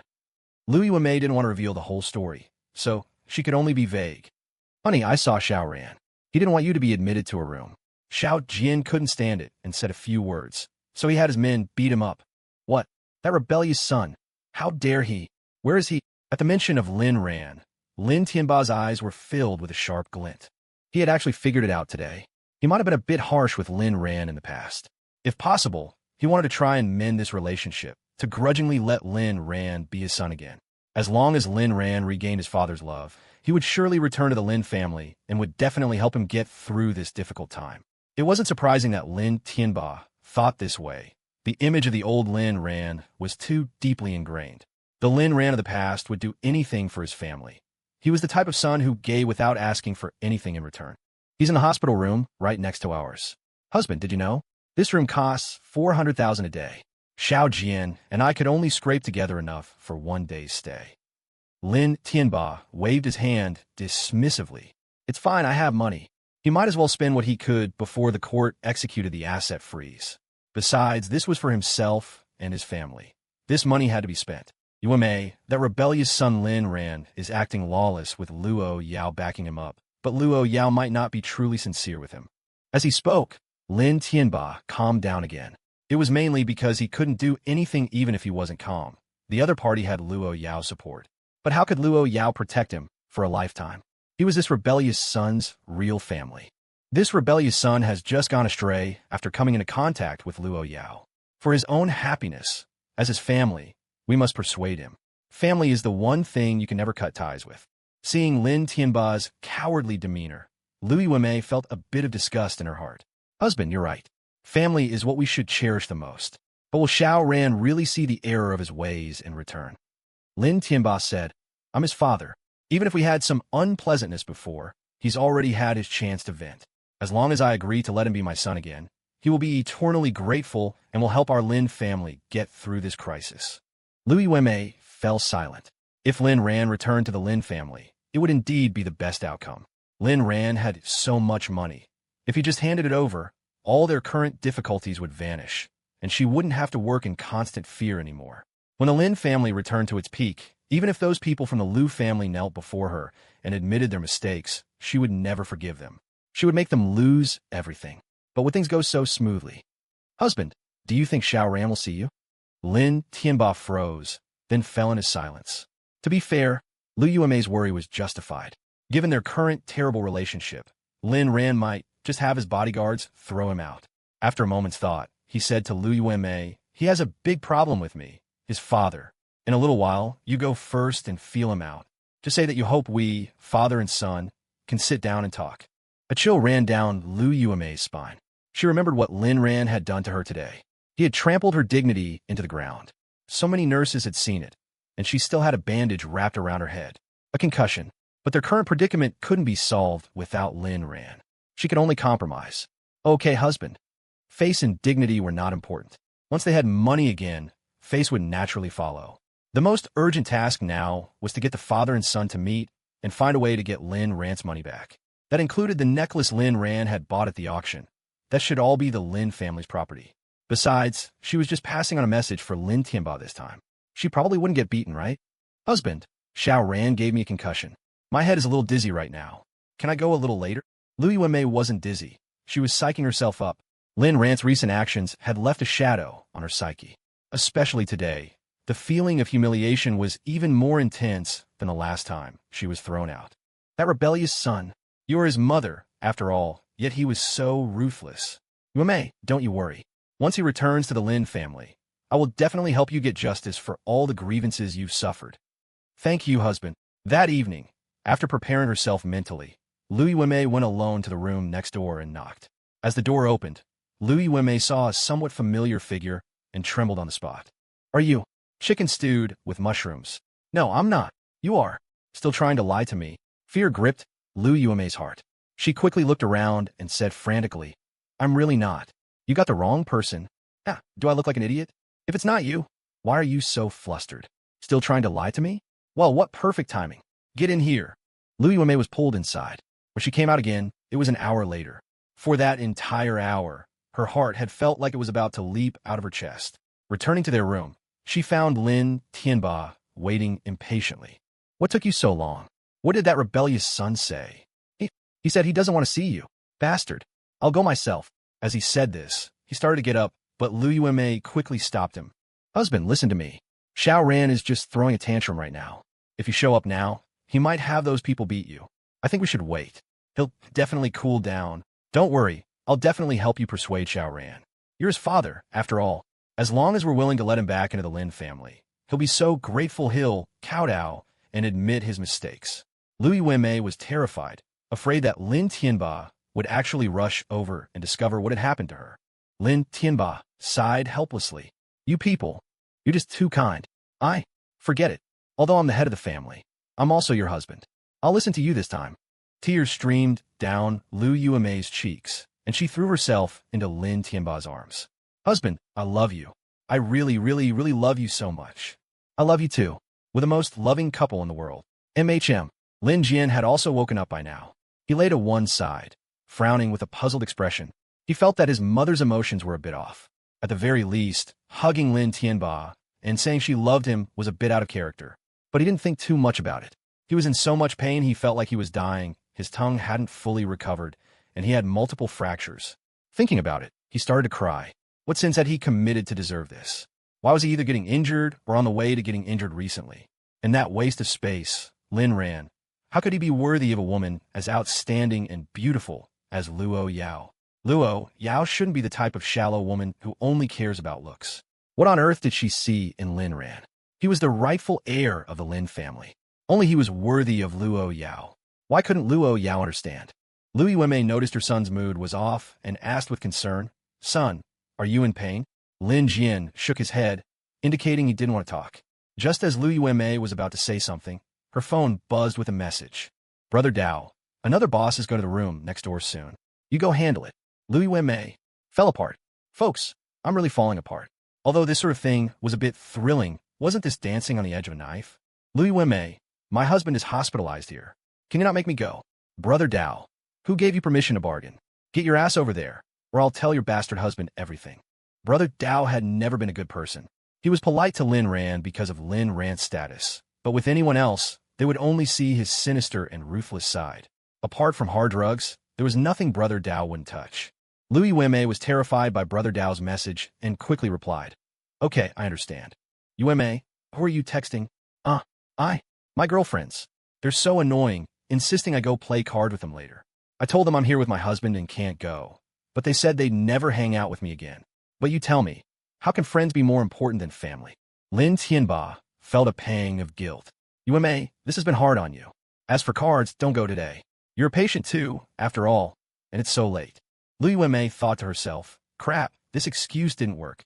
Husband, I'll listen to you. Oh my stomach. It hurts so much. Husband, I'm going downstairs to find a doctor. You rest first. Then you should go quickly. If anything happens, shout Jian and I will call a nurse. Besides, I can get out of bed and walk now. Lu Yuemei gave Lin Tianba a guilty look. Then I'll go now, husband. I love you. Go on. Lin Jian lay silently in his bed. He felt that something was off, but he couldn't put his finger on what it was. Another hour passed, and Lu Yuemei returned to the hospital room, exhausted.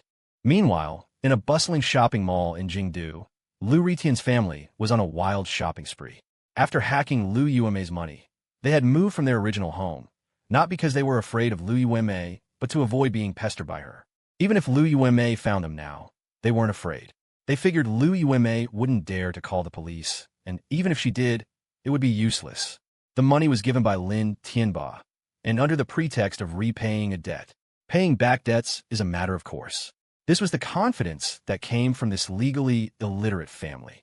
Lu Ritian was with his parents, picking out various luxury goods. Lu Ruxiwe was at school, so she wasn't here.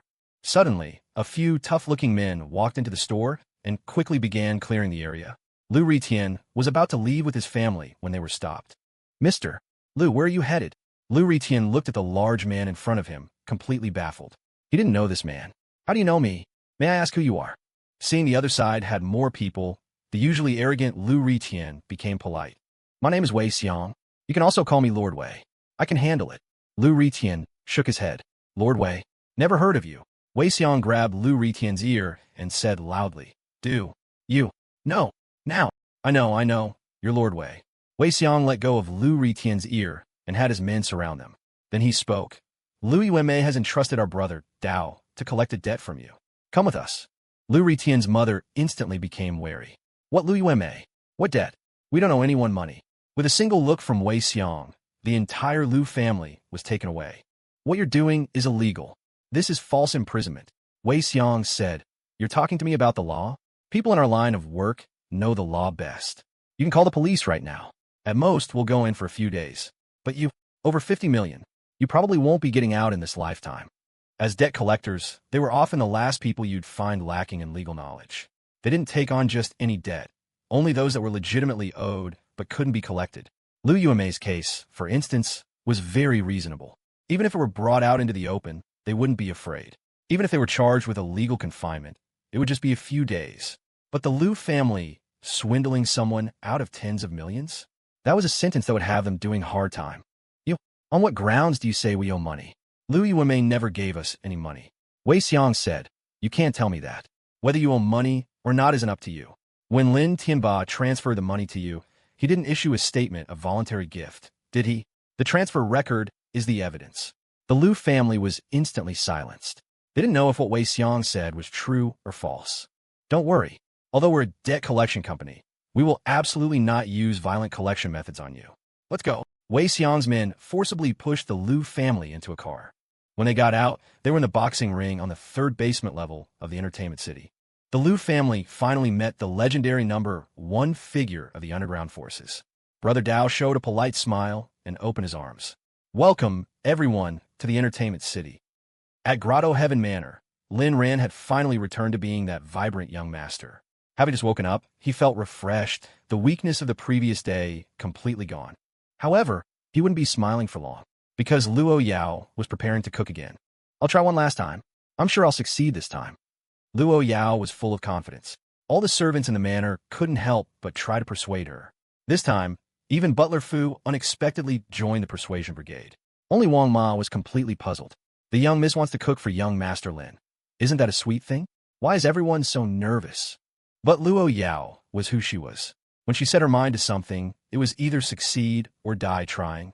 This time, however, she had the chef guide her. When Lu Yao finally came up with a dish that seemed perfect in color, aroma, and flavor, everyone's eyes widened. Lin Ran. Yao, did you really make this?" "Of course. Don't you want to try it?" Lin Ran thought to himself. It's true, where there's a will, there's a way. Just as he was about to pick up his chopsticks, he thought again about his stomach. And so, his gaze shifted to Butler Fu. Lu Yao also suddenly froze. Why'd you been so stupid before? She hadn't thought of something so simple. And so, she too looked coldly at Butler Fu. Yao, I have an idea." "What a coincidence, so do I." Butler Fu's eyes widened in horror. "Miss, I eat." Butler Fu could only brace himself and take a bite. As he chewed, he commented, "The taste is quite good. The seasoning is just right." "Miss, you've really succeeded this time." "As expected of you, miss." Lin Ran and Lu Yao didn't say anything, just silently observed Butler Fu. 10 minutes later, Butler Fu was seized by excruciating stomach cramps. He squatted down, his face covered in a dense layer of sweat. And so this diligent old butler finally collapsed. "It's a good thing our Ran didn't eat it," Lu Yao said with relief. Lin Ran swallowed hard. He couldn't understand how Lu Yao, who had clearly cooked under the chef's supervision, still managed to make someone sick. The head chef sighed. "It's too difficult." Fortunately, Butler Fu hadn't eaten much, and there were still a few doses of the medicine Lin Ran had brought back. After taking 1 dose, Butler Fu was brought back to life. He was bitter in his heart, but a single sentence from Lin Ran saved him. "Butler Fu, your bonus is doubled." Butler Fu's eyes widened. This was sweeter to him than honey. He didn't lack money, but he loved money. He had a dream, to save as much as he could before retirement, and then spend it all after retiring, enjoying the most wonderful later years of his life. "Thank you, young Master Lin." "Thank you, miss." His bonus wasn't just any bonus. It was a considerable sum. Lu Yao had proven with her actions that even the most capable people have their weaknesses, like cooking. She finally gave up, and everyone breathed a sigh of relief. And so, the manor chef was back in business on the spot. After the meal, Lin Ran and Lu Yao finally returned to the Luo Corporation. When the high-level executives and assistants at the Luo Corporation heard the news, they were like soldiers facing a great enemy, all preparing for battle. Some saved videos of dismemberment cases, some saved videos of hearts being sealed in cement, some set their loved ones as their phone wallpapers, some pulled their unhappy exes out of their blacklists. Of course, the most direct method was still to avoid them. But there was always someone who couldn't hide, and that person was Lu Ming. After being force-fed public displays of affection in the office time and time again until she was about to burst, she received a message. "President Luo, young Master Lin, Wang Bao says the enemy has taken the bait." "Oh!" Lu Yao's eyes began to light up. They finally couldn't resist making a move. "Have Wang Bao come in." 10 minutes earlier, in a high-end office building in the bustling center of Jingdu, Xiao Tong warily observed his surroundings until a figure dressed in black appeared. The person wore black clothes and a hood, their face obscured. "Who are you? Why are you helping me hide?" Xiao Tong asked. "And why did you betray the Luo family?" the black-clad person retorted. Xiao Tong remained silent. As a professional bodyguard, He knew that when someone wanted to know something, he had to play it cool, hold back, and only speak at the right moment. From a psychological perspective, this was a technique to lower the enemy's guard. The black-clad person. You don't want to talk? Fine. Think about it carefully. If you still won't talk the next time I ask, I'll have no choice but to send you to the Luo Corporation. Xiao Tong narrowed his eyes. Are you from the Luo family? The man didn't refute it, but he didn't admit it either. Some things can be seen, but shouldn't be stared at. Who I am isn't important. What's important is that I might be able to help you, provided you trust me. My business has nothing to do with you, and I don't need your help. Xiao Tong expressed his refusal. He had no intention of saying more to this black-clad person he had only met once. As expected of a bodyguard trained by Lu Yao, your vigilance is impressive. I'll be leaving then. I'll give you some time to think. The black-clad person left. Xiao Tong didn't say another word. Once the room was empty, he began to mentally profile the man. Male, Chinese, 42 to 50 years old, height 178 centimeters, calm personality, at least special forces level strength, 75% hostile towards the Miss, 24% hostile towards the Luo family, 1% hostile towards young Master Lin. His walking posture is a bit strange. His left leg must have been injured. Although he spoke Mandarin, there was a faint hint of a local Jingdu accent. This was all the information he had gathered so far. Looking around, he noticed there were surveillance cameras. He figured the black-clad person didn't trust him, but the fact that he was being hidden must have been discovered by the Luo family. After all, this was all an act. He just needed to find an opportunity to pass the information out. In the Luo Corporation office, Wang Bao arrived and reported the matter to Lin Ran and Lu Yao. Lu Yao, tell me, Wang Bao, Xiao Tong has been found. Based on observations and calculations, it seems they want to team up with him. Xiao Tong is very experienced and should be able to complete this mission successfully. Miss, when do you think is a good time for us to contact him? Lu Yao narrowed her eyes. Do you know who the other party is? Wang Bao shook his head. Not yet. Let's not alert them for now. Don't contact Xiao Tong during this time either. Just act as if he has truly defected. Xiao Tong was the bodyguard who had been acting strangely before. He was caught by Wang Bao and locked up, but later escaped. Lu Yao had sent a team of bodyguards to search for him, which was naturally noticed by interested parties. In reality, this was all arranged by Lu Yao. Today, the news came back, and Lu Yao knew that the enemy was finally ready to make a move. Lu Yao's team of bodyguards was absolutely loyal to Lin Ran. When the team was first formed, the #1 rule was that Lin Ran's safety was paramount, even more so than Lu Yao's. Understood, miss. After Wang Bao left, Lin Ran and Lu Yao returned to their sweet daily routine, as if they weren't concerned about the enemy at all. But they both knew in their hearts that this matter would eventually have a conclusion. Why worry about future troubles when you can enjoy the present? Ding! A message came in. Lin Ran took out his phone, and his spirits instantly lifted. Ran, is something wrong? Lin Ran smiled. Yao, it's a message from the person I arranged to deal with the Lu family. But my plan is a bit vicious, and I'm afraid you'll hate me for it, so I don't plan to tell you the details. Lu Yao was happy inside, but her face remained expressionless as she asked, Then why are you telling me about this? Because as long as I don't tell you the process, you won't know how vicious I can be. Besides, we agreed to be honest with each other about everything, so I won't lie to you. I'm afraid you'll misunderstand me. Lin Ran's honesty was a pleasant surprise for Lu Yao. She admitted that her Ran was truly changing. Lu Yao walked up to Lin Ran and stared at him intently, making his hair stand on end. Yao, you Ran, remember this. No matter what kind of person you are, I will only love you more and more. The feeling of being touched often comes when you least expect it, perhaps from a look, a gesture, a word.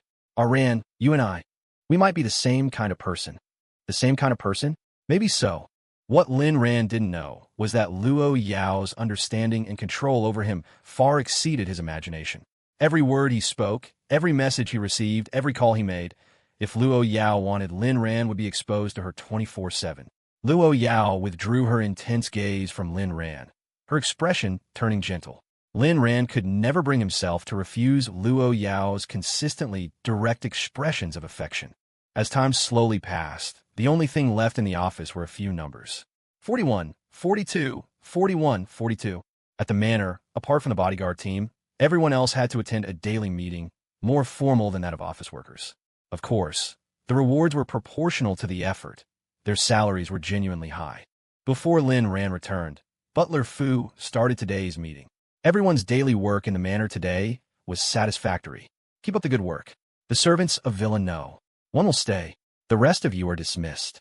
The chefs, gardeners, animal keepers, maintenance staff, and servants from other villas all left in an orderly fashion, each to their own duties.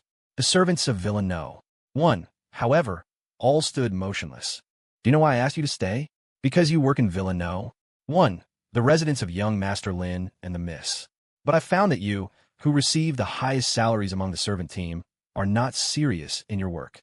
At this point, Butler Fu paused, his gaze drifting towards Wang Ma. You might not be convinced, so come with me. Let me show you with your own eyes how careless you are when you clean. Butler Fu took out a flashlight and led everyone to a mirrored wall. He shone the light on it, and sure enough, there was a thumb-sized smudge. All the servants looked at Butler Fu strangely. Using a flashlight on a mirror? Since when were the manor standards so high? And you, a head butler managing hundreds of people in the manor, are personally inspecting the servants' cleaning work? How absurd. Who is responsible for this area? All the servants looked at Wang Ma, and Butler Fu also looked at her and asked, Wang Ma, do you have any explanation for this? Butler Fu, I'm sorry. It was a mistake in my work. I'll clean it right away. Wang Ma didn't complain or get angry, just quietly began to clean. If it's the next time, don't blame me for being harsh. Understood. Looking at Wang Ma's dejected figure, Butler Fu felt a mix of emotions. This wasn't the outcome he wanted to see. He could only say to the other servants, let Wang Ma be an example to you all. I hope something like this doesn't happen again. Meeting dismissed. Butler Fu had nowhere to vent his anger, so the other servants suffered, especially those in Villa No. 1.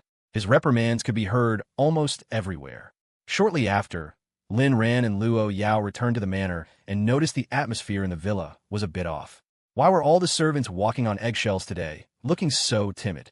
And Butler Fu, who was usually very talkative, was also rather quiet. But Lin Ran didn't plan to ask. After all, everyone has their bad days. Yao, have you noticed that Butler Fu has been a bit strange these past 2 days? Lu Yao glanced at Butler Fu and said to Lin Ran, I only care about you. All right, that feeling of being hit by a wave of happiness was indeed quite comfortable for Lin Ran. At the same moment, in the underground entertainment city, the 3 members of the Lu family were having a terrible time. As Lu Yuemei's maternal family, Lu Ritian's family was not going to be let off by Lin Ran. Although Lu Yuemei and the Lu family were now on opposing sides, he could guess how the Lu family had fanned the flames and schemed by Lu Yuemei's side in the past. At least half of the psychological manipulation Lu Yuemei had used on him was taught by the Lu family. What kind of family raises what kind of children? This was the truth. Brother Dao did not disappoint. He immediately made the Lu family spit out the 50 million they owed. Lu Ritian's mother said viciously, that rebellious daughter Lu Yuemei, she actually hired you to collect debts from us. We're her family. His father chimed in, exactly. Why should we pay it back? Is there any proof we owe her money? Lu Ritian, however, was considering the most practical thing. We're not giving you the money. At first, they stubbornly denied it, but after Brother Dao used some methods, they all became compliant. We'll pay. After spitting out the money, the 3 of them were about to leave with their heads hung low when Brother Dao had his men stop them. If they just left after paying, what was the point of having them invited here? Since you're all here, I'm not a stingy person. I'll give you something. With that, Brother Dao had someone bring tens of thousands of yuan worth of chips and handed them to Lu Ritian. This is a gift for you, usable on all 3 floors. After Brother Dao finished speaking and left, 3 large men appeared before them. What are you going to do? Brother Dao asked us to give you a tour of the entertainment city. This way, please. And so, on the 2nd basement level, Lu Ritian saw a beggar become a millionaire on the spot. He was tempted and stayed on the 2nd floor. On the 3rd basement level, Lu Ritian's mother watched a powerful and majestic boxer in the ring. She placed a bet and stayed on the 3rd floor. On the 1st basement level, Lu Ritian's father saw a world of debauchery and beautiful women. He was aroused and stayed on the 1st floor. The final outcome was predictable. After losing all her retirement money, Lu Ritian's mother didn't feel too dejected. Amidst the gasps of amazement from the crowd, she invested more money. Wow, what a rich person, betting so much on a boxing match. Lu Ritian's mother threw in the few million Lu Yuemei had returned to her as well. As for his father, after he was finished, he suddenly realized he had no money for chips to pay for his escapades. He didn't dare tell his wife, so he could only go to the 2nd floor to find his son for some chips. But what he didn't know was that Lu Ritien had not only lost the chips brother Dao had given him, but had also lost all the money from selling their house. He had even taken out a 5 million loan, hoping to make a comeback. When his father arrived on the second floor, he saw Lu Ritien. "Son, I owe some money upstairs. Help me pay it. It's not much, just a few thousand." But he found that Lu Ritien didn't react, instead staring blankly at the last few chips in his hand. Brother Dao, seeing the time was right, appeared. "Mr. Lu, the staff just said you wanted another loan. That's not possible. Your limit is 5 million, and you've already used it all." Lu Ritien finally woke from his daze. He had actually run up a debt of 5 million. His eyes immediately turned red, and with a thud, he knelt down. "Brother Dao, no. Father Dao, Lord Dao, give me one more chance. I'll definitely win this time." Lu Ritien knelt on the ground, begging. "Mr. Lu, I warned you to know when to stop, but you wouldn't listen. Who can you blame? 5 million is already your absolute limit." At this moment, Lu Ritien's father also spoke up. "Son, don't you still have a few chips in your hand?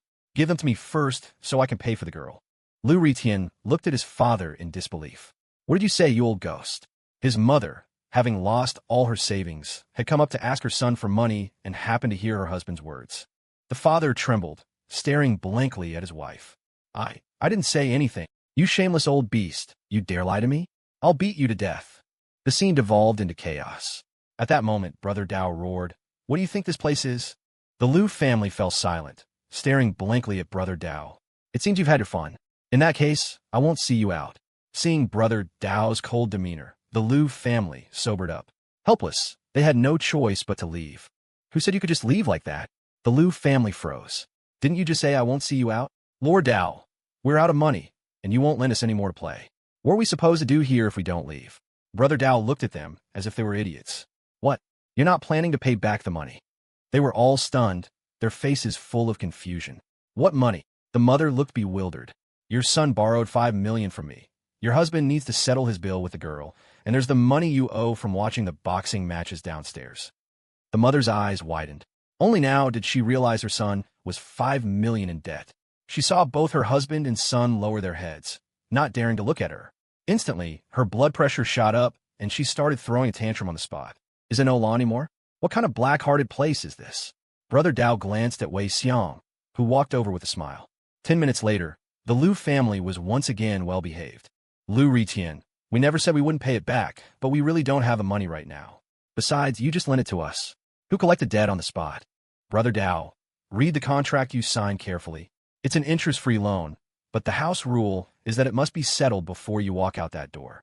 Lu Ritien's eyes widened as he looked at the contract. His shock was almost identical to Lu Yuemei's. It's no wonder they were siblings. His mother finally broke down, wailing, "Is there no justice in this world? This black-hearted casino cheated us out of our money. Wah!" Brother Dao narrowed his eyes. How familiar this scene was. The Lu family now was just like Lu Yuemei had been. You can't raise two different kinds of people under one roof. At this, everyone in the casino looked at them with contempt. "I'll give you a chance to investigate. If you find that I cheated, not only will I waive the debt, but I'll also give you 5 million as compensation. If you can't find anything, then don't blame me for handling this according to the rules of the underworld." The Lu family was intimidated by Brother Dao's gaze. They reluctantly went to investigate, but how could they possibly find any problems?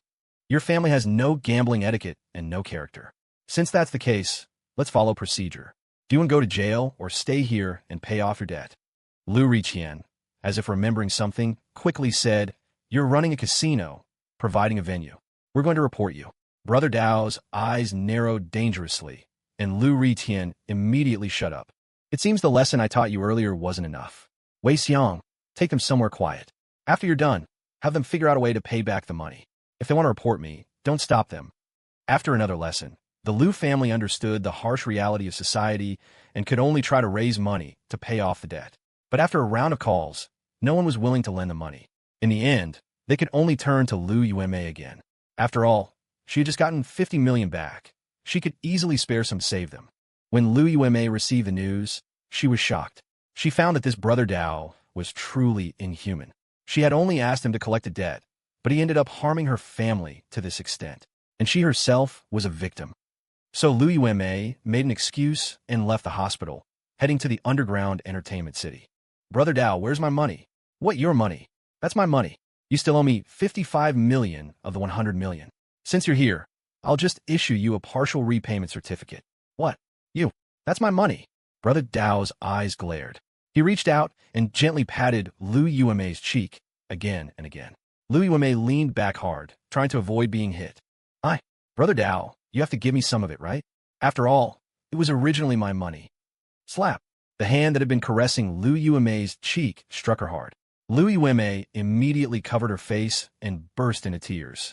Brother Dao then took out Lu Yuemei's contract and slapped her face with it repeatedly. Paying back debts is a matter of course.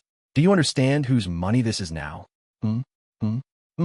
With every Brother Dao slapped Lu Yuemei's face with the contract. It wasn't very painful, but the feeling of humiliation was deeply ingrained in her memory. Do you understand now? Brother Dao's interrogation continued. Lu Yuemei finally couldn't bear the psychological pressure. I understand, but you took 50 million, so why do I still owe you 55 million? Do you think my fee for the trouble is free? Now, Boss Li is waiting for you at the Tianwei Grand Hotel. Get your ass over there. Lu Yuemei could only leave in sorrow. She didn't even get to see her family. After she left, Brother Dao snorted in disdain. If you have someone to blame, blame yourself for offending young Master Lin. Young Master Lin was the man President Lu Yao held in the palm of her hand, the one person in this world you couldn't afford to offend. Brother Dao didn't need to think hard to know that Lu Yuemei and her entire family were destined for a bad end. That's why he acted without any reservations. When he saw the Lu family again, they had been thoroughly dealt with by Wei Xiong. Brother Dao, did Lu Yuemei come to help us pay back the money? Brother Dao, she came, but she said whether you live or die has nothing to do with her. What? That beast? Then what do we do? Brother Dao flashed a brilliant smile. He had spent half the night ensuring that the Lu family was not only penniless, but also deeply in debt. Young Master Lin would surely be satisfied with this result. Simple. There are plenty of ways to make money here. For example, Brother Dao pointed at Lu Ritian. You can fight in the underground ring. A curiosity exhibition match. I'll give you 10,000 per fight. Then he turned to the father. You can serve tea and water to the guests here, and also work as a pimp. As for your wife. At this, Brother Dao frowned, looking somewhat troubled. A bit too old. If someone needs you, go to work. If no one needs you, you can clean. With a few words, Brother Dao had arranged their jobs for them. From this day on, everyone in the Lu family began to work to pay off their debts. As for whether their future would be even more miserable, the answer was a definite yes. Back at the hospital, when Lu Yuemei returned from yet another job, she was even more devastated. When would this kind of life ever end? Yuemei, go and try to persuade that rebellious son Lin Ran again. I really can't hold on any longer. Lu Yuemei, Xiao Ran has already been discharged. He doesn't want to see you, so he's avoiding you. What? That rebellious son got discharged without even telling me? Nurse! Nurse! Just as Lin Tianba was about to call for a nurse, Lu Yuemei stopped him. Husband, what do we do now? Just then, a nurse walked in with a polite smile. Esteemed patient in bed too. It's time to pay your bill for today. The money is gone already. Lu Yuemei was shocked. Yes, you're staying in a premium room and using imported medicine, none of which is covered by medical insurance. You're currently over 10,000 in arrears. The billing office asked me to come and urge you to pay. Lin Tianba waved his hand and took out his bank card. Yuemei, take this and pay. When Lu Yuemei took Lin Tianba's card to pay, she found that it couldn't be processed. Lu Yuemei was dumbfounded. Lin Tianba was dumbfounded. Lin Jian was even more dumbfounded. Lin Tianba called the bank and found out that his assets had been frozen by the court. Didn't you say I had a month? Why are they frozen now? The bank staff replied, we applied for early enforcement and the court approved it. A freeze wasn't just supervision. It meant Lin Tianba's money could no longer be spent. It would all be used to repay the bank. If there was anything left over, it would be his, but unfortunately, there wouldn't be a single penny left. You've gone too far. Lin Tianba was so angry he was close to suffocating. Do you have the money to pay or not? If you don't, you can move to a regular ward, or you can pool your money and pay at the self-service machine. There are people waiting behind you. The billing staff urged her, and the head nurse standing beside her shot a contemptuous look. The faces of the Lin family members burned with shame. It was the first time they felt a sense of disgrace for not having money. Even when they were cleared out of the Saran group by Lin Ran, they hadn't felt this miserable. Who says we don't have money? We're the big bosses of the Saran group. Lu Yuemei was still arguing. She couldn't stand being called a pauper. That word should never be associated with her. The boss of the Saran group? Can't even afford hospital fees. You. Lu Yao pointed at the head nurse. So angry she almost fainted on the spot, but she knew this wasn't the time to act tough.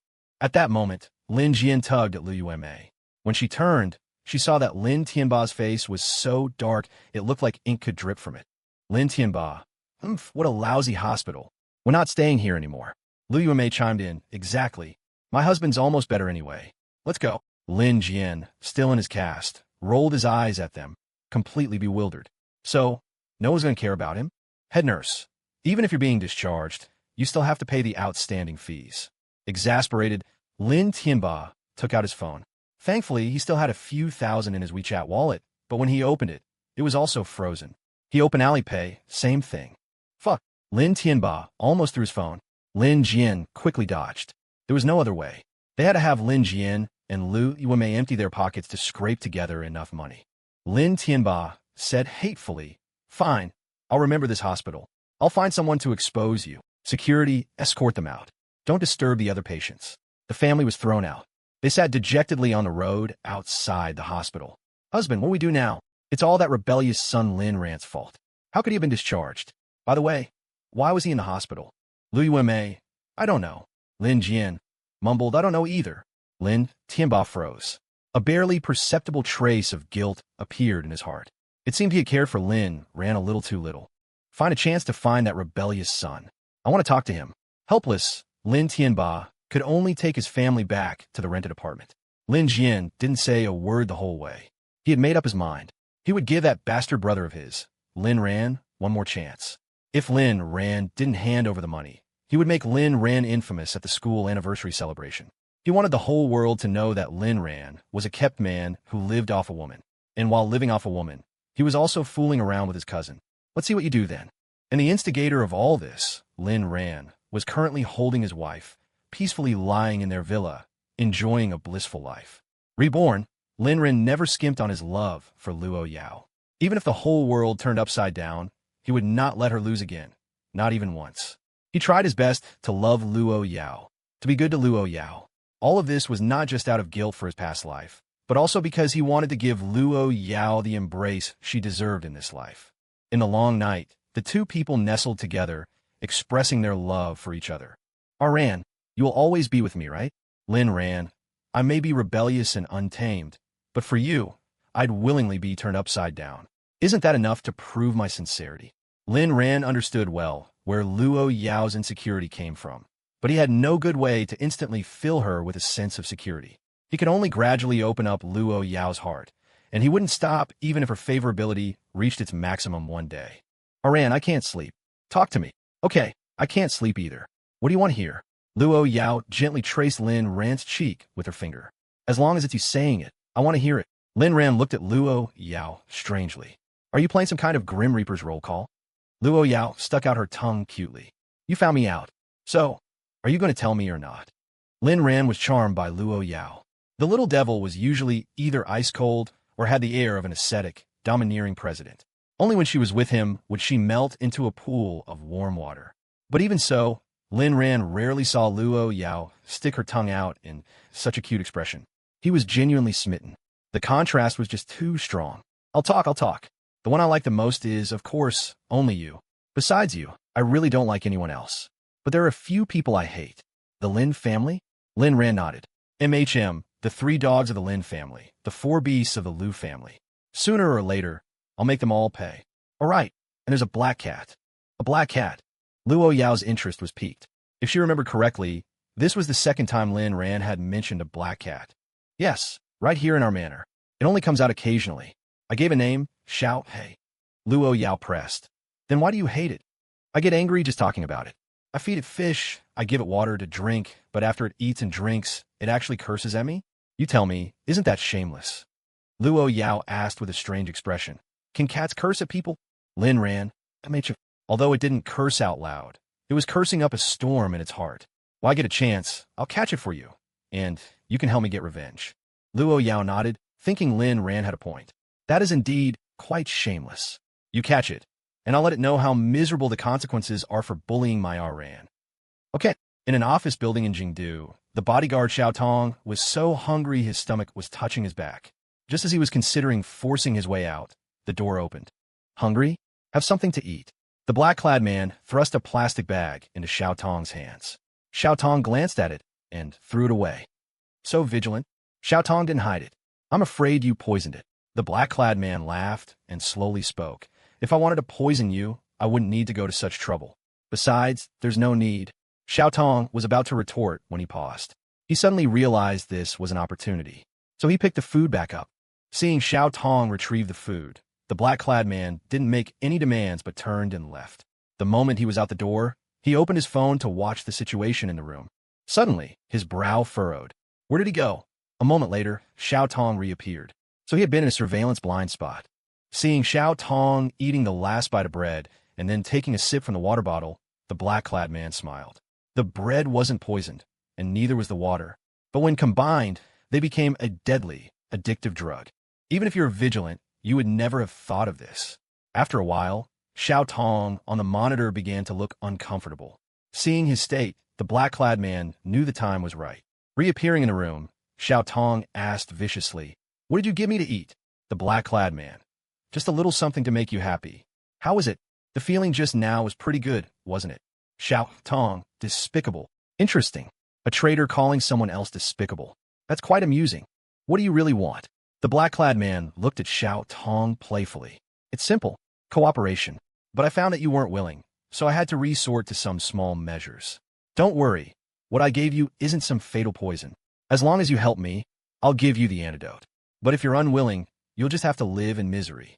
In a daze, Xiao Tong saw a beautiful girl waving at him. That was his dream.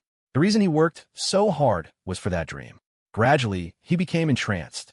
Suddenly, a sliver of rationality returned to Xiao Tong's eyes. He seemed to have cleared his head a little. Damn it, just one bite had such a strong effect. This is really no ordinary substance. Fine, I'll cooperate with you. What do you want me to do? The black-clad man smiled. I want you to get close to Lu Yao's bodyguard team. Use money or other benefits to help me turn a few of them. Xiao Tong fell silent. So it really is to deal with the miss. But those bodyguards were personally trained by the miss. They won't betray their master for money. Didn't you betray her? Xiao Tong closed his eyes, as if recalling something unpleasant. That's because I was never loyal from the beginning. I knew the miss would make a move on me sooner or later, because I'm jealous of young Master Lin. Xiao Tong stopped talking. The black-clad man's eyes slowly became unreadable. The desire to hear the gossip was eating at him, but he wasn't the type to pry. Xiao Tong's words had already exposed his hidden thoughts. Very good. As long as you help me, I will let you obtain what you desire, including Lu Yao. Xiao Tong's eyes widened. The black-clad man. I'm not an idiot. Liking Lu Yao is nothing to be ashamed of. Greed shone in Xiao Tong's eyes, but in his heart, there was only seething hatred. So he really is after the miss. This idiot actually thinks I like the miss. He's really daring to think that. Miss, oh miss, I have no improper thoughts about you whatsoever. This guy's just making wild guesses. If you find out the truth and want to cut someone, please don't swing your blade at the wrong person. I'm innocent. Fine, I promise you. The black-clad man clapped his hands, and another person, completely wrapped in black with not even their eyes showing, walked in. Pleasure working with you. This is a helper I've found for you. You can contact each other if anything comes up. Seeing another black-clad person appear, Xiao Tong began to have his doubts, but he didn't say much. With their cooperation established, Lu Yao received the news the next day. Of course, the message wasn't sent by Xiao Tong using an electronic device, as that would be too easy to expose. Xiao Tong used a special code while pretending to contact the bodyguards. And the second black-clad man was watching him from short distance the entire time to see if he did anything unusual. After receiving the news, Lu Yao narrowed her eyes. An injured left leg? Could it be him? And who was the other one? It couldn't be the one I deliberately let escape, could it? This is getting more and more interesting. Lin Ran suddenly burst into the study. Yao, Principal Tang just contacted me. The centennial anniversary is the day after tomorrow. Are you going? If you don't want to go, I'll decline for you. Lu Yao, I'll go. Okay, I'll let him know. Lin Ran went out to make the call. A glint appeared in Lu Yao's eyes. If I were to choose a time to strike, it would be. Jingdu University's centennial anniversary was fast approaching. The school and the student union had started planning early on. This time, the school provided the manpower, the student union actively responded, and the material and financial resources were donated by former alumni. The entire process of the anniversary was very complex, with various tasks needing to be carried out simultaneously. Students eagerly applied to be volunteers. Those senior alumni also arrived in Jingdu early but tried not to disturb the school, as everyone knew how busy the administration was. A few days earlier, the major venues on campus began to be decorated with lanterns and colored banners. Lin Ran, however, was only notified to speak as an outstanding current student representative. The purpose was simply to show the old alumni the spirit of today's youth. What he didn't know was that on the day of the alumni meeting, someone was going to cause a massive, ugly scene for him. This would lead to Lin Ran going on an absolute rampage on the spot. On the eve of the anniversary celebration, many people were contacting Lin Ran. Most were classmates, including those from high school, and even Wu Zhishang. The reason, naturally, was that the Lin family was frantically looking for him. On the phone, Wu Zhishang said, "Brother Lin, Lin Jian said that Lin Tianba is at the end of his rope. If you don't help them, he's going to take action." Lin Ran just sneered. "Have someone tell him, if he wants money, there's not a single cent. If he has a move, make it. If he doesn't, he can go die." "Got it, Lin Ran. By the way, remember to promote our short drama series during the anniversary. I've already cleared it with Principal Tang. This celebration is going to be live-streamed nationwide." Wu Zhishang, on the other end of the line, immediately got excited. "You're the man, Brother Lin. With just a few words, you've saved us a huge amount on promotion fees." Lin Ran, "If I wasn't afraid of you guys losing your jobs, I would have been lying flat long ago. I'm really starting to understand how blissful it is to be spoiled by my wife."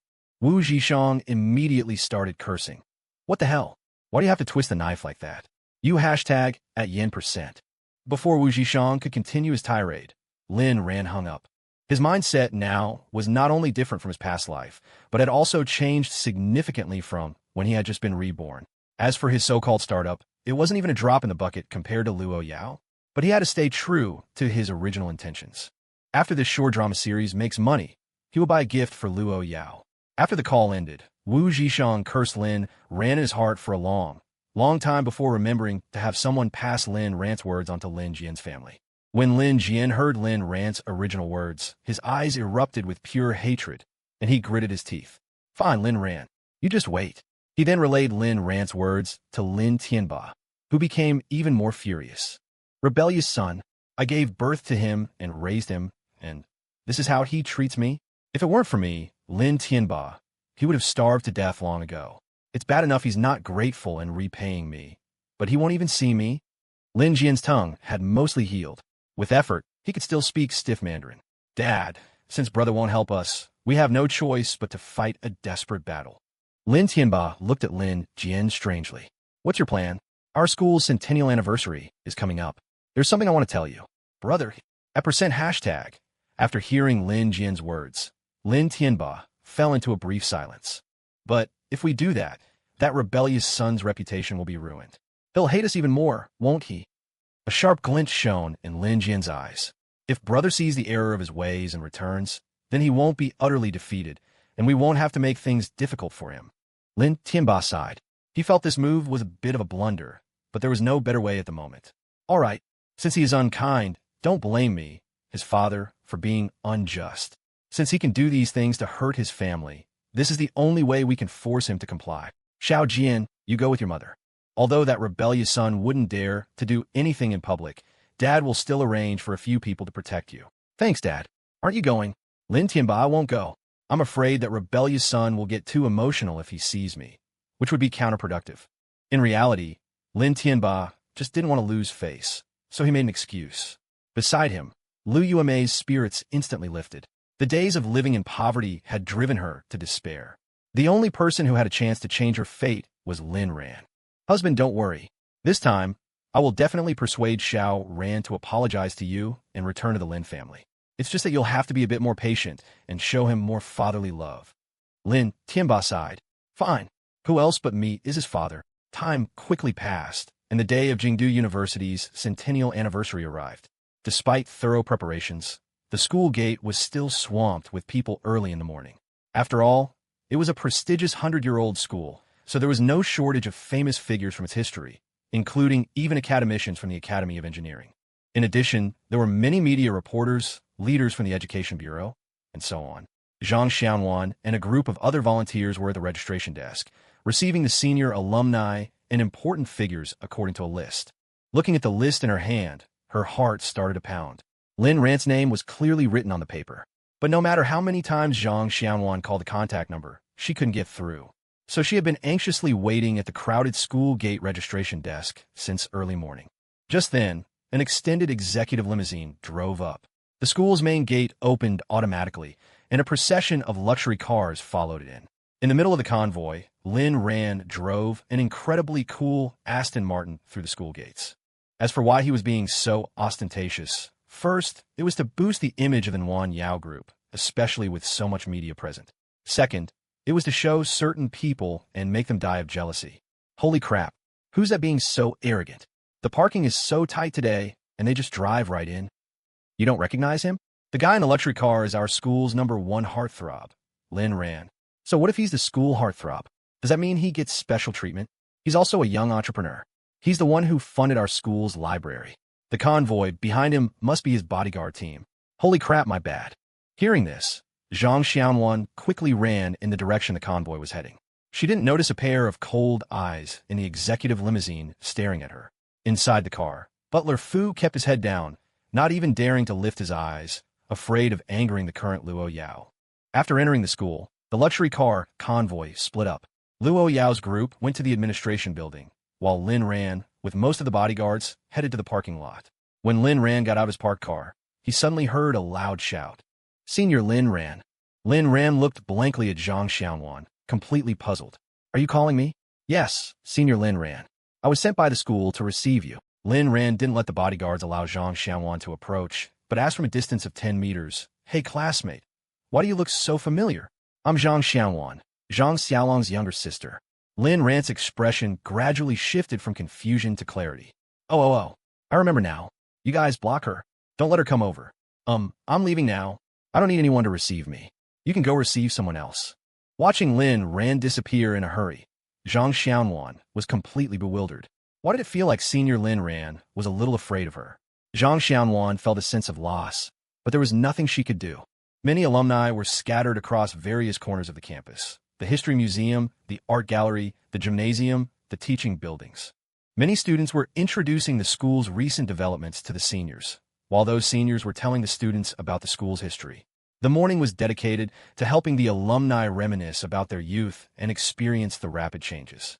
The opening ceremony of the anniversary celebration wouldn't be until the afternoon. That would be followed by a live-streamed alumni meeting, and in the evening, there would be a grand celebration for 10,000 people, which would also be the closing ceremony. The next day would involve leading the old alumni on another trip down memory lane. In short, a single anniversary celebration, from preparation to conclusion, took at least half a month. Of course, Principal Tang had also reserved a slot for donations. After all, you couldn't fleece this kind of sheep every year. Lin Ran didn't need to concern himself with any of this. He was still a student.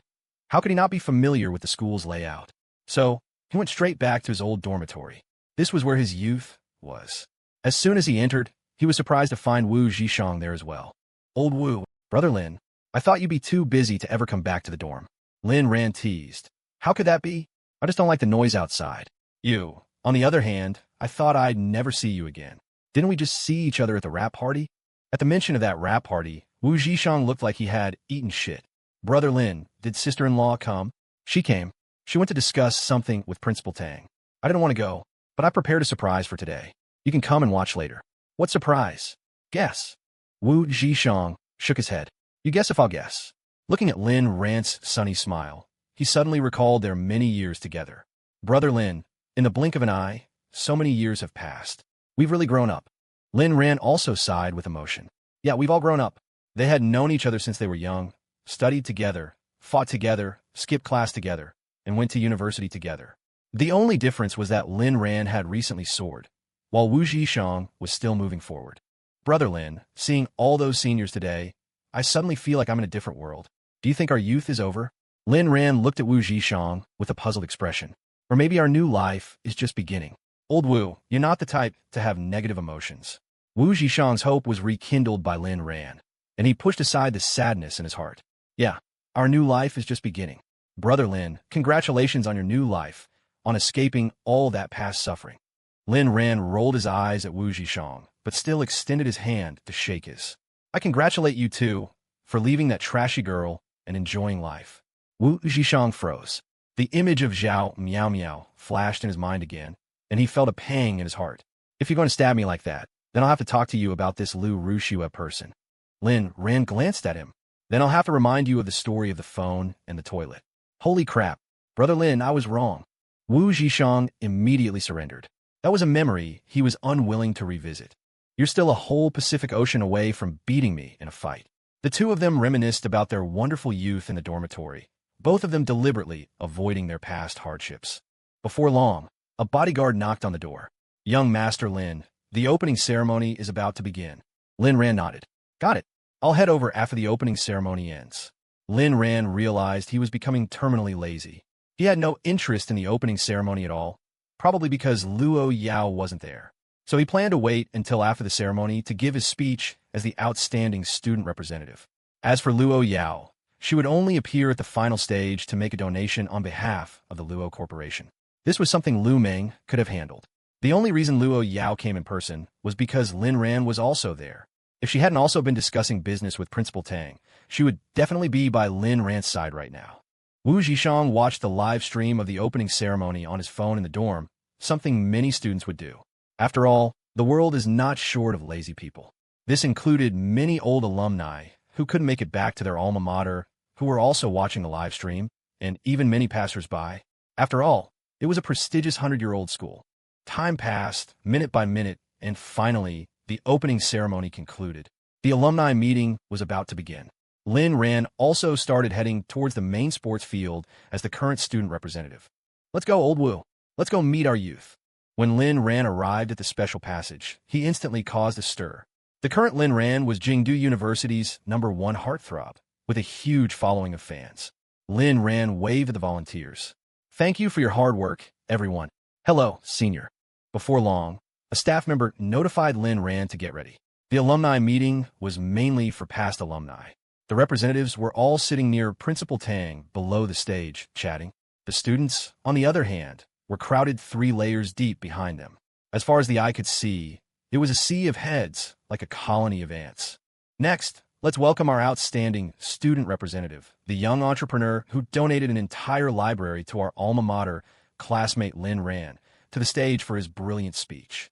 Other speakers came up in pairs, threes, or as a team, but Lin Ran was speaking alone. This was specially arranged for Lin Ran by Principal Tang. Standing with other outstanding students would be a bit demeaning for Lin Ran. Lin Ran, however, didn't care about these things. If it weren't for the school's request, he wouldn't even have wanted to go on stage.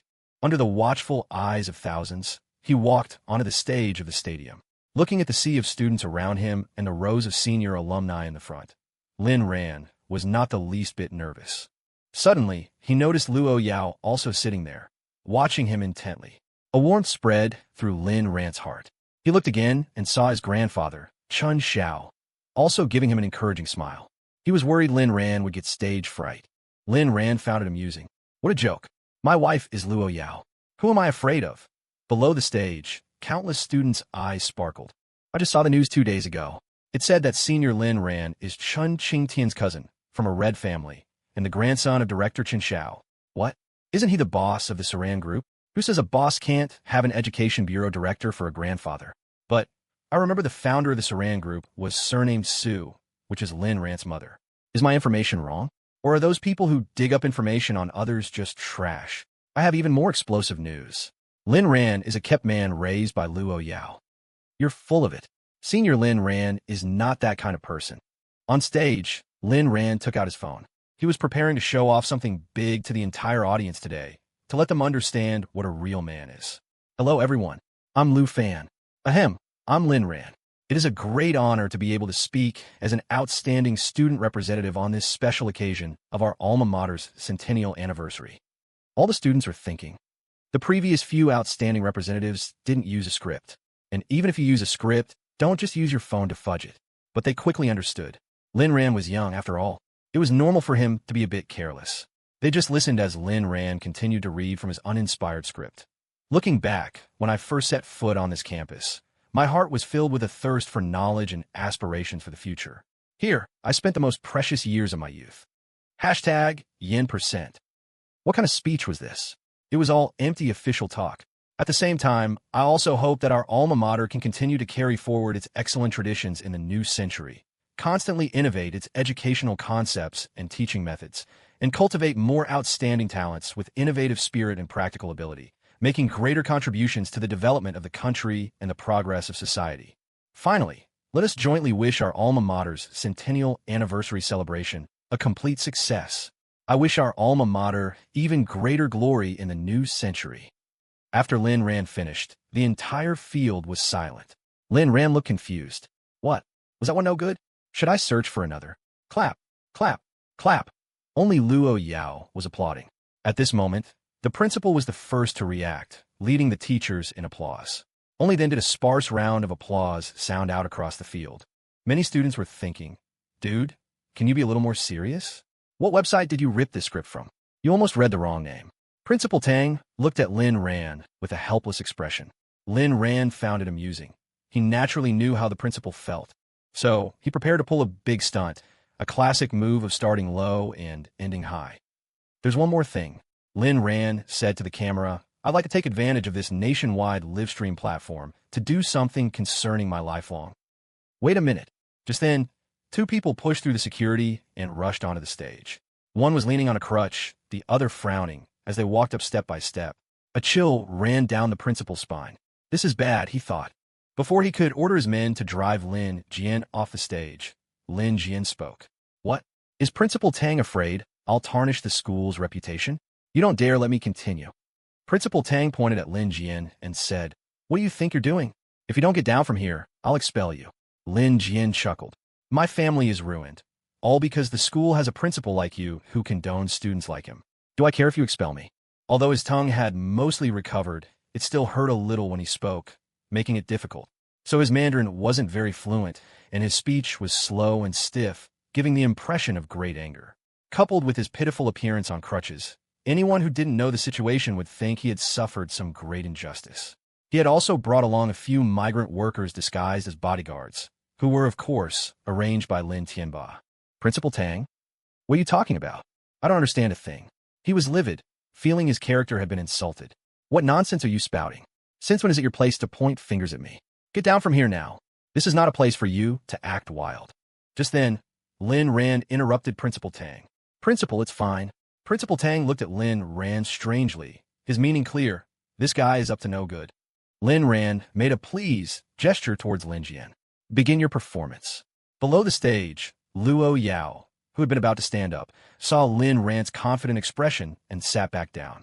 Beside her, Principal Tang felt a chill run down his spine, as if the entire temperature was dropping. Lin Jian rushed towards Lin Ran in a few steps. Lin Ran quickly stepped back, and several bodyguards immediately jumped onto the stage to block him. You can talk, but don't try to stage an accident. You're so agile even with crutches. Are you trying to extort money from me? Blocked by the guards, Lin Jian composed himself and put on a harmless expression. Brother, it's me, your younger brother. Tell them to let me go. I have something to say to you. He thought that his dramatic entrance must have scared Lin Ran. As long as Lin Ran cared even a little about his own reputation, he would agree to his subsequent conditions. Lin Ran, you have something to say? Don't. You have to fart? Hold it in. Lin Jian didn't understand Lin Ran's taunt at all and instead questioned him loudly. I just want you to come home and see us, brother. Why are you doing this to me? Do you really not want to care about our Lin family anymore? Lin Jian thought his words were already quite threatening. If Lin Ran had any sense, he would definitely stop him. Lin Ran, what do you think, you little coot? What? Lin Ran, if Lin Tianba is the old coot, then you're the little coot. Can't you even understand something so simple? Whoa, the whole crowd gasped. Lin Ran was actually calling his own father and brother that. Not only were there students from the school present, but also many media outlets and students from other schools. Is this the education of a prestigious university? I'm laughing my ass off. What do you know? Senior Lin Ran's dad is a scumbag, and his brother is a cuckoo who stole the nest. He deserves it. This whole family is disgusting enough to make you sick. I only recently found out that Lin Ran is Lin Jian's older brother. No matter what, Lin Ran is still a member of the Lin family. To treat his own brother like this in front of everyone, isn't that a bit inappropriate? What the hell? Why don't you go sit in Notre Dame and preach? You're wasting your breath here. Exactly. When a disaster hits, I'll kill you first. On stage, Lin Jian finally confirmed that Lin Ran truly had no brotherly affection left. So, he gritted his teeth and decided to make his move. Fine, you traitor of the Lin family. You're determined to be heartless and unjust, right? Then don't blame me. Below the stage, Lu Yao's eyes narrowed. If she hadn't seen Lin Ran's relaxed expression, she would have already made a move, regardless of whether this was a public event. A corner of her mouth curled up. If our Ran wants to play, then let's play properly. Beside her, Principal Tang felt a chill run down his spine, as if the entire temperature was dropping. Lin Jian spoke into the microphone. Everyone, don't be anxious. I just want to tell the students present and the seniors who have come here today that my own brother, Lin Ran, and this school are completely rotten to the core. Principal Tang shouted, "Don't talk nonsense." But his voice was drowned out by the sea of people. The old alumni of his age, sitting next to him, all looked at him strangely. Old Tang, could it be that the school really has some dark secrets? Exactly. Why won't you let him speak?